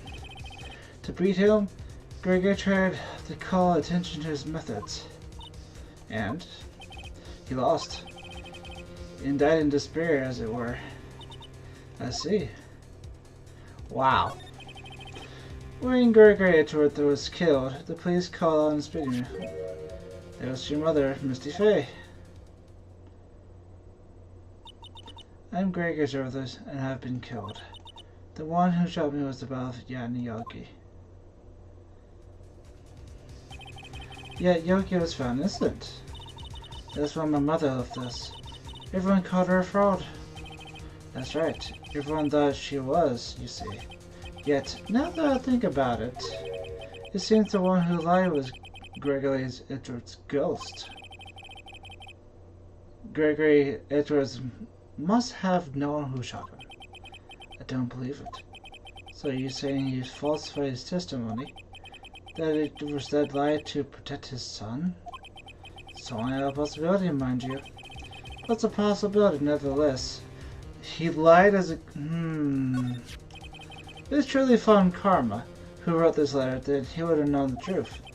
He would know that Miles Edgeworth had accidentally killed his own father. He said as much as tomorrow in court, I should think. The personal point until the court finds Miles Edgeworth guilty. Oh no. But how could Von Karma know about Mr. Edgeworth's past like that? Even Mr. Edgeworth thought it was just a nightmare.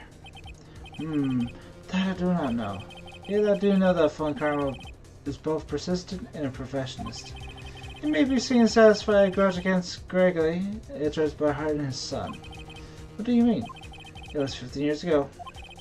Karma met Gregory Edgeworth in court, and Von Karma did win, but he didn't make it through the trial and scratched. What do you mean by that?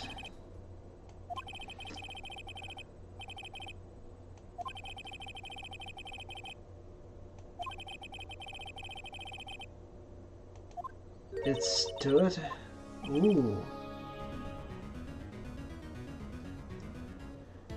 Ooh, penalty.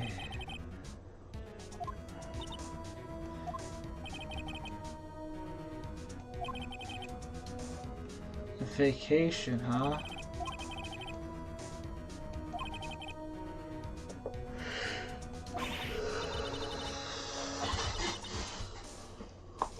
Yikes. So he does that, does this for... Okay.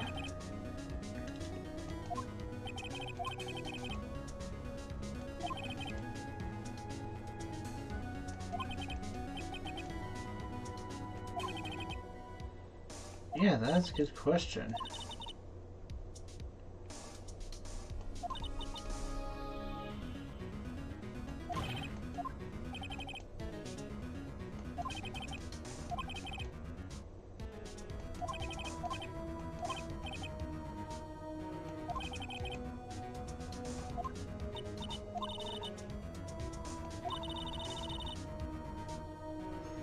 Oof. That's Phoenix, let's go!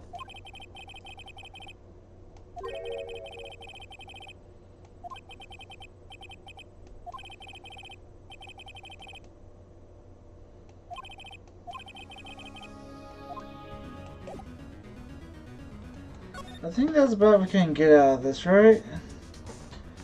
So... Hold on, that's worth it. We're gonna help you out here.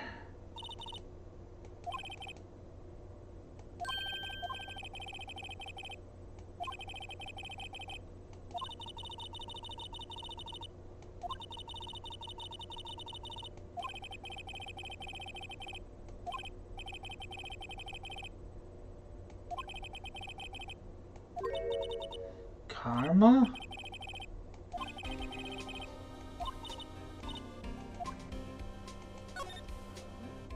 Oh, okay. What did he take?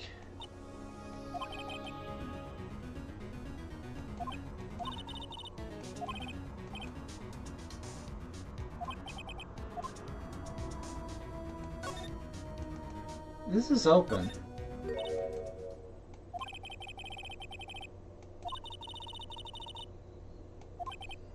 Ooh. Unsolved, huh?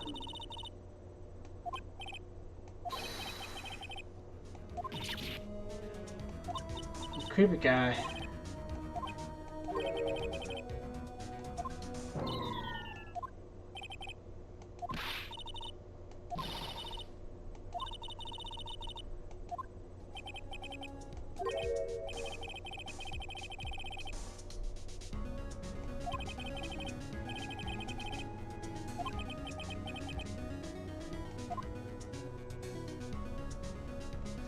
Oh, it's this guy.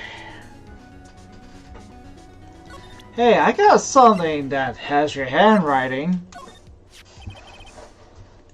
Miss Funkover, have a look at this. This was you, isn't it? You instructed Yanioke to commit murder.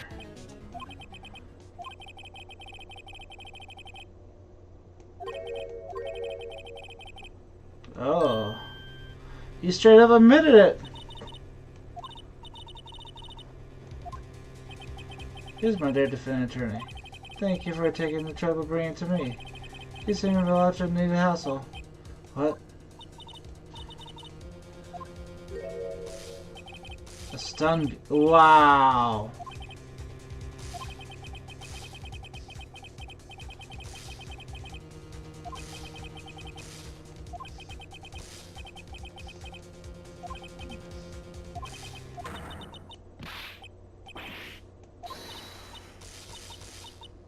Maya! Oh no!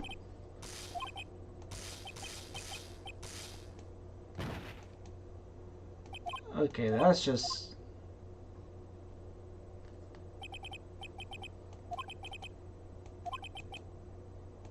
Wow.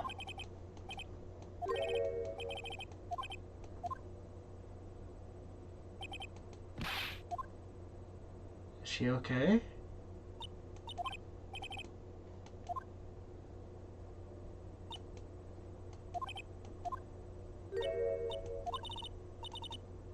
Yeah, he got everything.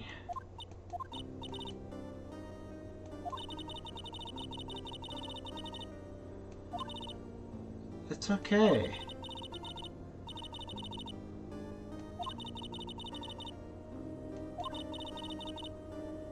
Oh.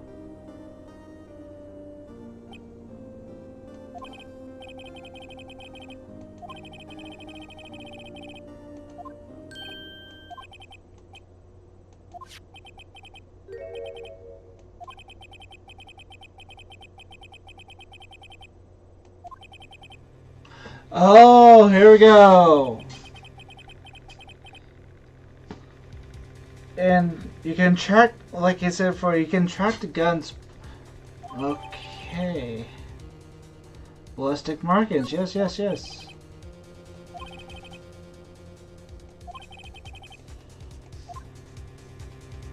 Let's go, let's go, let's go. That was just sad. Why would you... I just hate this guy. I truly do.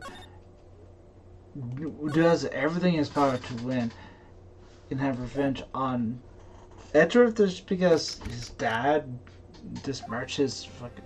Just no. Just no. I'm putting him under jail, man. This is it. Judgment Day. Today things are going to get settled at last. A lot of things.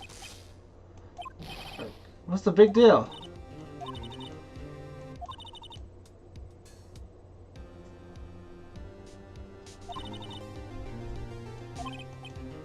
Yeah, thanks, Maya. Hey, Edge.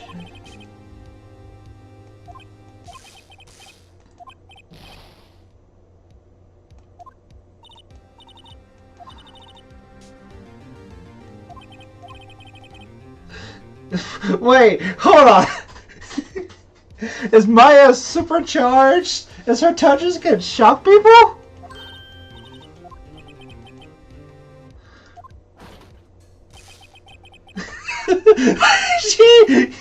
she shotgunned you. Wait, what?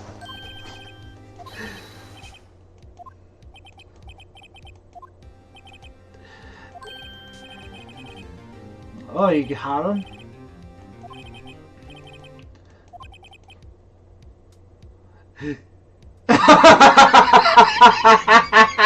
She recharged Gumshoe.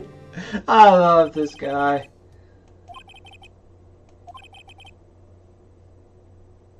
Yeah, that's a good question, you know? Let's prove it.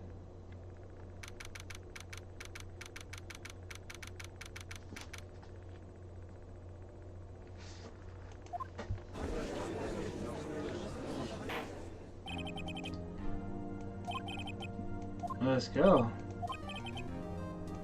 Oh, now he talks.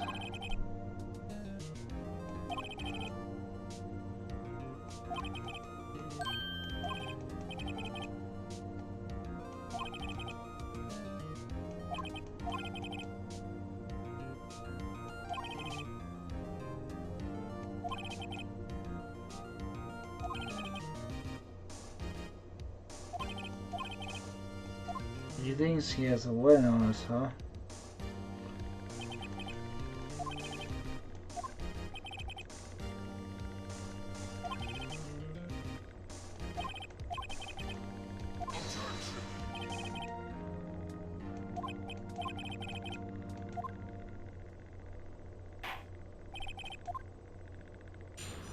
Let's talk, bud.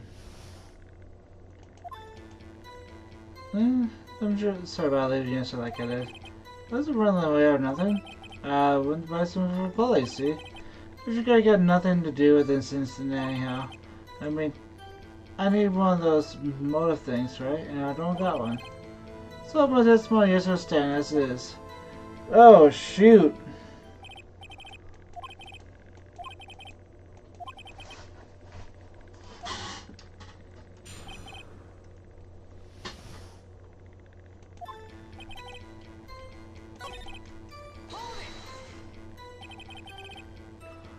Well, then why'd you leave?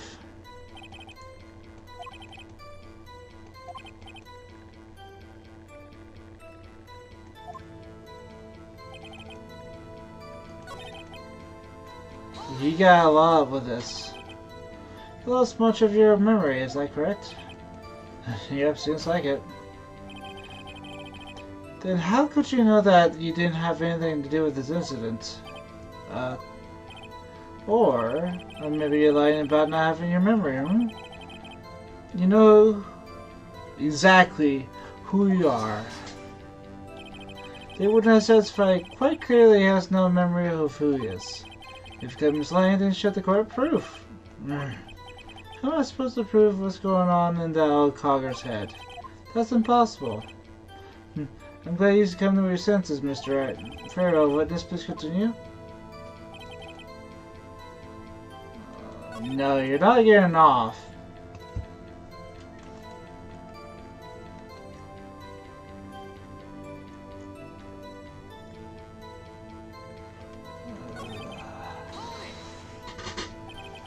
How can you say you have no motive? I say you do. You have a grudge against Edgeworth and the victim, Robert Hammond. That's why you took revenge on them, right? Please don't make me repeat myself, right? This witness has no memory of anything beyond several years ago. You can't hold a grudge, it's impossible. I have proof he's lying about his memory. Otherwise, it's going to be the same thing over until the last trial ends. May I say something, Mr. Wright? Yes, Your Honor. You've been saying the same thing over and over. You've been calling the witness' memory of past and lack thereof into question. But does this really have anything to do with this current case? Of course, Your Honor. The witness has said nothing to do with this case and no motive. Both his statements are lies. Order. Mr. Wright, this is a serious problem with your claim. Or are you saying you know who this witness is? Of course, Your Honor.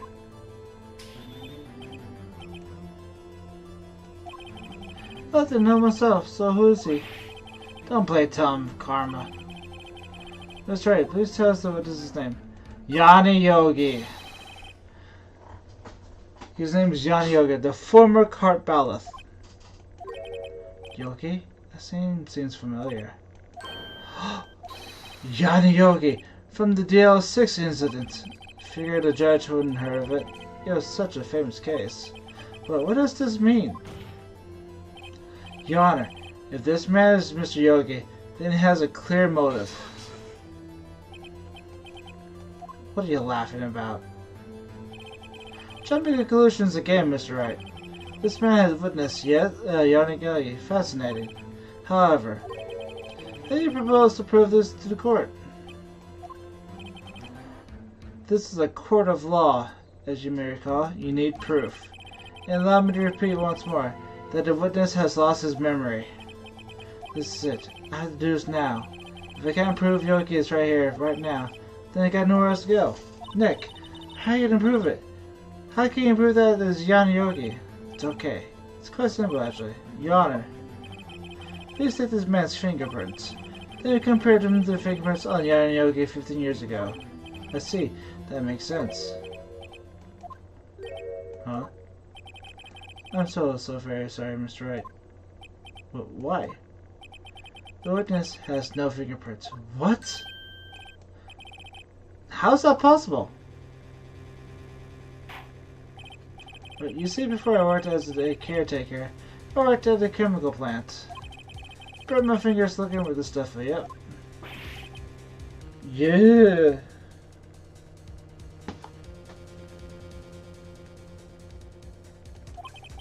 Yogi, you sneak. You burnt your fingerprints off to hide your past.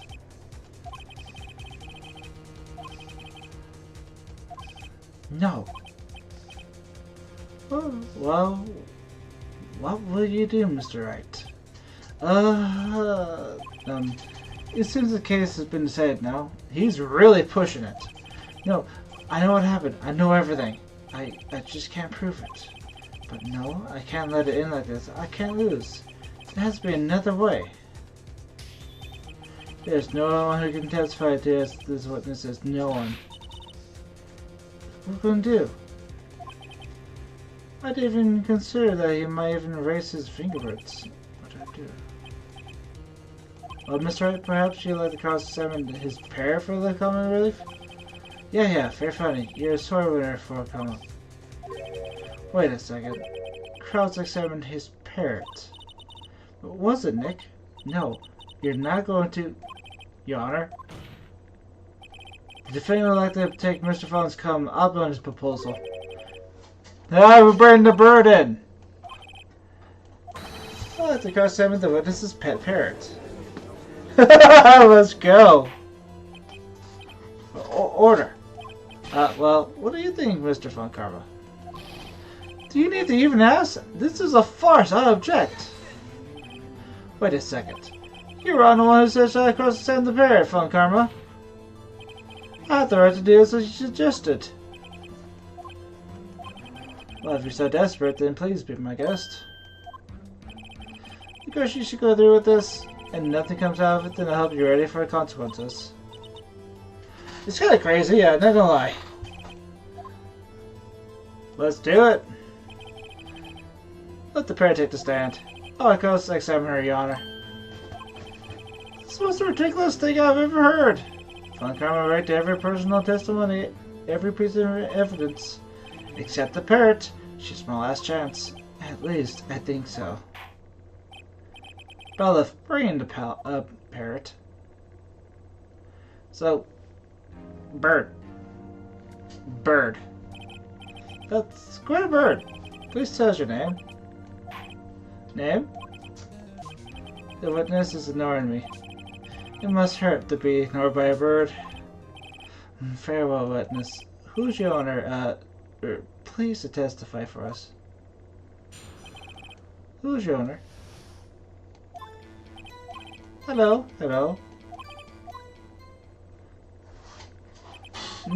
Certainly the most conscious testimony. Farewell, begin your cross-examination. Right.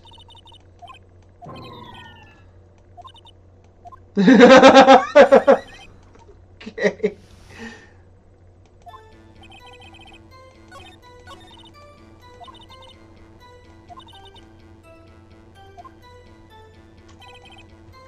What's... Witness, you can't just say hello and expect us to get anywhere. I want you to testify. Maya, you talk to her.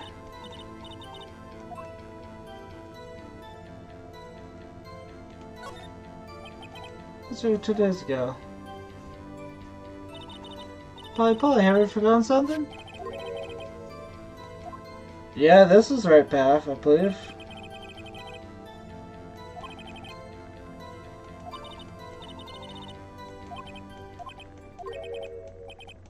What?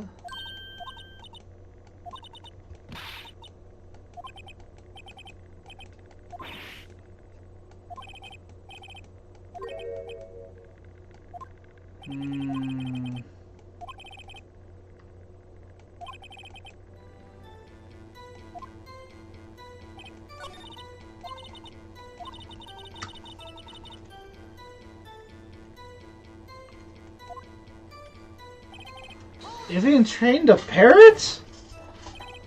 Bro.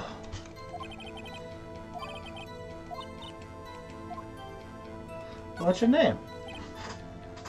Where'd you get her to say her name? Polly.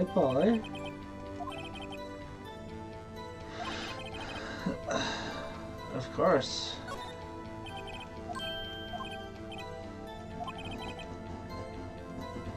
Yeah.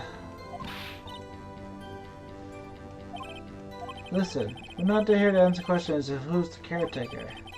We're here to prove that he is Yanni Yogi. All we do is tie the name Polly to Yogi. Your Honor, you prove that the parrot's name refers to the character is...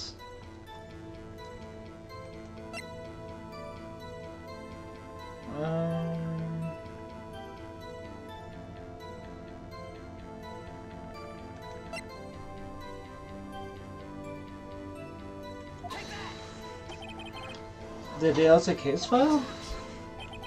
It's quite a large file you got there. What page does this proof have on then? Show us, so stop wasting our time.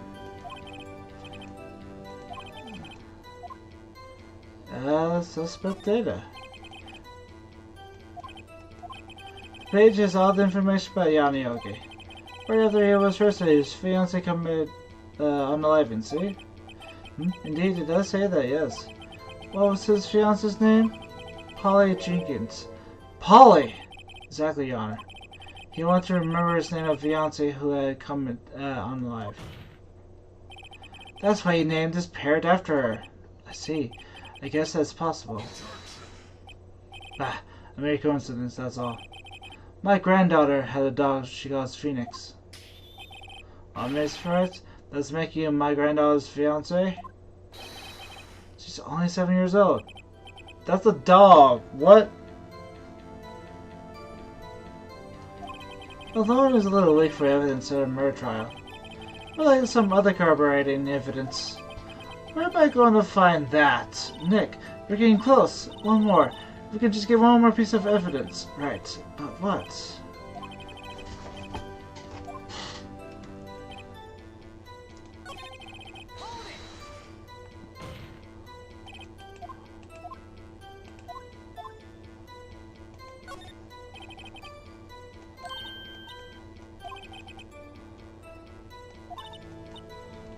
Yeah, what's the safe mode?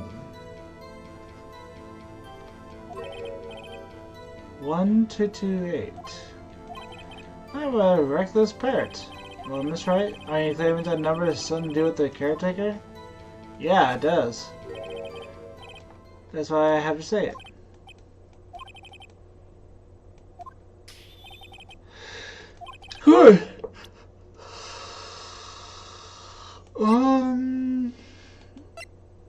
I think the case file then, right?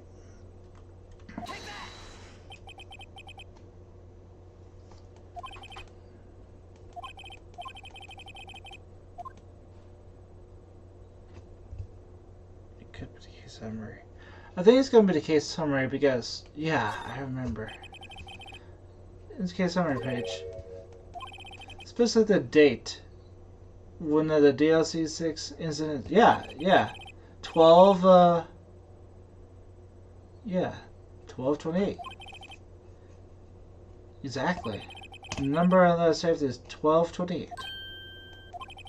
He used the date of the DLC incident as the number for a safe yarn. That's how important that date was to him. Yeah, it's very important, yeah. This is not tangible proof. I sent my ATM card's number to 001 because I'm number 1. Why would you tell people that? Why would you tell people that? They know your credit card. Okay. That's enough. I think we reached a conclusion here. This is a mere coincidence, that's all. Sure, that's a possibility. However, two coincidences at the same time seems more like a pattern to me. But what are you saying? Summon the caretaker of the boat shop. Immediately.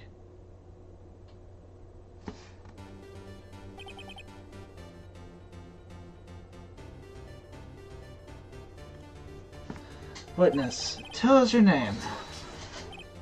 Wait, the witness doesn't remember. No, it's okay. Oh, he's serious now. I've been accomplished what I wanted to do. I'm done. Nick, he looks totally different. This is the real Yoga, I think, finally. He's been acting feeble to hide his true identity. Acting for 15 years. Amazing, Yoga. 15 years ago, I served as a bailiff of this very court. Order! Yogi. So it was you who killed Robert Highmont and tried to frighten Miles ever for his death. Yes, it was me. I did it. You put me on witness stand 15 years ago. Robert Highmont, he said I was mentally unsolvent. He told me it would make me innocent, get me off the hook. So I pretended to have a brain damage. I was innocent, really, but he didn't believe me. We won the trial, but I lost everything. I lost my job, my fiancée, my social standing. Then this year, 15 years later, package life. It was a letter and a pistol. The plan was written out in careful details. It was planned for me to take my revenge on the people who ruined my life. I didn't care who sent it. I think it was my chance after 50 years. This was it. Finally, a chance to have my revenge on Robert Hammond and Miles Edgeworth. I have no regrets. Wait a moment. Revenge against Miles Edgeworth? What do you mean? I'm not at liberty to speak on that matter. Why don't you ask Mr. Edgeworth yourself? Anyway, I admit it. I was the one who killed Robert Hammond. Yikes. Come on, what's Mr. Yogi? Under arrest, Your Honor. I was in the room for Everyone's confession. Then the defendant, Miles, is innocent. In that case, at least. Very well. Will the defendant please take the stand?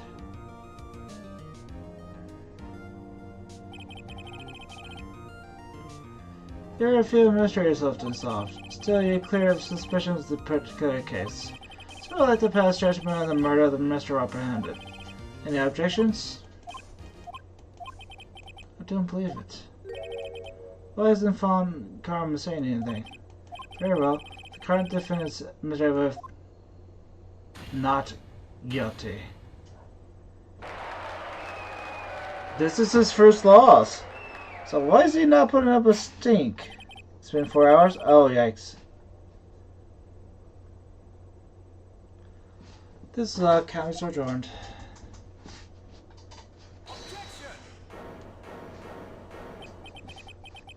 Ooh.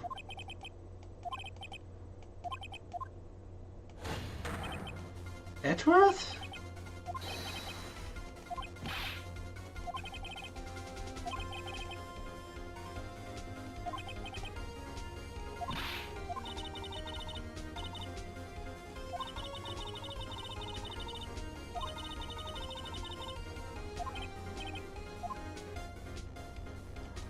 Wait,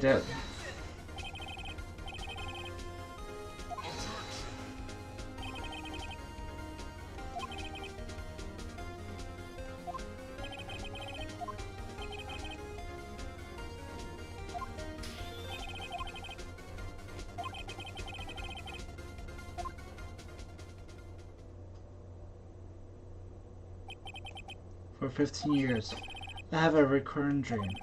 A nightmare. It was only a nightmare. That's what I told myself. But now I know it wasn't a dream. Yaniogi wasn't the killer. You mean in the incident where your father died? From a distance of the shot, it wasn't suicide either. Everything was clear as day. The murder, the criminal in the DL6 incident. It was me. Your Honor, I confess my guilt. I'm guilty for the DL6. That is at the limitations which ends today. The culprit is me. Be no judgmental there, man. Order. This is certainly unexpected. The defendant declared innocent is confessed to a different crime. The crime status and limitations runs out today. I'm not really sure how to deal with this. Bah. It's obvious. We'll have a trial. Right here, right now. We tried this man for a crime 15 years ago. But isn't it closing now? I think I would like to have a 5-minute recess. During this time, I'll consider an appropriate course of action to take.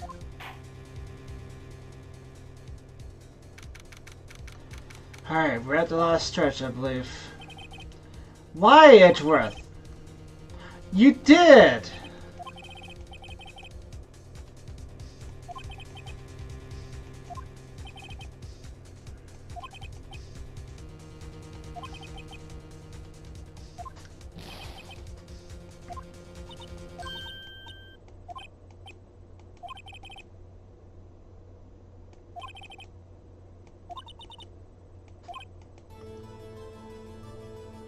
We're still going to try to prove he's innocent? Let's go!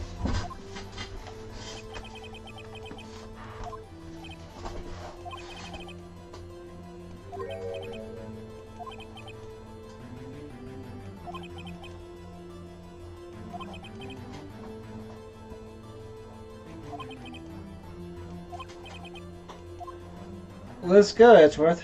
I'm gonna prove you're innocent even to yourself.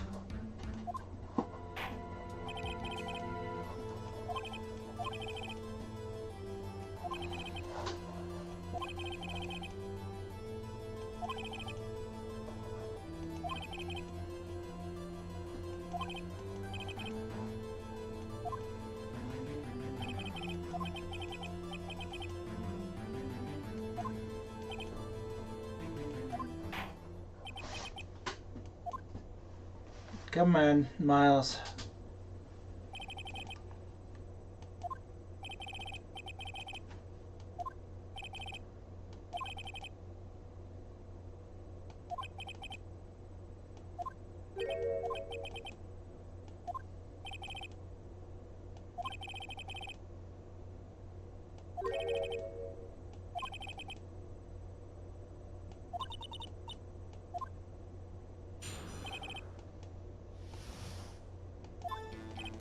They gone to the garden for the trials. We're not to leave. An earthquake struck, trapping us in an elevator.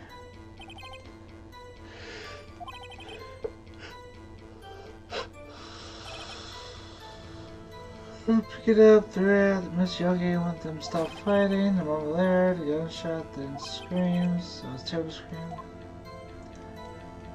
Yeah, it sounds off.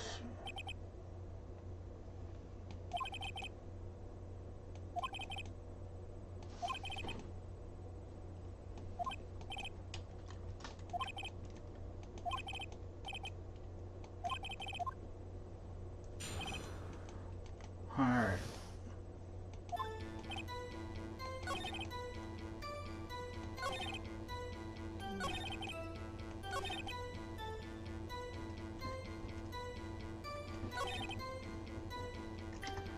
Hold on.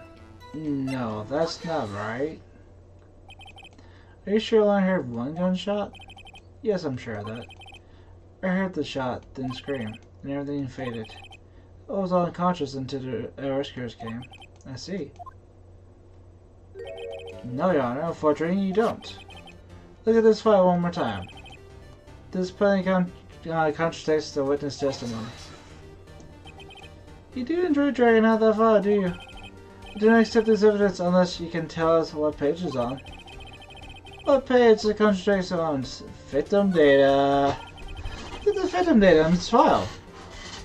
It says quite plainly the murder weapon was fired twice, like the current situation too. My detective only heard the one gunshot, yet the murder weapon was fired twice. The first shot was an accident fire when the pistol was thrown. So who fired the remaining shot? Was there perhaps another shooter who fired the second shot? Your Honor, I am sure as you are aware, this occurred 15 years ago. The evidence is dated. The pistol did fire twice. However, we don't know when the second shot was fired. It might have been fired the day before the incident. There's no proof that the second shot had anything to do with the incident. What? I see. Do you have a point, Mr. Wright? The murder weapon was fired twice, as we have heard. One of the shots were fired by the defendant, a boy at the time. Do you have any proof that the other was shot by something to do with this case? Yes, I do, actually. I think I'll be able to show you proof. Impossible. Now, Mr. Carmel, save your surprise after you've seen the evidence. Very well, miss. Show us your proof. Do you have evidence the second fire of the pistol is related to this incident? I believe it was the metal detector? Or how a metal detector? Yes.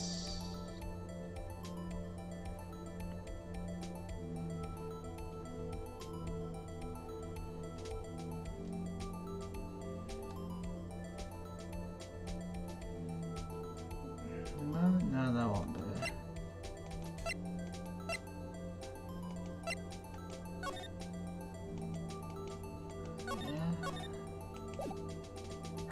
Yeah, that was bad. Look at this photograph. This photograph was seen in the crime 15 years ago. I can see that the victim's lying down there is Gregory. This proves the murder weapon was fired twice at the same time of the incident. This photo proves it. So let me get this straight. This photo proves 2 shots were fired where? Your Honor, please, get a clue. Right here! That's too tall for the little guy at the time.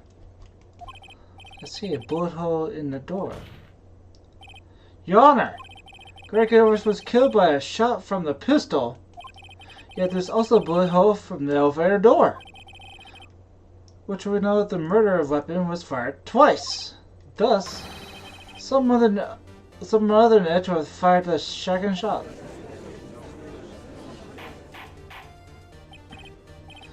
Order. Mr. Wright, what are you driving at? It's simple, Your Honor. At the time of the incident, 2 shots were fired. One went into Greg Edgeworth's heart, the other hit the elevator door. Remember that defendant lost consciousness after the shot was fire rang out? In conclusion, you must agree that a second shot was fired by someone else. Mr. Wright, who could that someone else be? The murderer, of course. I knew I shouldn't have stepped in before your wild fantasies got out of hand. Mr. Wright, look how much the DL6 is in the case file. Look closely. Try case summary page. Looks right there. That's the clue was found on the scene. If the pistol had indeed been fired 2 times, then another bullet had been discovered on the scene. He does have a point. The second bullet was never been found. Why? Because the second bullet does not exist. The bullet that claimed Gregor's life was on the one that fired by his own son. This is the truth of this matter. The whole truth. There was undoubtedly something else that made that bullet hole in the door. Uh-huh. Sure. Excuse me. Order. I will have order. Mr. Wright has proven one thing to us quite clearly. That the murder weapon has fired twice at the time of the incident. However, as per common sense, the second bullet fired was not found. It's highly unlikely that the police merely overlooked this second bullet. So rather is a single bullet fired.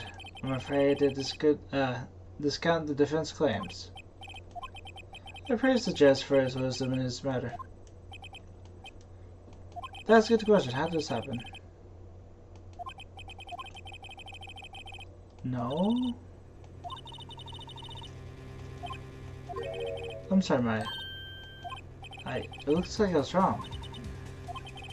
If the sound wasn't there, then my conjectures were enough for nothing.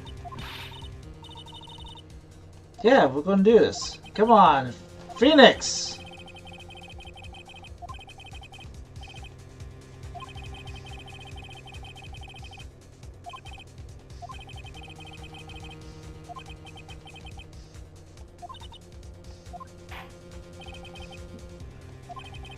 Phoenix! Stop doubting yourself, man.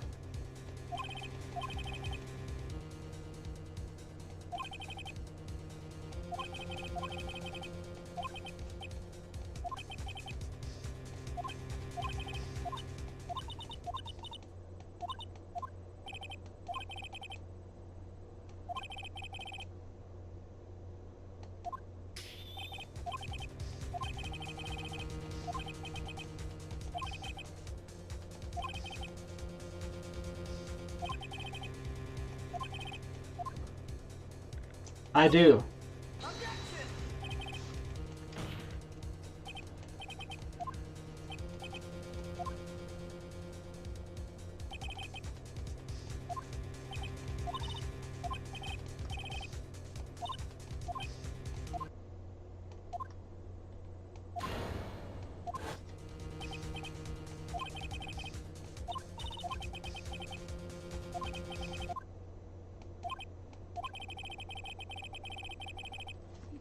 Is she slowly going through to us? Right, Your Honor. There's second bullet. It exists. I realize that, Your Honor. It's just that someone took it from the scene of the crime. That's what happened. The murderer.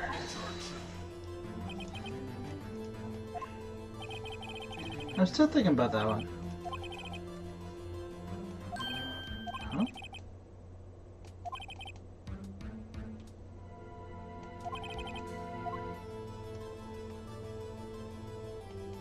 You have to find it.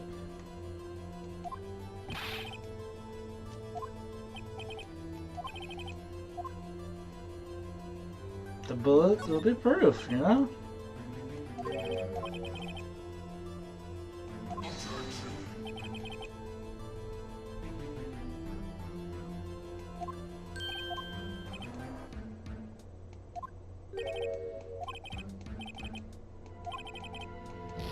Ouch.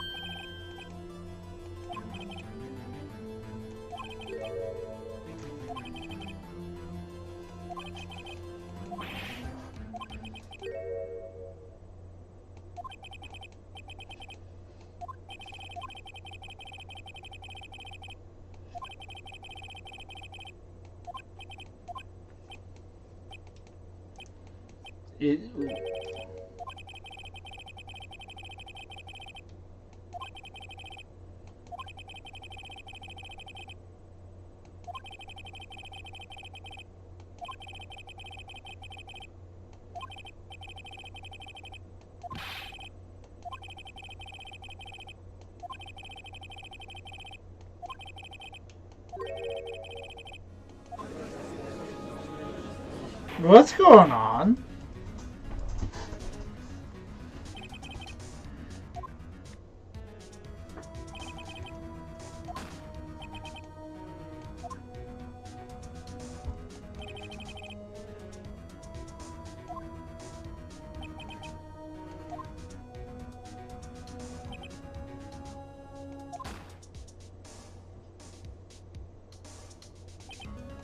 Oh.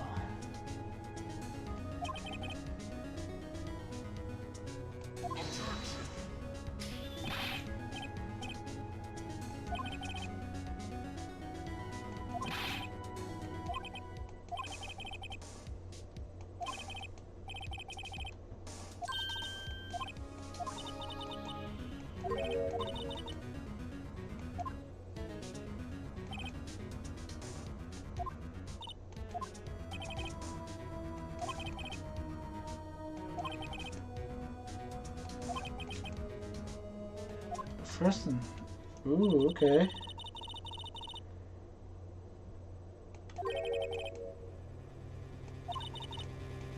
Von Karma is the murderer. He's the whole problem to this case.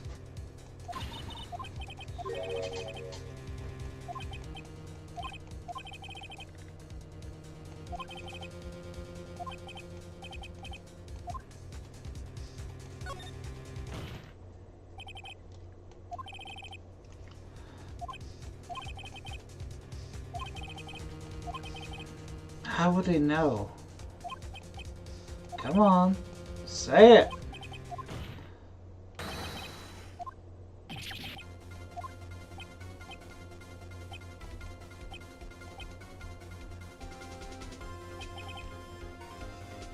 Yep.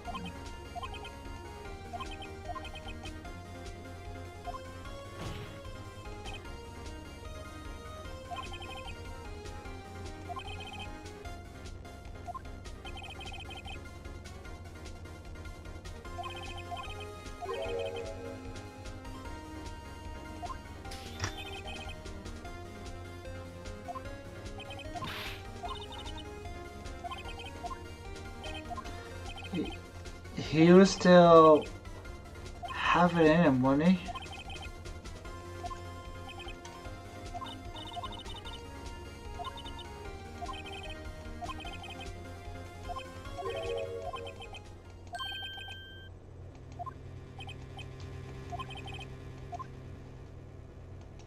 I approve.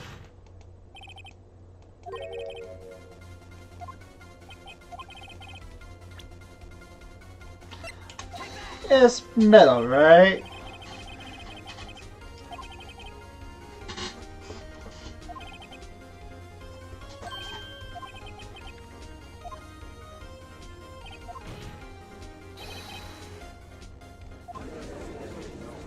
But if it's been in there for a long time,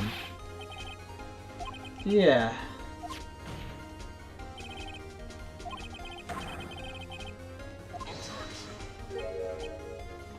Got you!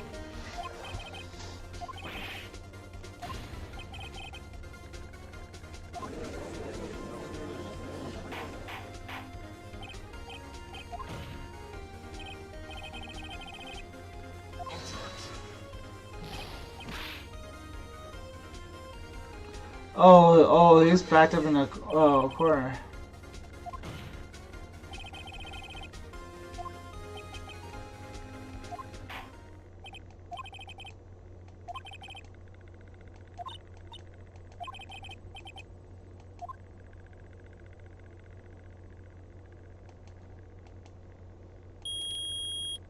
Ha ha ha ha ha.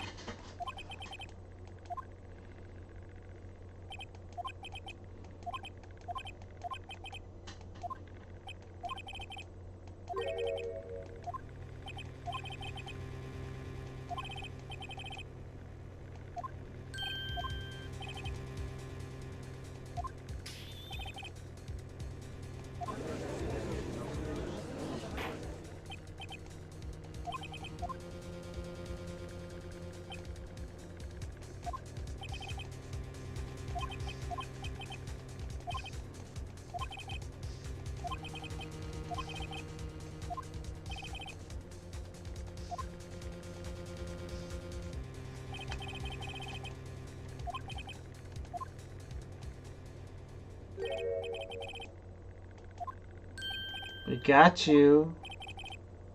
You creepy son of a...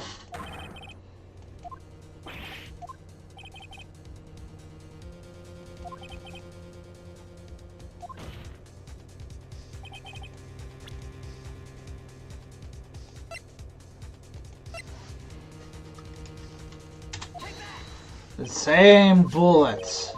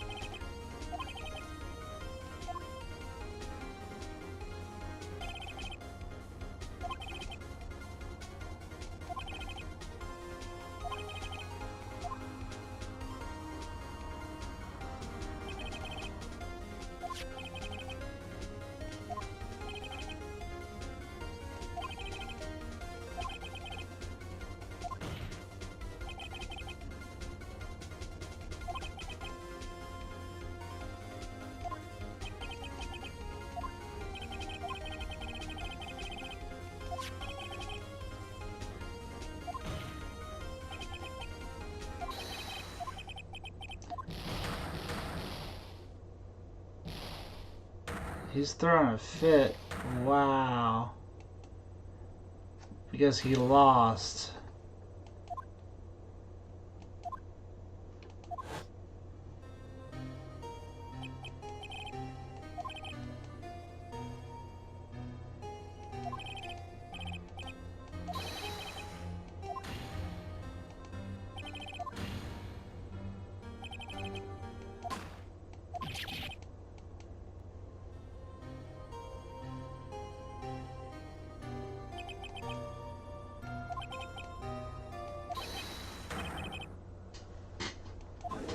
Oh, let's go.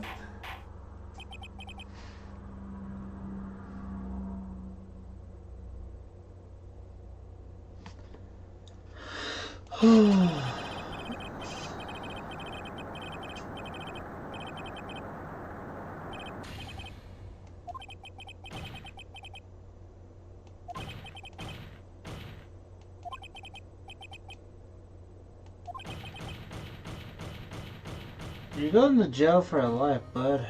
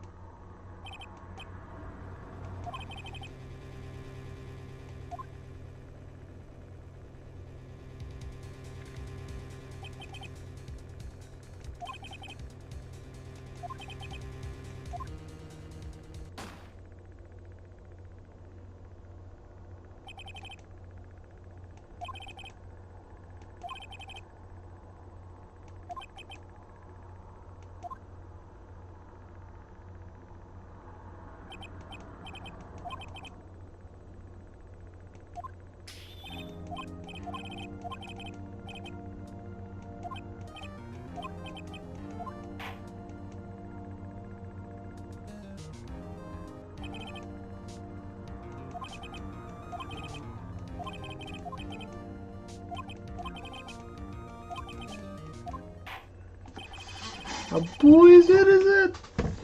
You know, he gave me a bit of a hard time, but come on, man.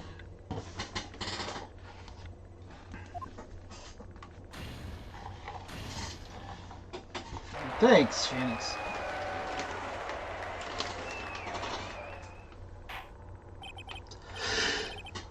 I was supposed to really eat some cookies, yeah? Maybe some chocolate.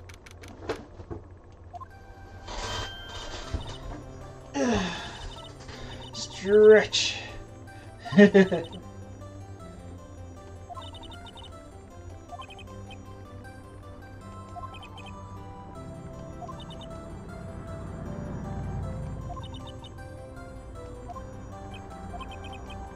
It's over, buddy.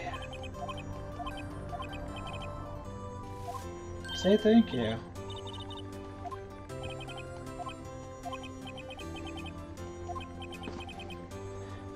Stop being so cindery. Your buddy saved your life.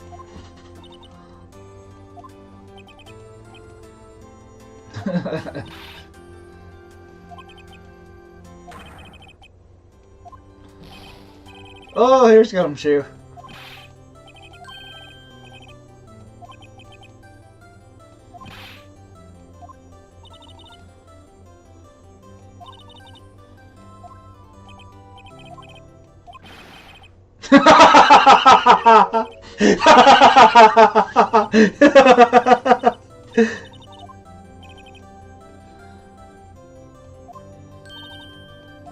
What is she doing here? Surprise.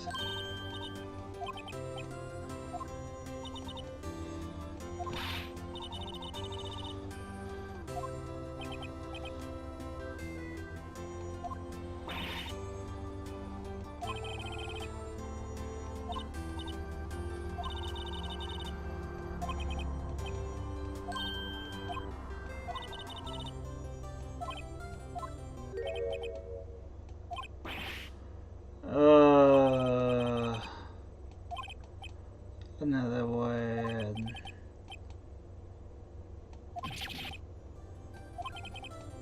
Yeah.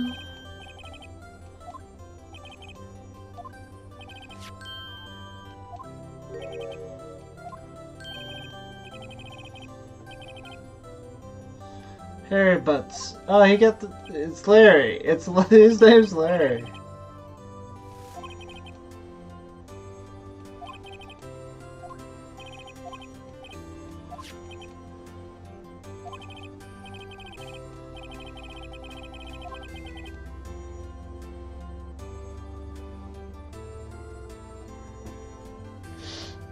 $38. It was Larry this whole time.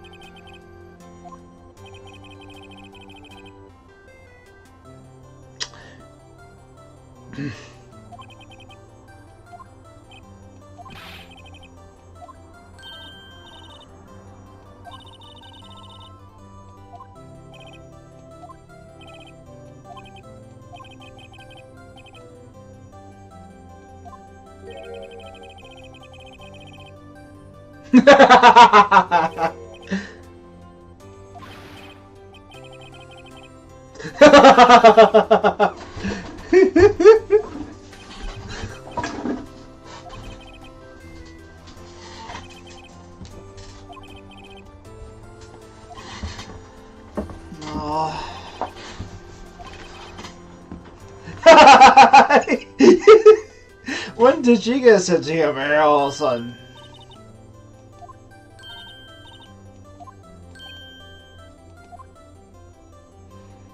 This game is a treat! You celebrated Etro's newfound freedom, even though Etro himself is still in detention.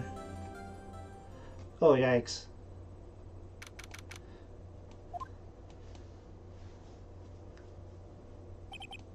Oh, I went overboard yesterday. My head hurts. Huh? It's only 5 o'clock. Maybe I should go back to sleep. Hmm? What's this? A letter?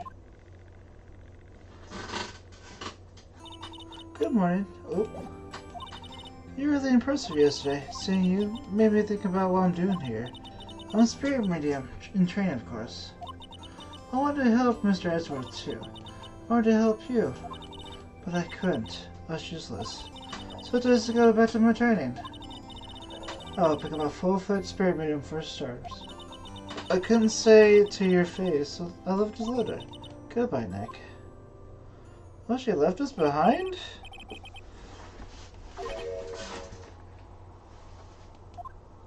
Are we gonna catch her?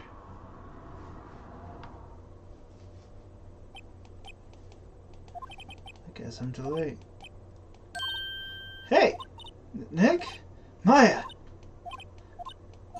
So, you're leaving? Yeah, it's hard being a spirit medium who can't talk to spirits.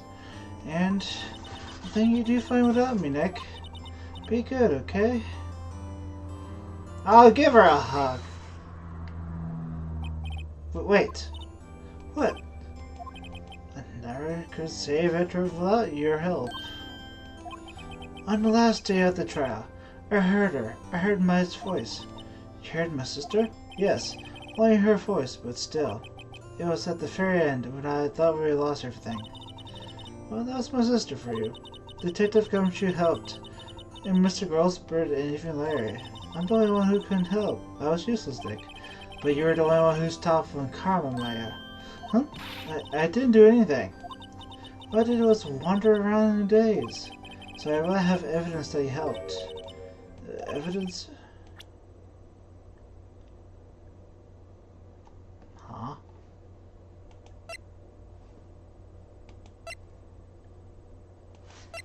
Her mother? Huh? Sorry.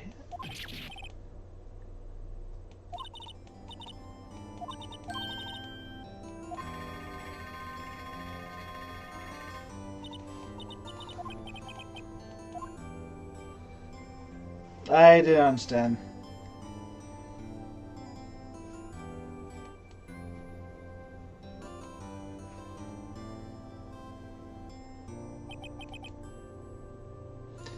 And so my story ends. Time to turn to the page and say goodbye to the North's defense attorney I was once was. Now a new story begins. The same old crazy cast of characters.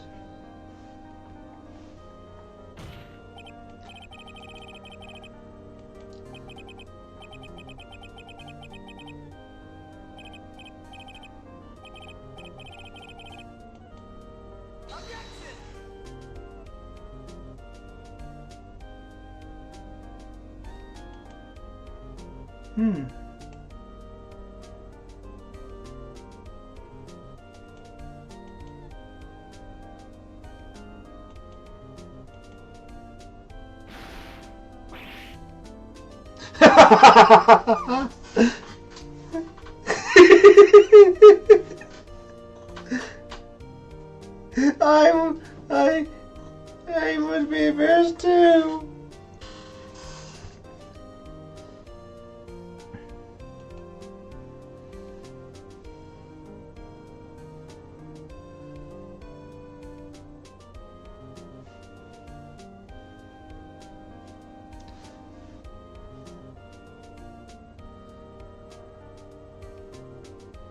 But you got, never mind. You learn, eventually, you learn.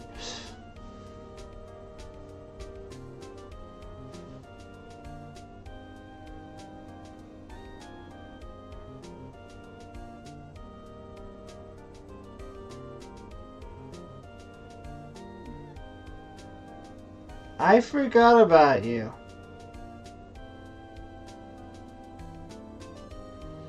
I think it's our girl looking for us. It's been a while. It says a new year.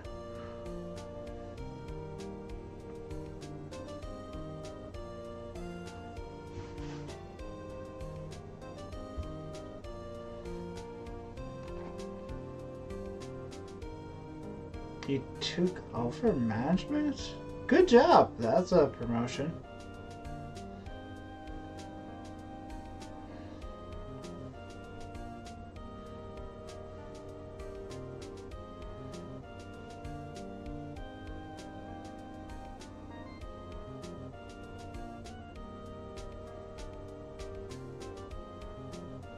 I don't understand your joke.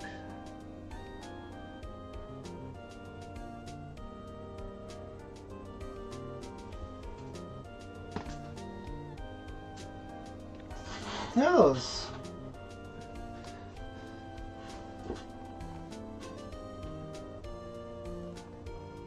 Oh.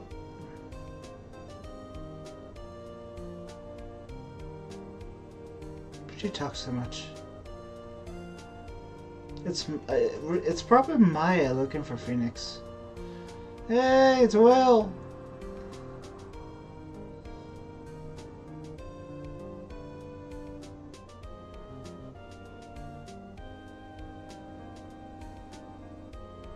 I still like him.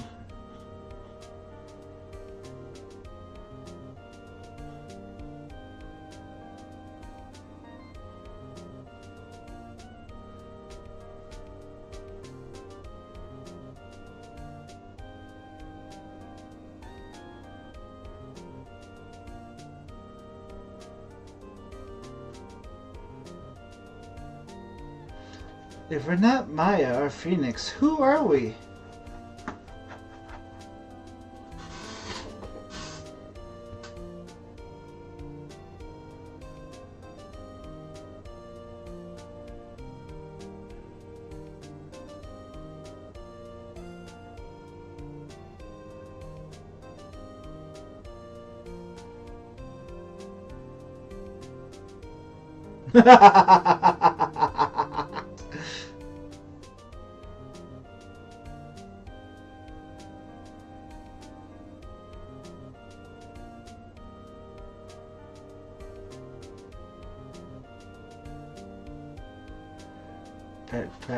What?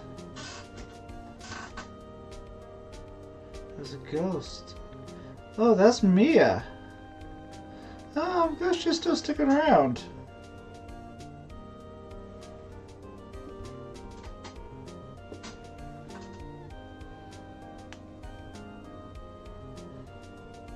Yeah, there's Mia.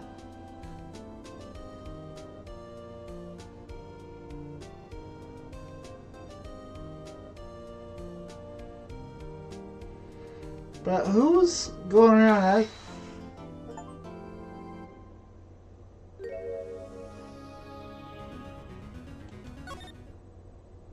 What was up? Alright, this is it then. Ladies and gentlemen, this has been Foxhacker, and I think we're on the last part of the first season, technically, of Ace Attorney. If you like our content, please like and subscribe. Ring that bell icon. If you really do like the content, please share with the people you know. Spread the love, you know. Let the fox name be unknown. All jokes aside, see you guys next time. Maybe we get